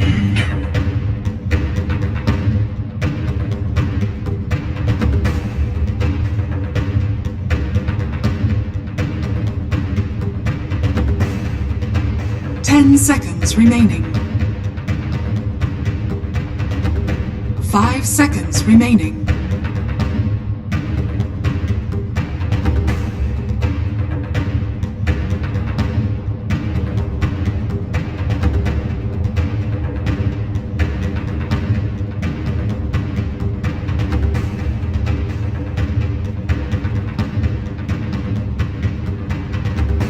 'Tundra Esports turn to Brood Lover.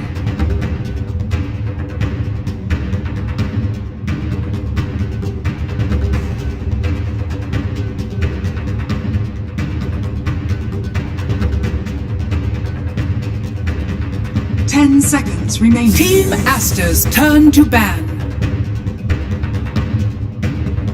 Tundra Esports turn to ban.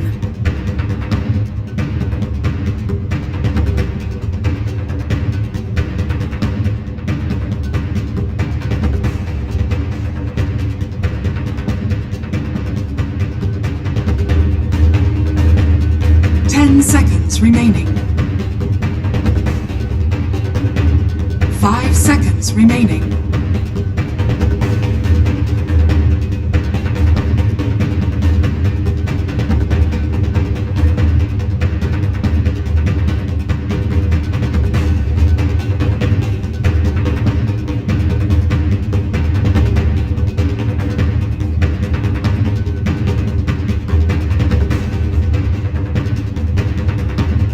'Team Aster's turn to ban.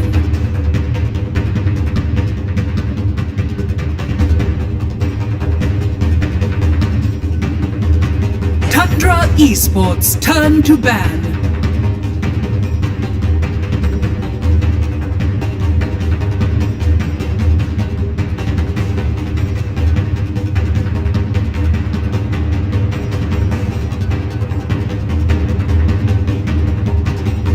Seconds remaining. 5 seconds Team remaining. Aster's turn to ban.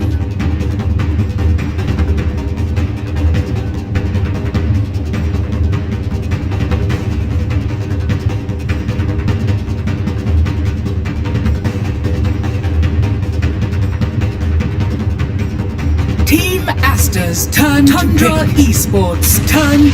Ah!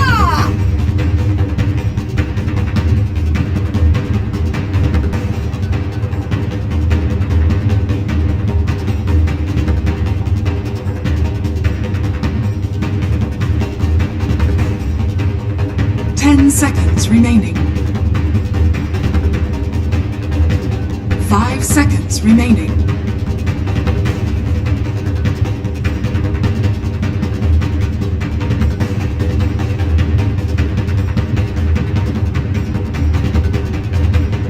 'Tundra Esports turn Zeus. Oh, very cute.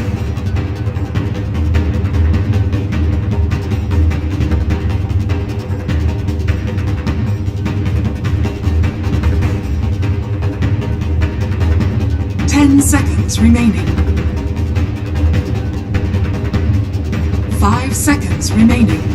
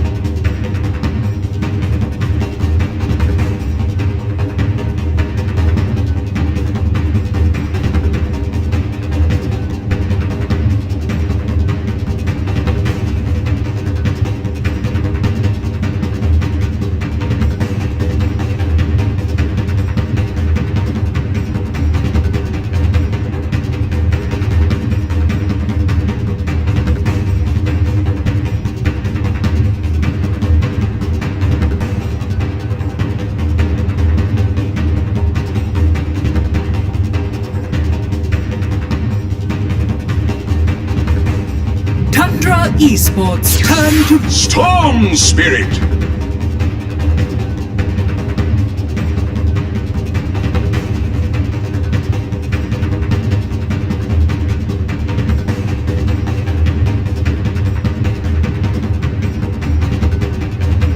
Seconds remaining.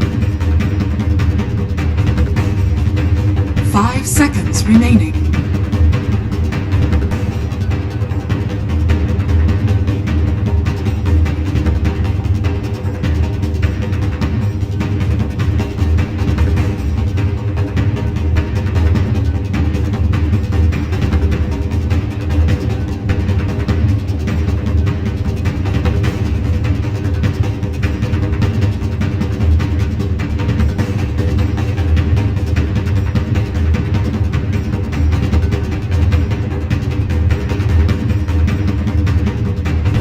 Aster's turn to ban. Tundra Esports turn to ban.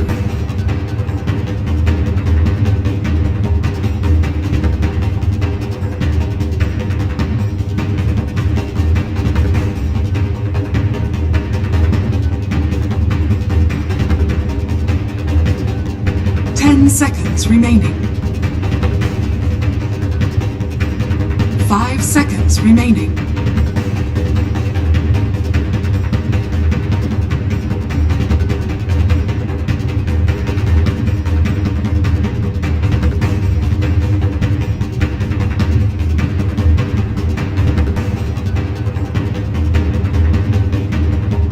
Team Aster's turn to ban.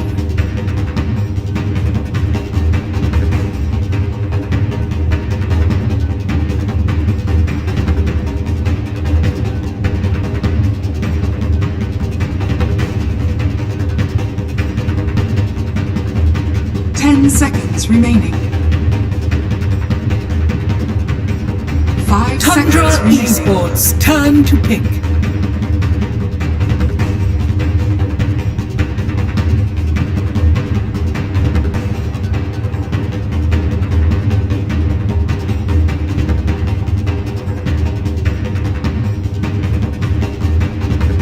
Seconds remaining.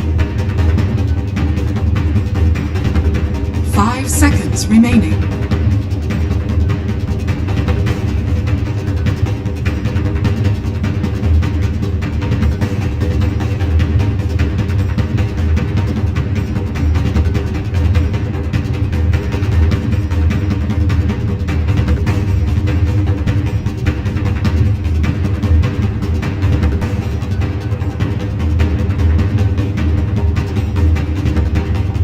Team Aster's turn to pick. Slog.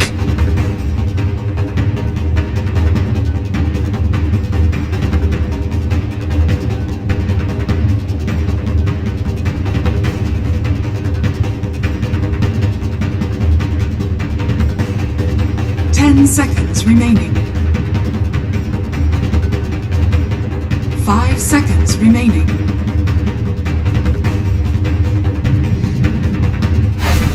Face the light. Choose your hero.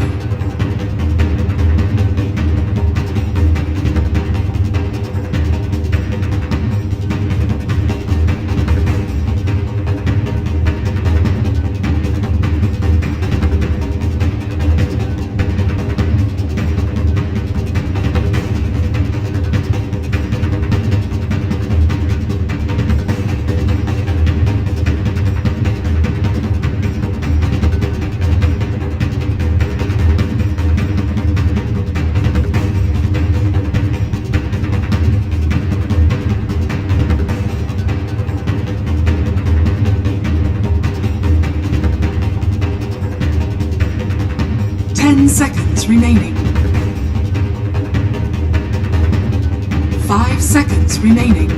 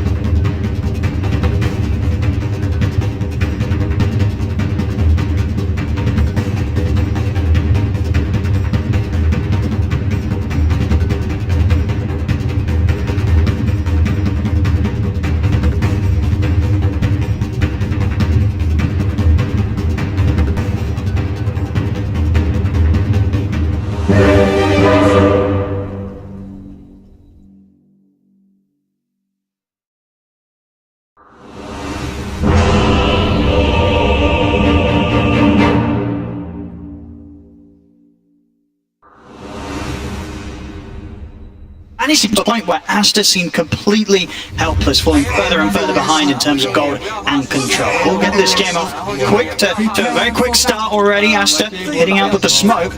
Maybe seeing if they can set up for some early action, as was found in the beginning of game 1. Alright, let's look at the mangoes. What do we got going on? Nothing too crazy. I mean, the craziest one is really Skeeter having the 3 mangoes, but this has been something they've done almost every single time on him. Yeah. Always starting with that. And yeah, you know, this Dawn pick, we keep mentioning, I actually think this is really cool because, as we said so much, this SF, he can really struggle versus all this high burst. So, yeah, really looking forward to see what XXS is going to be able to bring to the table on this. I've also seen a few different item builds on this hero, like perhaps it was Saberlight in the group stage who went for like some Wraith Pack build, which is very nice. Like, you see a lot of these range carries come back into the meta. Yeah, they're all very good, but they all abuse Wraith Pack to like oblivion. The minus damage coming out, the lifesteal, the bonus damage for yourself. So I could definitely see like a shift of item build here for XXS, for him to just play around his cores and kind of match this aura building from 3-3 in this game. Yeah, we see Sacred was one of the ones that was also doing it a lot. Most of the games that he played, Falcon Blade almost directly into that Wraith Pack so he can join in and kind of prevent all that damage. So, yeah, could be a cool one. Could be a lot of lifesteal that's coming out for this Shadow Fiend, right? Between the Marcy and if he does go for that build.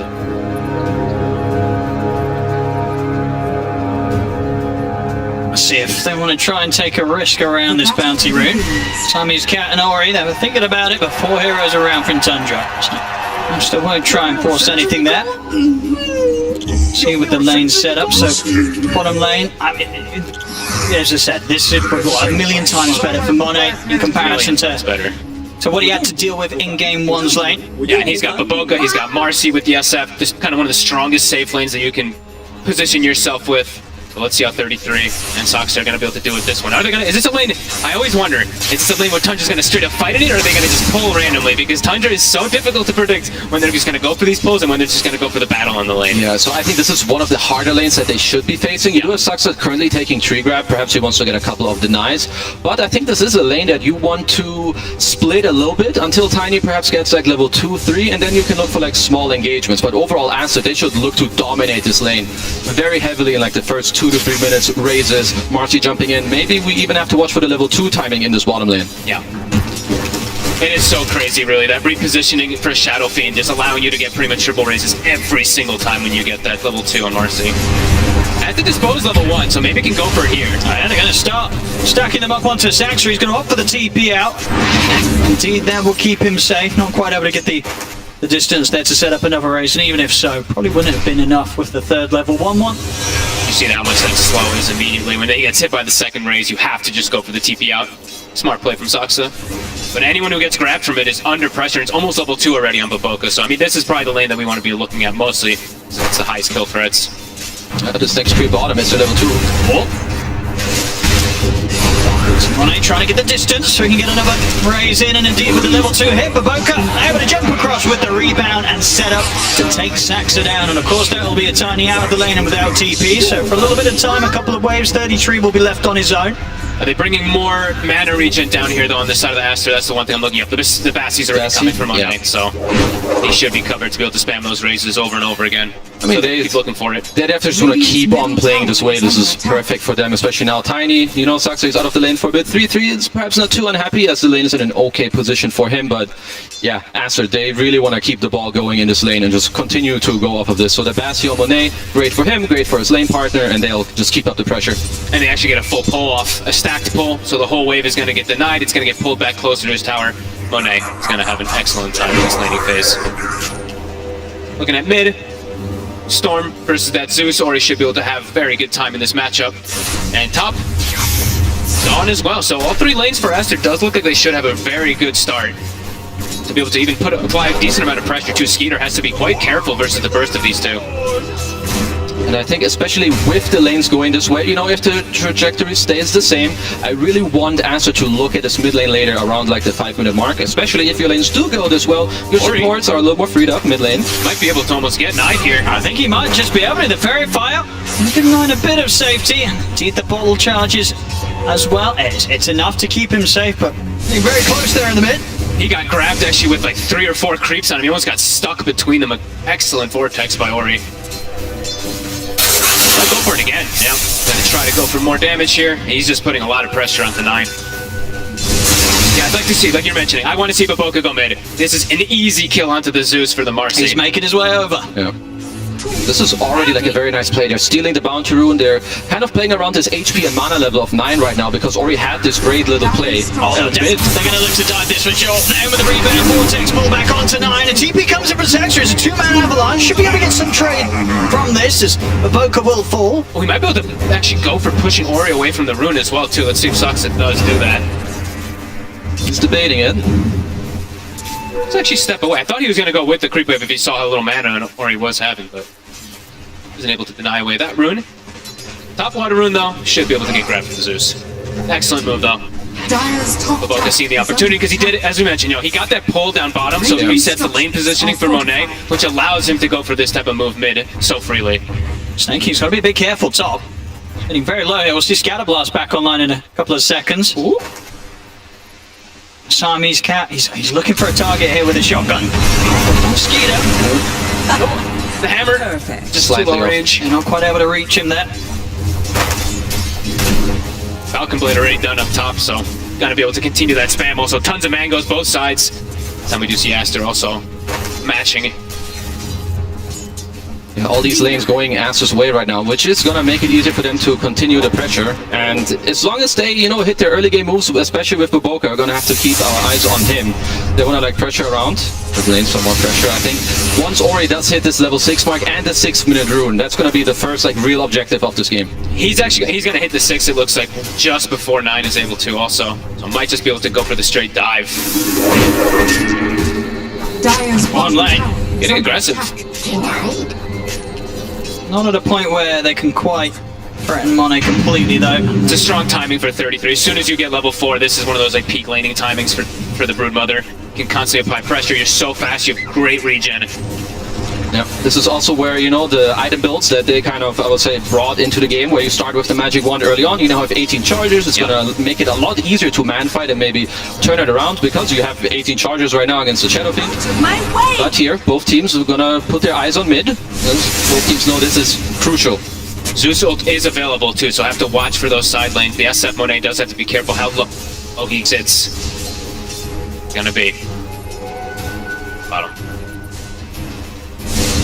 Great rune for Ori too. Would have been an excellent rune for Naim to perhaps be able to disengage from a Storm Spirit, but yeah.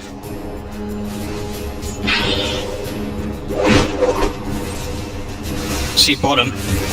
Aster very much trying to set up in case 33 steps up too much. Monet hitting the level 5. I like this from XXS. He had the Falcon Blade done, and he's like, this is not enough mana. Buys the Soul Ring as well on the Dawnbreaker. Just continue to be able to slow down Skeeter's farm and just continue spamming him out. I like it a lot. Yeah, right now, if you can keep this, what they're doing, it's very good. If your sidelines can stay on high HP, keep pressuring, then Zeus doesn't really have a play to use his ult aggressively, which is definitely what he wants. Whereas Aster, if XXS gets to stay in this lane, punish and pressure Skeeter until he gets his ulti, he can pressure the lane, but then also join his team and also go back top after. So I really like the fact that he's double downing on his mana region to keep the pressure up in this lane.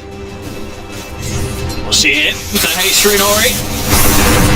Trying to step for the play out of 33, but a quick avalanche will stop Monet from being able to be in position to line up any raises. 33 easily able to step back underneath the tower. Saxa, he'll go for TP out. They've got nothing to stop it. Tundra able to make sure that rotation from Ori amounts to nothing. Ori wanted the bigger kill. He could have probably just gone and settled for the tiny with the initial jump, but he wants to go for the Brood.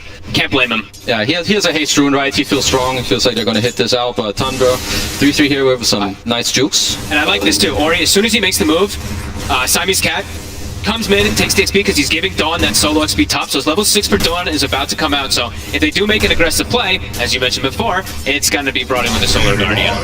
Yeah, I would really like them to execute this play on the mid lane, with the Zeus or maybe the rune. If Zeus comes to contest this, yeah, you go, you kill that guy. If not, you get a free rune for Storm, and then once again, Ori can look for what he wants to do instead of fishing a bit for XXS top. He's tanky. And the top's back over the wall, Skeeter. So TP's coming in return from Asta. See if they can save XXS, and nice setup there. Baboka provides the lifesteal, and XXS with the Starbreaker pretty much heals right back up, and now he's ready to turn. Takes out Saxa. He's going to get back to safety, and at the same time, the Vortex into the cookie. Asta will find 9 as well. Oh, this early game is really perfect for them. The lane setups, the way that they're moving and distributing the wealth to and experience. Even now, after that kill, a regen rune spawns bottom. Everything is going Aster's way this early game. Yeah, this is some very high-level Dota coming out from them. You know, just using the right amount of heroes in the perfect places. You only send your Marcy top, he sidekicks your Dawnbreaker, he turns it around, gets the lifesteal. In the meantime, Storm and Snapfire, they play together. That's all you need to kill the Zeus. And now, they're waiting for 9 on this respawn right now. So I want to see how Tundra kind of help him get back around this area, because Aster, they have 3 heroes here with a Solar Guardian at the ready. Full mana Storm, too. You can feel from Tundra as well, they're staying right away from this tier 1 tower, or at least being very careful in how they approach the defense.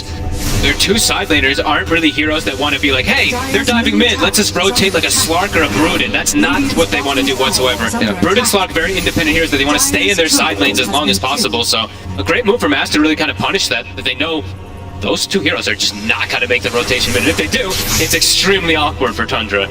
Yeah, I do like how Tundra are playing around this. It's currently like something what I like to call a ticking time bomb. Yeah, you do have the Aster heroes in the mid lane, but as long as you do this kind of very calm, you don't lose heroes or your tower, this is allowing 3-3 to end up taking this bottom tower because no one really wants to be here. I do think there's a world where you can put a hero here because you have the Dawn ult, but they're just deciding to, you know, more so play around the mid and top half, get the active runes and play around your Storm.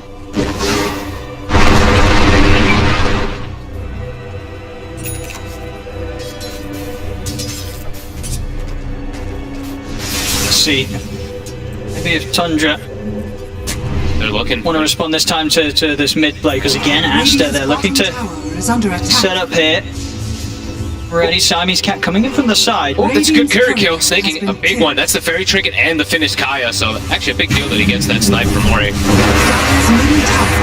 Not the finished Kaya, sorry, but the recipe at the least. But the Fairy Trinket he does take away. Radiant's bottom tower is under attack. Okay, so Monet, similar to the last game, right? He doesn't feel comfortable in the bottom lane. He's gonna go mid this time around, but this time it's not only to save XP, but rather to help with this tower. I don't see Tundra defending this tower. If you fight into this, there's a Dawn ult coming. They should just be happy with, you know, Slark and Brood kind of going back up in the network, but for Aster, completely different story. You want to keep pressuring up on the map and lower the map for Tundra here. Yeah, and for Tundra, like their lineup overall, as for when it comes to straight up team fights, it's pretty non-existent. Yeah. They're actually just very lane and then pick off oriented. Aster, they have overwhelming team fight. Like 4 of their heroes really bring it so much to the table. So these next few moments, it does feel like Tundra's gonna have to just chill out, not overcommit to anything, and be careful from all the moves from Aster.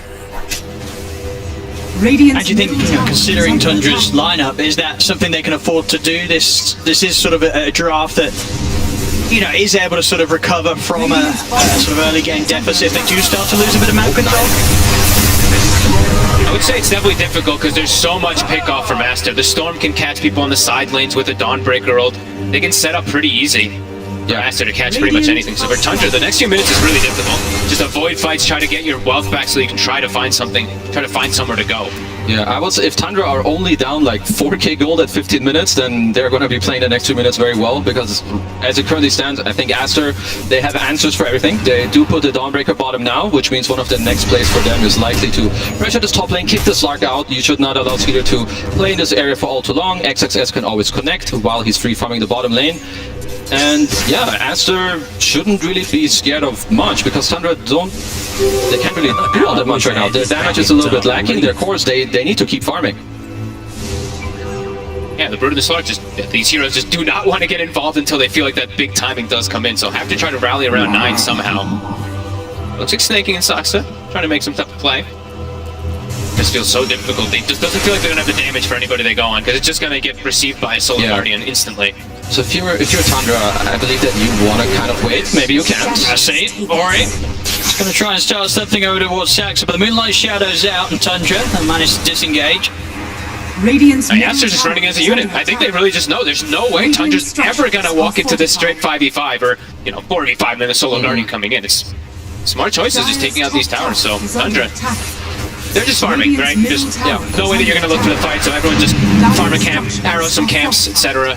Like, I think for Tundra, what you want to wait for is at least the defusal on Skeeter, your pipe on 3-3. You're getting somewhat close to them, so yeah, if Aster do overstep, you can perhaps somewhat look to take a fight as Ori, pushing for more. Yeah, Ori's going to try and chase up towards the high ground. He's getting a little low on mana. Skeeter's able to put the Shadow Dance in time. Want to escape from Babokum with the it's available. It'll get a little bit away. Not quite able to get down to the low ground, but it'll be fine nonetheless. They don't quite have the vision on him, so Skeeter will escape. Okay, so now that Aster have taken over the top tier 1 and the top jungle, I would like to see them smoke with 3 of the heroes, Storm, Snap, Marcy, a kind of a killing duo, especially now that your map looks nice, your SF is kind of safe. I would like them to go away from here real quick, look for a smoke into the enemy triangle or to the Brood, get a quick kill with the Dawn ult, and then migrate back to top, because I do think, yeah, Aster are playing very well, but Tundra are also getting away with, you know, quite a bit at this point. Yeah, I mean, Slark is not too far behind, of course. I mean, he's 5,800, sure, Shadow Fiend is 7,300, but that's expected from an SF safe lane, so. I do think Aster making the right move so far, but could still look to make a little bit more happen because of that advantage that they do have right now. For sure, because right now it's not that easy to take the top tier 2. You probably don't want to force the Roshan just yet. You maybe want a little bit more network. So instead, if you can't force objectives straight up, you want to go look for a play, especially if you do feel strong. So here we do have the smoke up from them at 9. He's clearing, what is that, quad ancients? Nice, a big stack. Join at least a quad. And they are making the move, but I like that they're not overcommitting the move. I actually like that they're keeping the Marcy top because they always have that follow-up of the Solar Guardian that can come in. So making sure they do distribute much to maximize. Looks to go for 33. Look at the setup. He has got the pipe and a decent amount of block charges. He was able to get both of them off, but they have enough damage to fight through it. They take down 33. Tundra, they'll have the chance to get a trade here as the arrow connects in onto Siamese Cat. Tundra, they'll take down one in return, and Ori, the ball lining out of this one as Tundra pretty much got the 3 of them chasing Aster down. I think that's just perfect though for Aster. I think they're perfectly fine with losing the Snapfires. You know, they make the 3 rotations happen bottom, they still get the kill. Yeah. I wonder if maybe you can get out cleanly if you just snap ult from the get-go instead of cooking in, but either way, you know, the idea of the play, the execution is pretty good. You trade your support for a core and a lot of TP, so again, you force Tundra around the map. Aster definitely happy with that. XXS almost, he pretty much has raid pack done also, so already feeling like lack of being able to team fight for Tundra. When this comes in, no way they're going to be able to really team fight. They do also have at least a way to kind of kill it. The spiders, right, can come in and clear that raid pack out like Aster has the way to kill it later on with that Marcy. Yeah, and I think now that, you know, the game has progressed a couple of minutes, you can soon look to potentially then force the Roshan on Aster. It won't take as long. You have the raid pack, you have higher levels, you have the passive on your Shadow Fiend, you have Psychic and Marcy ult, so soon that's going to be one of their next goals around the Rosh area, then top tier 2, and in the meantime, your Storm and your Snap, they will always look to play aggressive with the ultimate of XXS to back them up. Yeah, absolutely. Dire's top tower is under attack. Still just that 3k lead that they've had for a bit of time here, Aster. Has 9 been able to get a single power? I don't think so. I don't think, alright. No. Skeeter. Tundra, they're heading over here. Actually running out on the set of Ori. Ooh, lightning just in time to dodge that arrow, but that's pretty much as close as it gets. But they're back over to the bottom of the jungle. Siamese Cat gets found. Tundra. Oh, TP's to top. They're getting aggressive here, and indeed Aster, they've got to be prepared for these very quick moves across the map from Tundra. Monet backing off.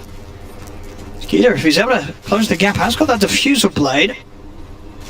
So they won't try and chase blindly into that area of the map here, Tundra. They'll be careful, and Aster will be allowed to back away. Yeah, you're very much seeing it, just a sort of a quick move, quick play like that. Suddenly the 3k lead goes down to the 2k. If they get that kill, it would have been completely shifted down too. They would have had more space on the map too for like 40 seconds where the Storm is not alive. It's definitely got to be a bit scary for Aster that this game has sort of fallen into this position, right? They're going to feel the pressure to get something done, and as you keep saying, they have that chance to make a move that allows you to really just take advantage of the strengths that the backup of a Dawnbreaker could provide on these sort of plays you're attempting. So they are smoking up again. They're very likely looking for this 1 kill into Roche. Ori. He wants to go in. They're going to grab onto 33. Going over with the Solar Guardian, and the Kiss is coming in as well. 33 falling low. Take him out of the Starbreaker. So XXS having a 2-man stun off the back of that last swing of the hammer. Skeeter has to put the Shadow Dance to run, but Boca charges in and beats down Snaking. Aster, that's the sort of moves they're looking to make. Yeah, they're just forcing the fights, forcing Tundra to react to them and be like, okay, good luck. Bring on the fight to us. We know you can't take it. And now it's for that Roche. They've got that sustain coming in from the sidekick too. Tundra not going to be able to contest this one. No, there's just going to be 3 Ages here for Monet. So again, looking at the follow plays, you likely for them they want to push out their lanes, but I don't want them to really slow down the game because you have this Ages and run down the top lane as 5. I would like to, once they get close to their ults again, start pushing top with your Shadow Fiend, but once again, look for the smoke across the map and keep shutting down the map of Tundra. Don't, split the map and go even when you're so much stronger than them. Shut down the map of Tundra. Yeah, they should just dominate the map. The Storm has DD again. I mean, literally every single power rune, I'm pretty sure, has gone to the side of either Aster or Ori, except for one that I think I had denied from like snaking. So playing excellent across the map, but just want to see them keep applying that pressure. Don't give the space. Don't let Tundra try to breathe back into this game. And I do see that, Ori and Siamese Cat constantly paired together, looking for some type of aggression. The DD inside that bottle. Under though, they do have the blink now. Saksa, he's finished it. One tries to take the Aegis out of hands of Ori. Quick toss combo. That'll do it. Once the Aegis gone, the tools to try and go for a second attempt at it. Lightning Bolt, but no further abilities available at that moment to lock him down, so Ori will manage to escape. But a very quick loss of the Aegis. That could have actually been another death if the Pounce was saved, actually. Skeeter actually using it after he'd already died.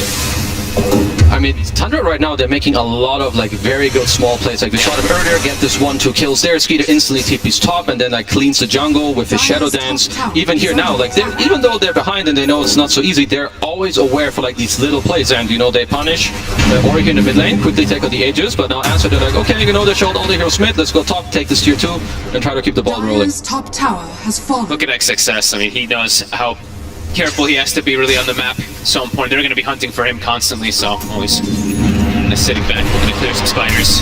And he'll get all of them.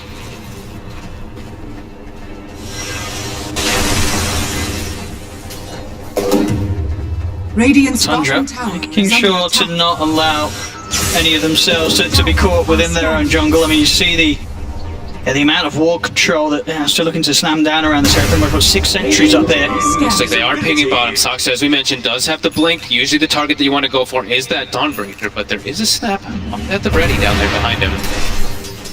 Both teams are being very good at not giving away too many freebies and protecting themselves very nicely. And if you're asked to, this is a 5k gold lead, but Tundra always have the option of really clutching you out, right? They have this tiny combo into a potential arrow.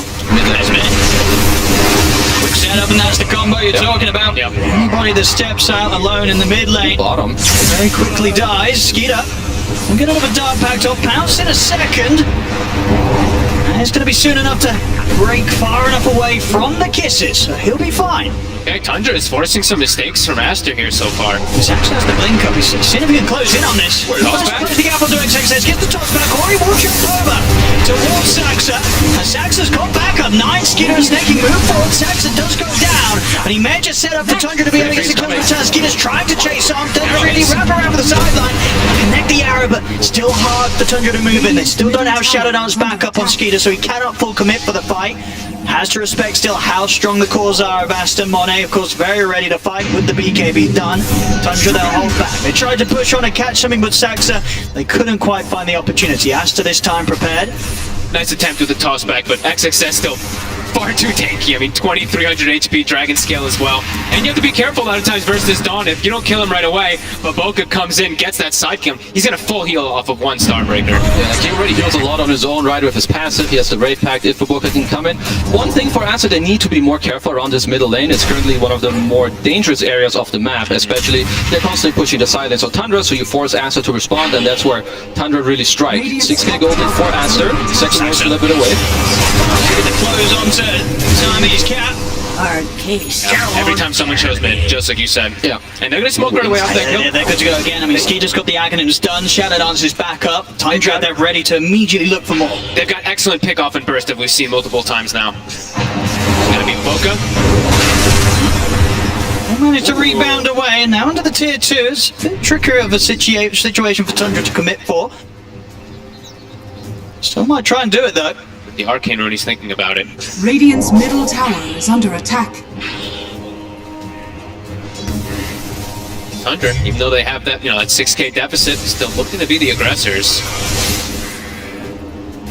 Nine currently working on this axe, so again, Skeeter, he got to finish his, so allows him to poke a bit more in the fight, be more free. The same with Skeeter here, with Nine getting his axe. Their burst is going to be even stronger than before, so Aster, they really need to be very careful. We already see Tundra, they're behind in the game, and they're still making a lot of very clutch moves here around the map. I like the itemization from Siamese Cat. I really like what he's doing here on this Snapfire. He's got mech, queuing up the pipe afterwards, just going for any type of extra healing that they can do to sustain through this burst. Now, they know that Monet, he has the BKB, so he is safe, but has to be able to get it off in most situations.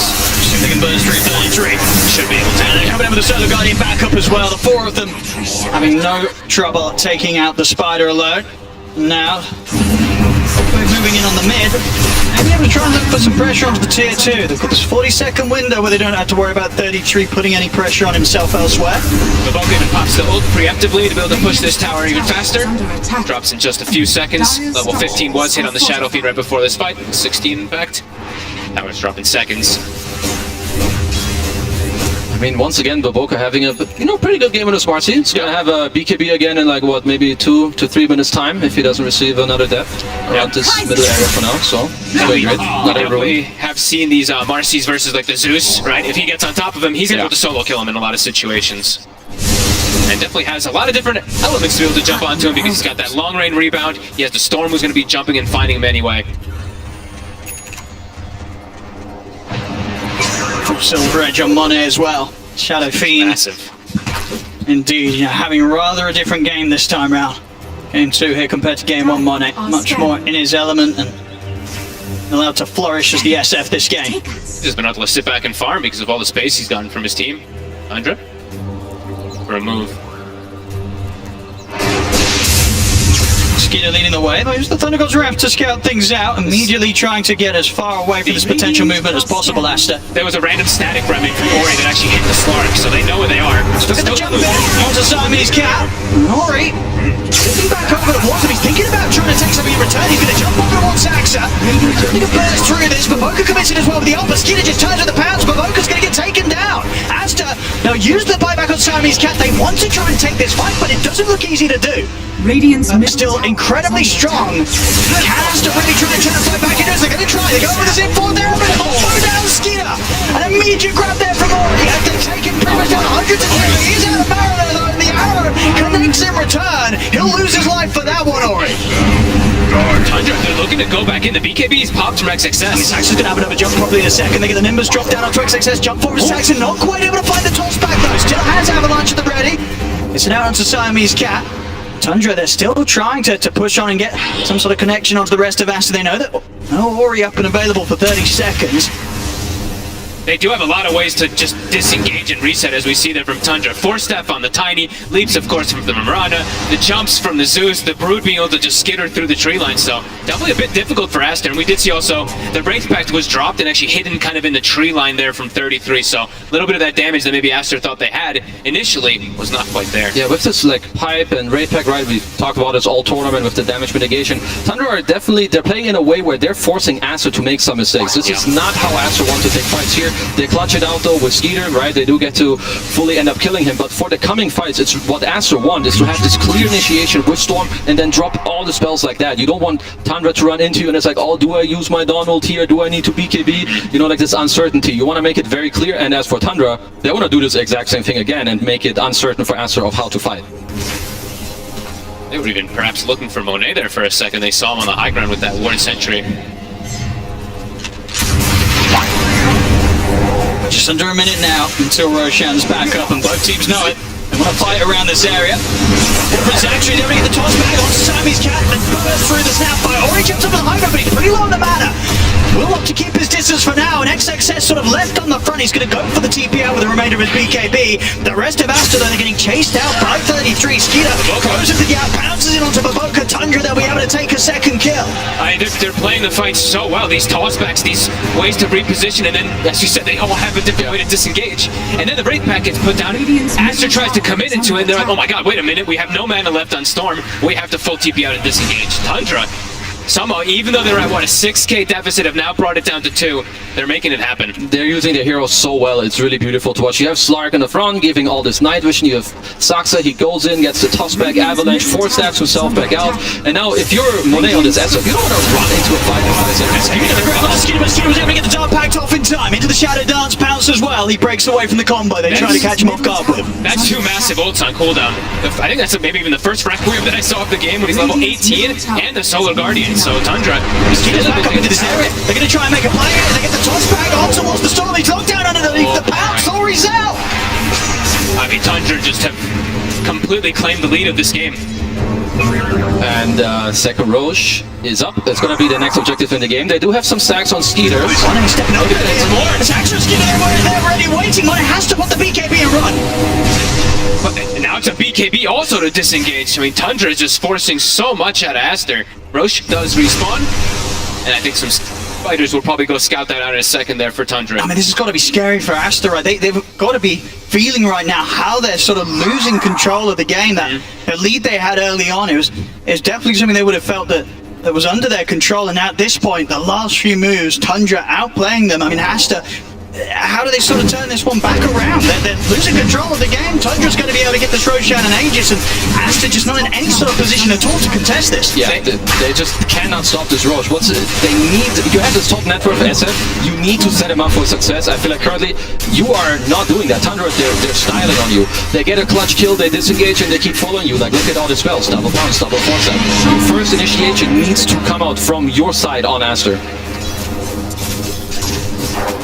It's Ori who has to do it almost every single time, though, right? So for Ori, it's complicated. I think Boca might have to just start sacrificing himself a little bit more to allow the Shadow Fiend to get this window to walk in, so Ori can actually follow up, because Ori, he'll be same area that he's ready to just charge straight into to start a fight against Aster. We'll see Ori zip over a wall of the Verona, able to pull back Snakey, take him down. BKB pop from the Valkyrie, commits to bring down the Nimbus. Can they really keep this fight going, Aster? The pounce to the side, Skeeter. Keep his distance for now. Still, of course, has that Aegis, so even if they do catch him, they'll have to do it twice. Shadow Dance on cooldown, still have the Depth Shroud. Good pounce across the cliff. We'll get him far enough away to TP out in the midst of the trees. They won't catch him.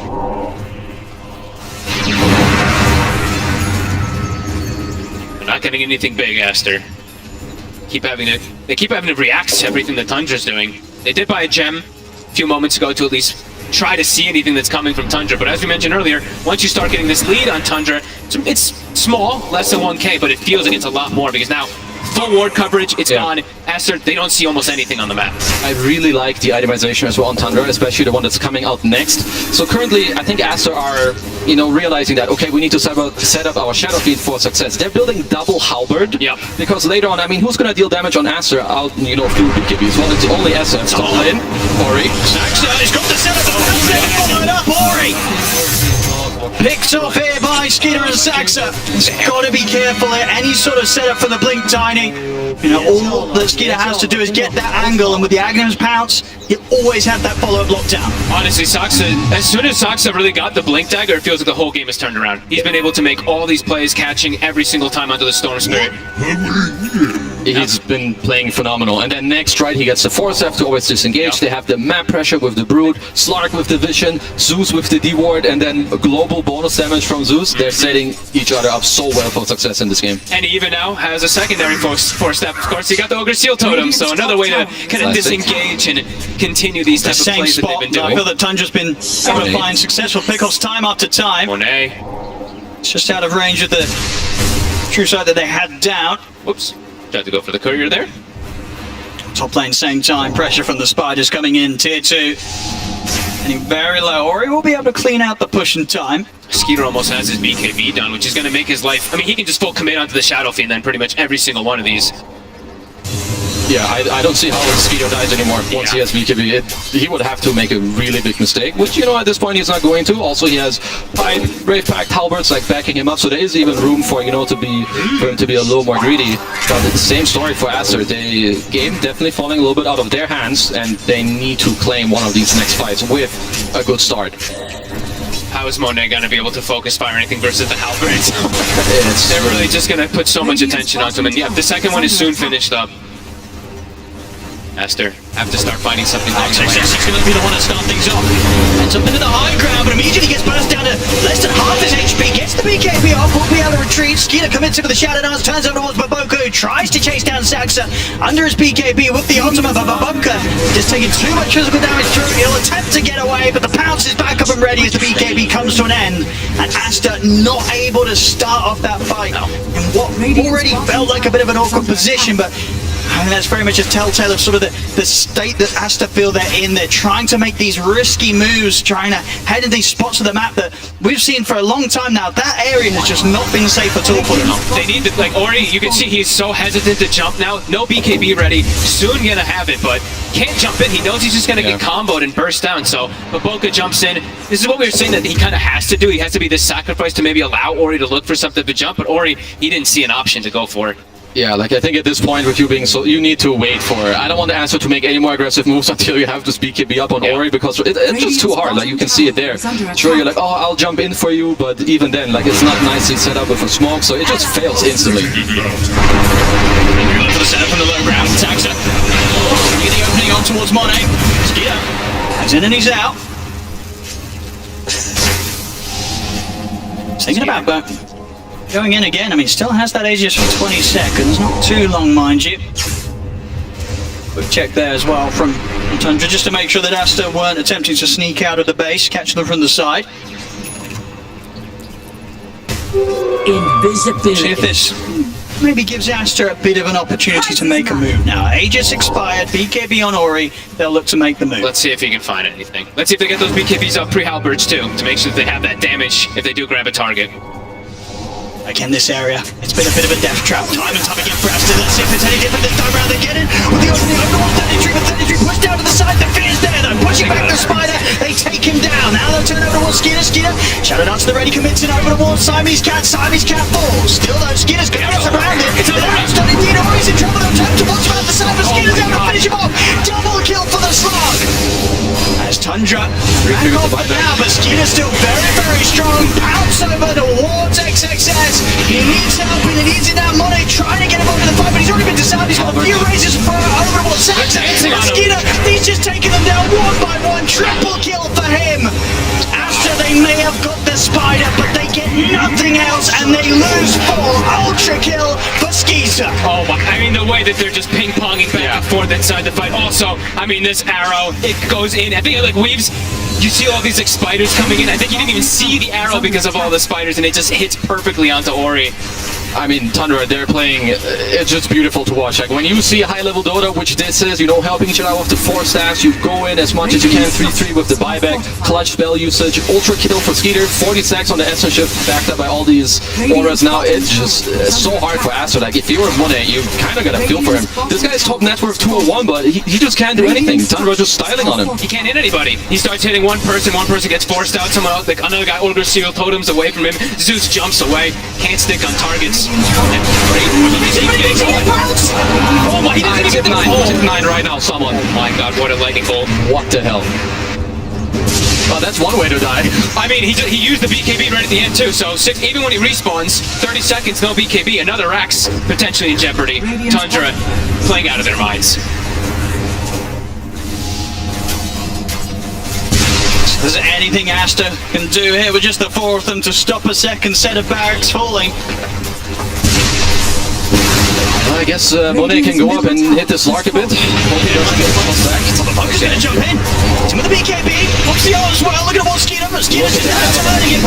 He could just stand his ground against Baboko. Jumps in over towards XXS. XXS will manage to get back towards the fountain. Aster, who won't lose anyone. Off the back of that Monet.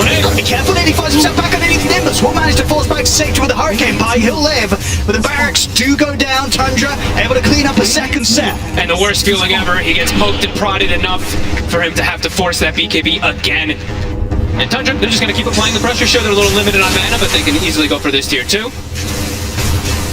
As the avalanche toss combo hits 3. You see like everybody's down to like sub 50% HP. Can't actually chase forward on Aster. And now for Tundra, take 2 racks, take the top tier 2, keep the triangle occupied, and now if they have a freebie, you know, they'll take it. Otherwise, second Roche up within the next 2 minutes, so you can just play the map, play as you have, and overall, the way that Tundra play, I feel like their strength, the team fighting, spell usage, the itemization, it's just incredible and beautiful to watch. Yeah. I mean, it's really been for, what, 16 minutes now, that even when they were at a 6k gold deficit, they were still winning every single one of these engagements. Look at this. Unbelievable. Finding themselves some pretty amazing neutral items as well. We see the telescope picked up, so they're going to be able to keep that distance, of course, even more on that Zeus. And now he does hit level 20, so even more stuns going to be coming out from those lightning bolts, making it even harder for Ori. As if it hasn't already been hard enough. Spell Prism as well, also a nice one for the squad. They're getting blessed. And Blink Dagger done on 9, so not always going to be a guaranteed opportunity for Ori to go straight for him. Quick on the blink, can make sure that that first attempt will end up missing. And now look at the itemization also from 33, right? After he's got his halberd, all those other items, has an Aeon Disc now. He knows he's the attention that they're going for every single time. If they try to focus onto him this time, he'll just unlock it. Kind of break all that initiation that'll come out from Aster. And Aster fully trapped in their base. Aster have a 3% chance of winning, and I feel like these 3%, the only way they can make this happen, you have Ori Pharma buyback, you have XXS Pharma buyback, you smoke into the Roach, they both suicide to bait spells, and they come back. Stepping outside of the base, this is... ED Slark.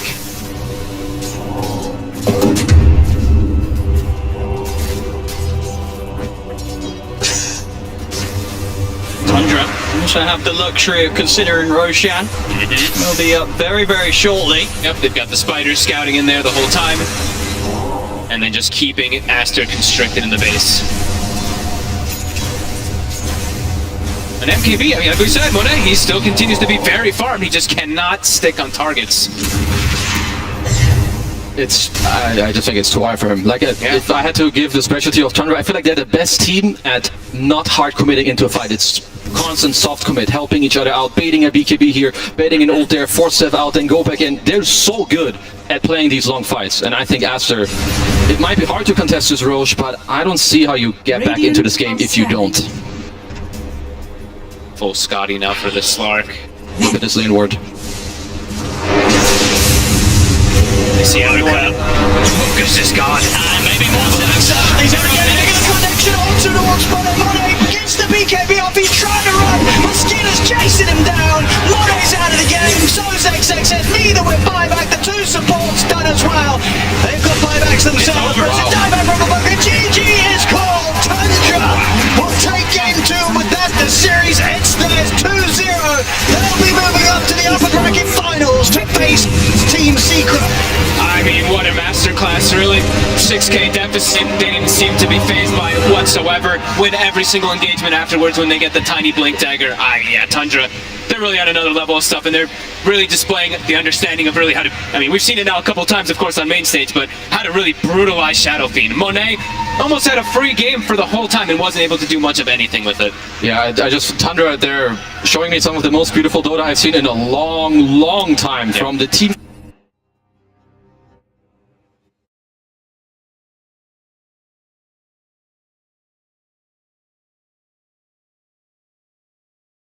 Long time from the team fighting to everything. They're down 6k gold, they can still make plays, you know, they don't seem phased by the situation of the game, their itemization.